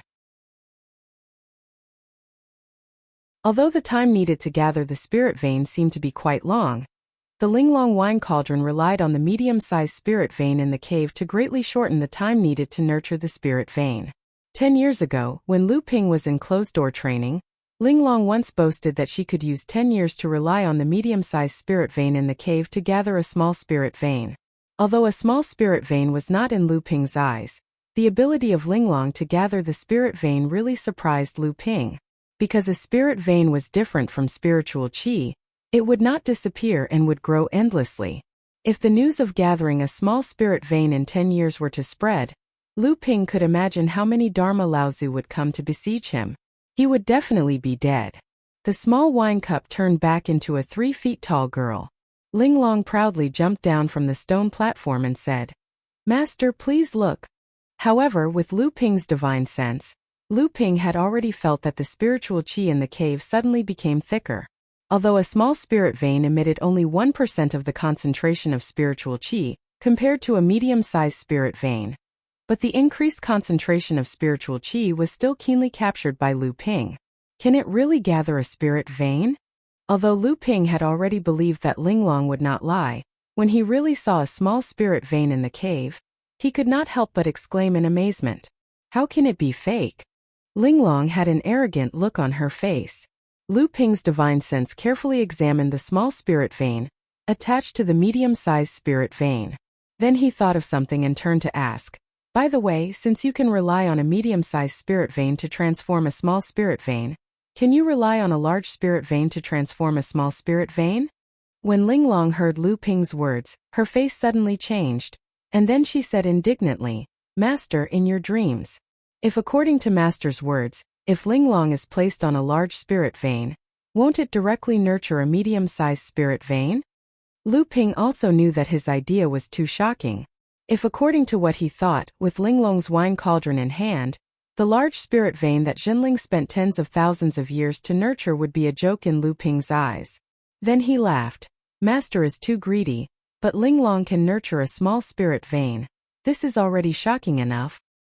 But although Linglong can't transform a small spirit vein, if you let Linglong rely on a large spirit vein, it can shorten the time to gather a small spirit vein by 2 years. If you rely on a large spirit vein, then every 5 years Linglong can gather a small spirit vein. When Lu Ping heard this, his eyes lit up again. Even if it could only gather a small spirit vein, but after a long time, this magical power of Linglong's was enough to defy the heavens. As if sensing Lu Ping's thoughts, Linglong pouted and said, "Master, don't think that Linglong can rely on a spirit vein for too long. Each spirit vein can only gather 3 small spirit veins at most. After that, this spirit vein can no longer be used by Linglong." After hearing this, Lu Ping couldn't help but feel a little disappointed, but he also knew that if Linglong could really gather on a spirit vein endlessly, after hundreds of thousands of years, perhaps all the spirit veins in the cultivation world would be gathered under Linglong's feet. But, step by step, Linglong lured Lu Ping's greed. With a smile, she changed the topic and said, "If Linglong can survive the second lightning tribulation, then Linglong can rely on a medium spirit vein to gather 2 small spirit veins in 10 years. Lu Ping's eyes immediately lit up and said, "If I survive the third lightning tribulation, doesn't that mean I can gather 3 small spirit veins in 10 years? However, Lu Ping then seemed to think of something and said, "Every time I survive the lightning tribulation, I can only rely on a spirit vein to gather 3 small spirit veins at most? If that's the case, there won't be any significant change except for shortening the time." Linglong whispered greedy master again and then said, "No, it's just that the number of spirit veins Linglong can breed every time I use the supernatural power will increase, but the number of the 3 times I use the supernatural power will not change. In other words, after Linglong survives the second lightning tribulation, I can rely on a medium spirit vein to breed a total of 6 small spirit veins, and after the third lightning tribulation I can breed 9 small spirit veins." Lu Ping finally understood. Although Linglong's words were enough to make Lu Ping excited, and he secretly sighed that this spiritual treasure was really worth it, but Lu Ping was still a person with a clear mind. He was not confused by Linglong's beautiful future. What a joke for an auxiliary spiritual treasure like Linglong. Without the power to kill or protect, it would be much more difficult to survive the lightning tribulation than other spiritual treasures. The difference between a second tribulation spiritual treasure and a third tribulation spiritual treasure was too big. Lu Ping was now just a cultivator who had just advanced to the 8th layer of core forging. Helping a spiritual treasure to survive the lightning tribulation was far from a problem that Lu Ping could consider. However, Linglong seemed unwilling to give up this opportunity to tempt Lu Ping. She still described to Lu Ping the beautiful future that she would bring to Lu Ping after she grew up. "Master, if you can help Linglong survive the third lightning tribulation and help Linglong successfully advance to a pure yang spiritual treasure, then Linglong will be able to breed small spirit veins." After listening to this, the corner of Lu Ping's mouth twitched, but he was no longer willing to listen to Linglong's endless chatter. Pure yang spiritual treasure? It was said that Peng Doran's #1 divine tool, the 7 Thunder Treasures Calabash, was a pure yang spiritual treasure. But was that something that Lu Ping could hope to achieve? Seeing that Lu Ping didn't want to listen to her anymore, Linglong obviously didn't want to give up. She followed behind Lu Ping, as if she wanted to get a promise from Lu Ping. Lu Ping was really helpless against this tale. So he stretched out his hand and summoned the 7 Thunder Treasures Calabash from the space in his heart core. Crackle! The moment the 7 Treasures Thunder Gourd appeared in Lu Ping's hand, it released a bolt of lightning as if to demonstrate its might. Linglong, who was behind him, jumped in fright and stopped in her tracks. She stared at the purple gourd in Lu Ping's hand with fear in her eyes. In the past 10 years, in addition to Lu Ping's cultivation advancing to the 8th layer of core forging, Lu Ping also made progress in 3 other things that were closely related to his own strength. The 7 Thunder Treasures Calabash's power greatly increased, and it was the second one after Linglong's spirit vein. Lu Ping found some records about the 7 Thunder Treasures Calabash in the ancient books of the Yingtian Dojo. Although the refining method of the 7 Thunder Treasures Calabash was not recorded, there were some descriptions of the 7 Thunder Treasures Calabash's growth process. In order for the 7 Thunder Treasures Calabash to grow, it needed to swallow a total of 49 different kinds of heaven and earth oddities, 7 of each attribute. However, before the 7 Thunder Treasures Calabash became a spiritual magic treasure, it needed a total of 21 kinds of heaven and earth oddities as a foundation. After becoming a spiritual magic treasure, it only needed 7 kinds of heaven and earth oddities. However, these 7 kinds of heaven and earth oddities were different from ordinary heaven and earth oddities. In that ancient book, Lu Ping learned that the cultivation world's heaven and earth oddities could be divided into 3 grades. Before the 7 Thunder Treasures Calabash became a spiritual magic treasure, it only needed the most common low-grade heaven and earth oddities.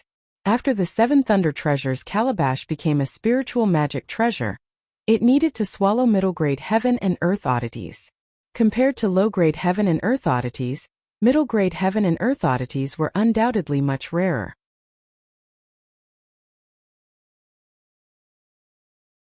It was no wonder that after the 7 Thunder Treasures Calabash's evolution, Lu Ping had used many kinds of heaven and earth oddities for it to swallow, but the calabash did not respond. Lu Ping also checked the grades of some heaven and earth oddities according to the classification in the ancient book. He found that among the 7 kinds of heaven and earth oddities that Lu Ping smelted with his protective aura qi, 3 of them were actually middle-grade heaven and earth oddities. Moreover, the myriad poison liquid that Lu Ping smelted at the beginning was barely at the threshold of high-grade heaven and earth oddities.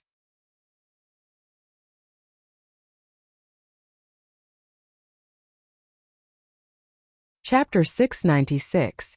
Although the 7 Treasures Thunder Calabash already had 3 psychic treasure restrictions, If it wanted to go further, it needed to devour 7 kinds of mid-grade heaven and earth oddities of different attributes. Fortunately, during this trip to the Yingtian dojo, Jinling had harvested a lot of heaven and earth oddities.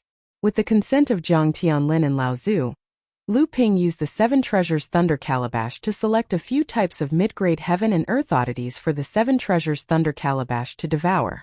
After 10 years of refining and brewing, the 7 Treasures Thunder Calabash's power had finally been greatly enhanced. Although its quality was still far from reaching the peak of psychic treasure, the 7 Treasures Thunder Calabash's true power was no less than an ordinary spirit-nurturing treasure. However, Lu Ping also knew that in order to upgrade the 7 Treasures Thunder Calabash to a spirit-nurturing treasure, the 7 Treasures Thunder Calabash must absorb 7 types of mid-grade heaven and earth oddities of different attributes. After becoming a spirit-nurturing treasure, the 7 Treasures Thunder Calabash still needed to absorb 7 types of mid-grade heaven and earth oddities before it could become a Thunder Tribulation spiritual treasure. After becoming a Thunder Tribulation spiritual treasure, the 7 Treasures Thunder Calabash could only absorb rarer high-grade heaven and earth oddities. What were high-grade heaven and earth oddities? For example, the myriad poison syrup that could nurture the myriad wonder dew, the growing soil that was as valuable as the growing soil, a mid-grade heaven-rank spirit treasure, and so on. These were all high-grade mystical items. And after the 7 Treasures Thunder Calabash had passed the 3rd lightning tribulation and before the calabash became a pure yang spirit treasure, Lu Ping would have to search for 14 types of high-grade mystical items like the myriad poison syrup and growing soil, all of which belong to the 7 elements. After reading these contents, Lu Ping finally understood why the 7 Treasures Thunder Calabash had not gathered all 49 heaven and earth oddities. Not to mention the rarity of these high-grade heaven and earth oddities, even after becoming a Thunder Tribulation spiritual treasure, it could only absorb 7 types of high-grade heaven and earth oddities. It was no wonder that after Peng Daoren, the 7 Treasures Thunder Calabash never reached the height of the number 1 divine weapon. After using the 7 Treasures Thunder Calabash to scare off Linglong's wine cauldron, Lu Ping once again immersed his spiritual will into the core space. Above the grade 9 white jade lotus, the 8th monstrous flood dragon that had just appeared on the surface of a huge golden core was playing with the other monstrous flood dragons. Under the dense purple danqi of the golden core, 12 origin Chan beads emitting 5-colored light were constantly revolving around the golden core. Lu Ping's spiritual force was currently focused on one of the gentian pearls. Different from the other gentian beads, this gentian bead's surface was emitting a much brighter multicolored light. Every time the 9th order white jade lotus flashed a beam of light, the entire 12 gentian beads would shine brightly, resonating with the 9th order white jade lotus, as if they were breathing around the Jindan together. At the same time, the brightest elemental bead took the opportunity to transmit some mysterious information to the other 11 elemental beads through the formation diagram. This shining gentian bead was one of Lu Ping's greatest gains from his seclusion. Unlike Zhang Tianlin Laozu's 108 leaf-shaped life-bonded magic treasures, Zhang Tianlin Laozu's life-bonded magic treasure seemed to have 108 leaves, but in fact they were 108 parts of a magic treasure. Each of these 108 parts had the power of an ordinary magic treasure, but when this magic treasure was finally combined, according to Lu Ping's knowledge, its power had reached the peak of spirit-nourishing magic treasures. The reason why Zhang Tianlin Laozu generously gave up the opportunity to subdue the Linglong wine cauldron instead of using it himself was not only because the Linglong wine cauldron was an auxiliary magic treasure, but also because Zhang Tianlin Laozu was preparing his own life-bonded magic treasure to transcend the tribulation and become a lightning tribulation spiritual treasure. Compared with the life-bonded magic treasure, the Linglong wine cauldron was less important in Zhang Tianlin Laozu's opinion. In the past, Zhang Tianlin Laozu hadn't subdued the Linglong wine cauldron, so it was impossible for him to know that the Linglong wine cauldron had such a heaven-defying ability to gather spirit veins. Lu Ping's life-bonded magic treasure was divided into 13 magic treasures, not 13 parts of a magic treasure. These 13 life-bonded magic treasures could form a complete life-bonded gentian formation, but they could also be used individually. If each of these 13 life-bonded magic treasures became spirit-nourishing magic treasures, then their power would far surpass Zhang Tianlin Laozu's life-bonded magic treasure. However, Lu Ping wanted to turn 13 magic treasures into spirit-nourishing magic treasures in one go. In the eyes of other cultivators, this was a crazy and almost impossible task. However, this kind of crazy thing could only be done by someone like Lu Ping, who had a unique true essence bloodline among cultivators of the same level. At the very least, during these 10 years, Lu Ping had successfully condensed the 7th restriction on one of the 12 gentian beads, making it a spirit-nourishing magic treasure. After this gentian bead became a spirit-nourishing magic treasure, Lu Ping was delighted to find that, perhaps because of the formation, there was a connection between this spirit-nourishing magic treasure and the other 12 life-bonded magic treasures. It was precisely because of this connection that it would be much easier for Lu Ping to upgrade the other 12 magic treasures to spirit-nourishing magic treasures in the future. At the very least, Lu Ping wouldn't have to spend another 10 years to upgrade a gentian bead to a spirit-nourishing magic treasure. In fact, during Lu Ping's seclusion this time, the improvement of his strength was not limited to these aspects. Lu Ping had collected many books from the Yingtian dojo. Before Jiang Tianlin, Laozu, and the others returned to the North Sea, he had selected many books from the martial uncles that Lu Ping thought would be useful to him. He had recorded all of them for himself to study. This increased the number of spells and techniques that Lu Ping had mastered. This would definitely allow Lu Ping to have more ways to adapt when facing an enemy. While Lu Ping was meditating on the water elemental sword technique he obtained from the Yingtian dojo, a few days had passed unknowingly. Suddenly, Lu Ping's expression changed as he sat cross-legged on the stone platform. He stretched out his hand and pointed at the stone cauldron on the stone platform beside him. The stone cauldron immediately spun on the stone platform, and the door to the stone cauldron opened. After Du Jialua successfully advanced to the blood condensation realm, he used close to a month to completely consolidate his new breakthrough.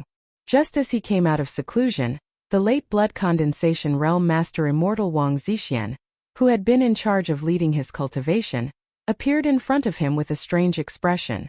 Looking at Du Jialua's aura, Master Immortal Wang nodded in satisfaction. He said, "Not bad, your foundation is very solid. Since your cultivation has advanced to the blood condensation realm, according to the rules of the Immortal Academy, you are automatically promoted to an elite disciple. You have the right to choose a legacy cultivation technique. Go to the True Spirit Pavilion of the Immortal Academy and choose a legacy cultivation technique from Mountain Elder Lu Xianyuan." Du Jialua was stunned. He said, "Shouldn't disciple go to the Scripture Pavilion to choose a legacy cultivation technique? How can I trouble Mountain Elder?" A trace of confusion flashed across Wang Zixian's face, but he still laughed and scolded. "It's a great opportunity to have martial Uncle Lu choose a legacy cultivation technique for you. Are you not willing?" Du Jialua chuckled and rubbed his head. He said, "Disciple is just curious. Disciple will go to the True Spirit Pavilion to pay a visit to Mountain Elder Lu." Wang Zixian was one of the 5 blood condensation disciples who followed Guo Tianshan, Laozu, and Lu Xianyuan to the North Sea. He was a well-known figure among the 4th-generation disciples of Jinling. Naturally, he knew that Du Jialua was called over by Lu Xianyuan because he was valued by the enlightened masters of Immortal Academy. Perhaps he could become a disciple of one of the enlightened masters and become a 4th-generation disciple. When that happened, Du Jialua would become his junior brother. Although he didn't know how Du Jialua was valued by Lu Xianyuan, he couldn't help but think of a story that circulated in the True Spirit Courtyard.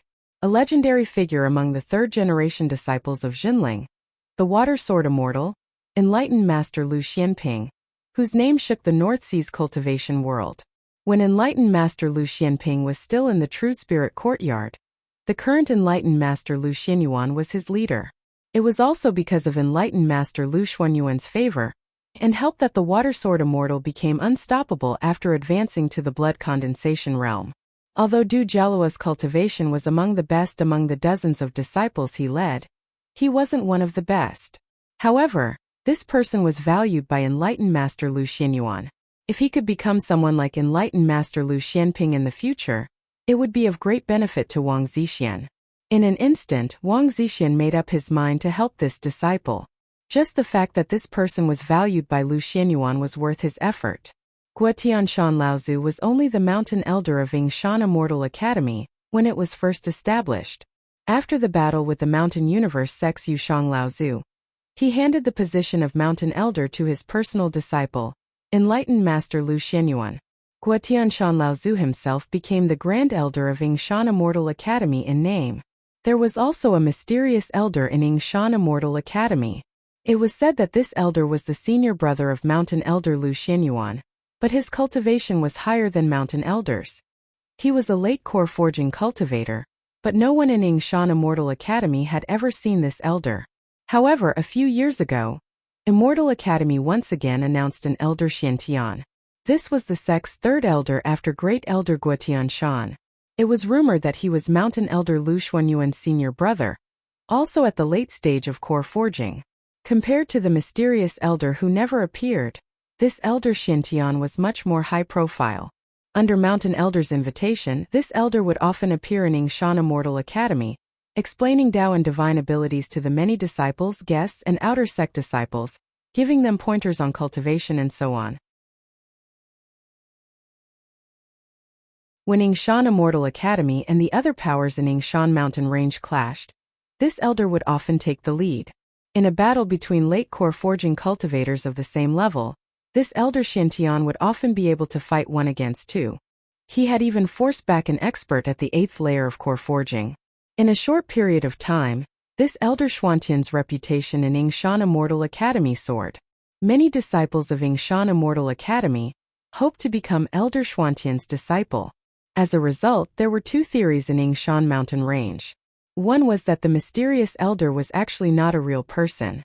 At that time, Yingshan Immortal Academy was just hastily established.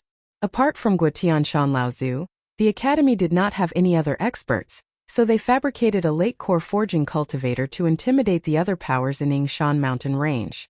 The other theory was that the so-called mysterious elder was actually Taoist Master Xiantian himself. However, now that Taoist Master Xiantian had come out of seclusion, Yingshan Immortal Academy took the opportunity to create the impression that there were 2 late core forging elders. Their goal was the same as the first theory, to intimidate the other powers. However, among the disciples of Yingshan Immortal Academy, only Du Zhelua knew that there really was a late core forging elder in Yingshan Immortal Academy. Even Wang Zixian and the other 4th-generation disciples of Jinling didn't know about this. When they arrived at the rocky cave from the northern sea through the transportation formation, Lu Ping didn't meet with them. Lu Xianyuan and the other 3rd-generation disciples clearly didn't plan on exposing Lu Ping's trump card. Not only that, Du Zhelua also knew that Yingshan Immortal Academy originally belonged to a sect called Jinling. Yingshan Immortal Academy should actually be called Yingshan Courtyard.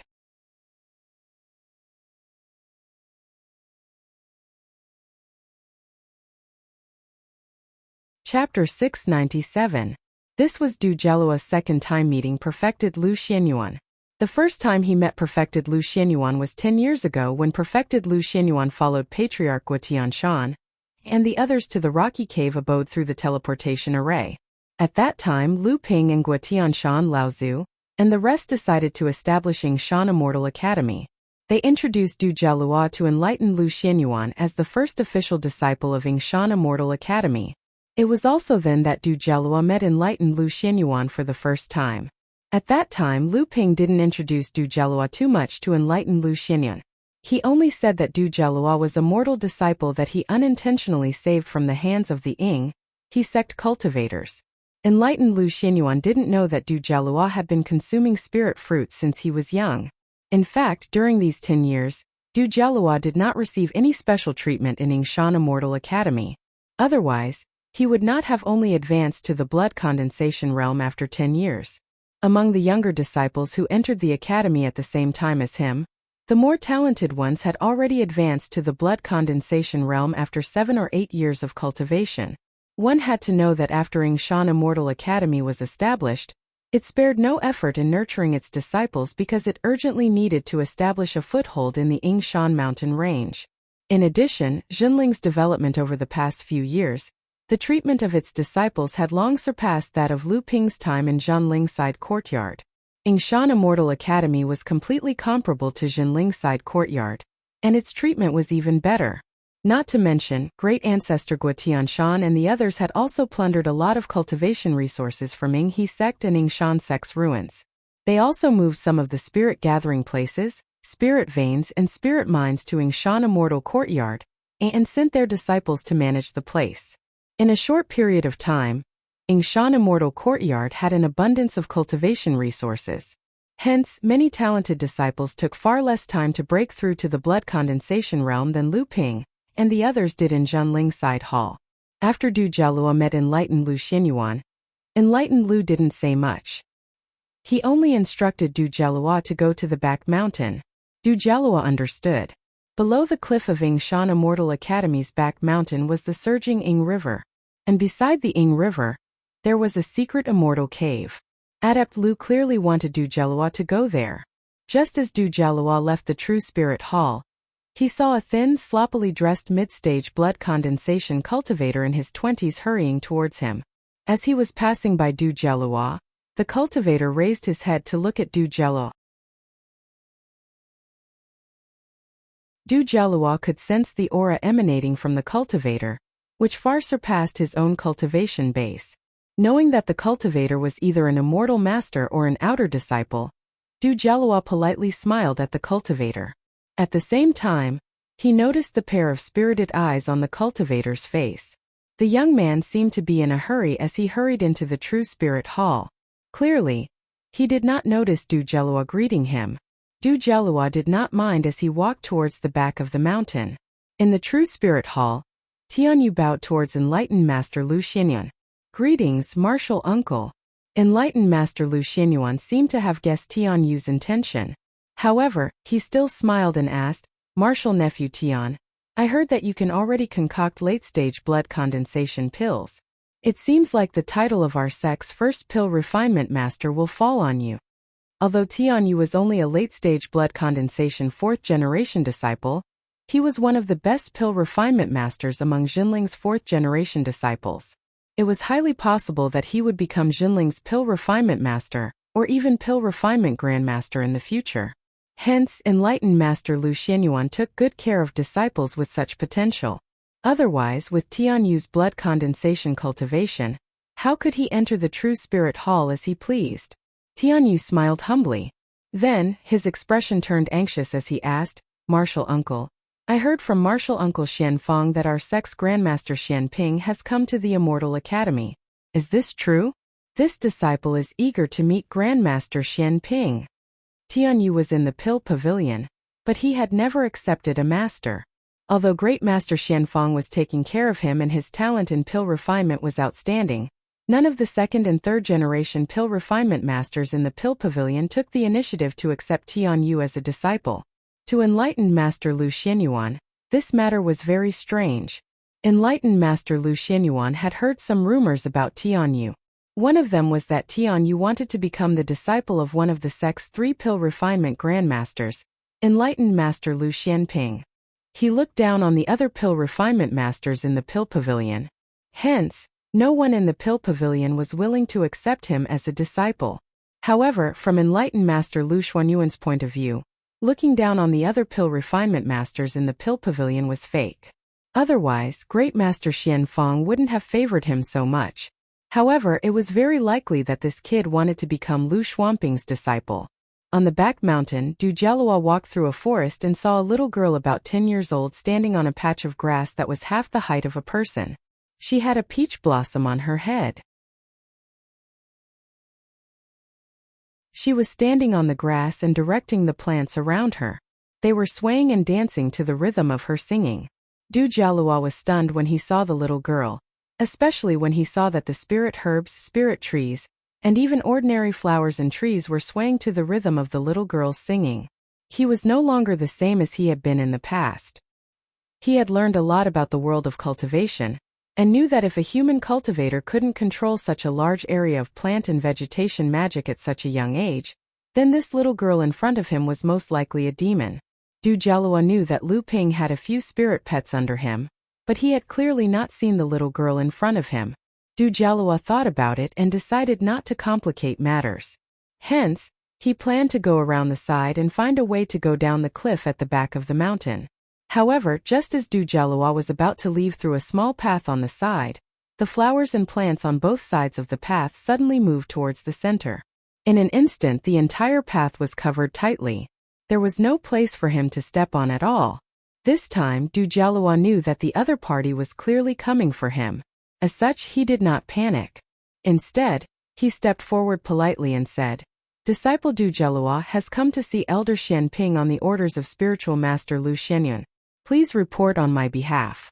When the little girl saw Dujalua's serious expression, she immediately giggled.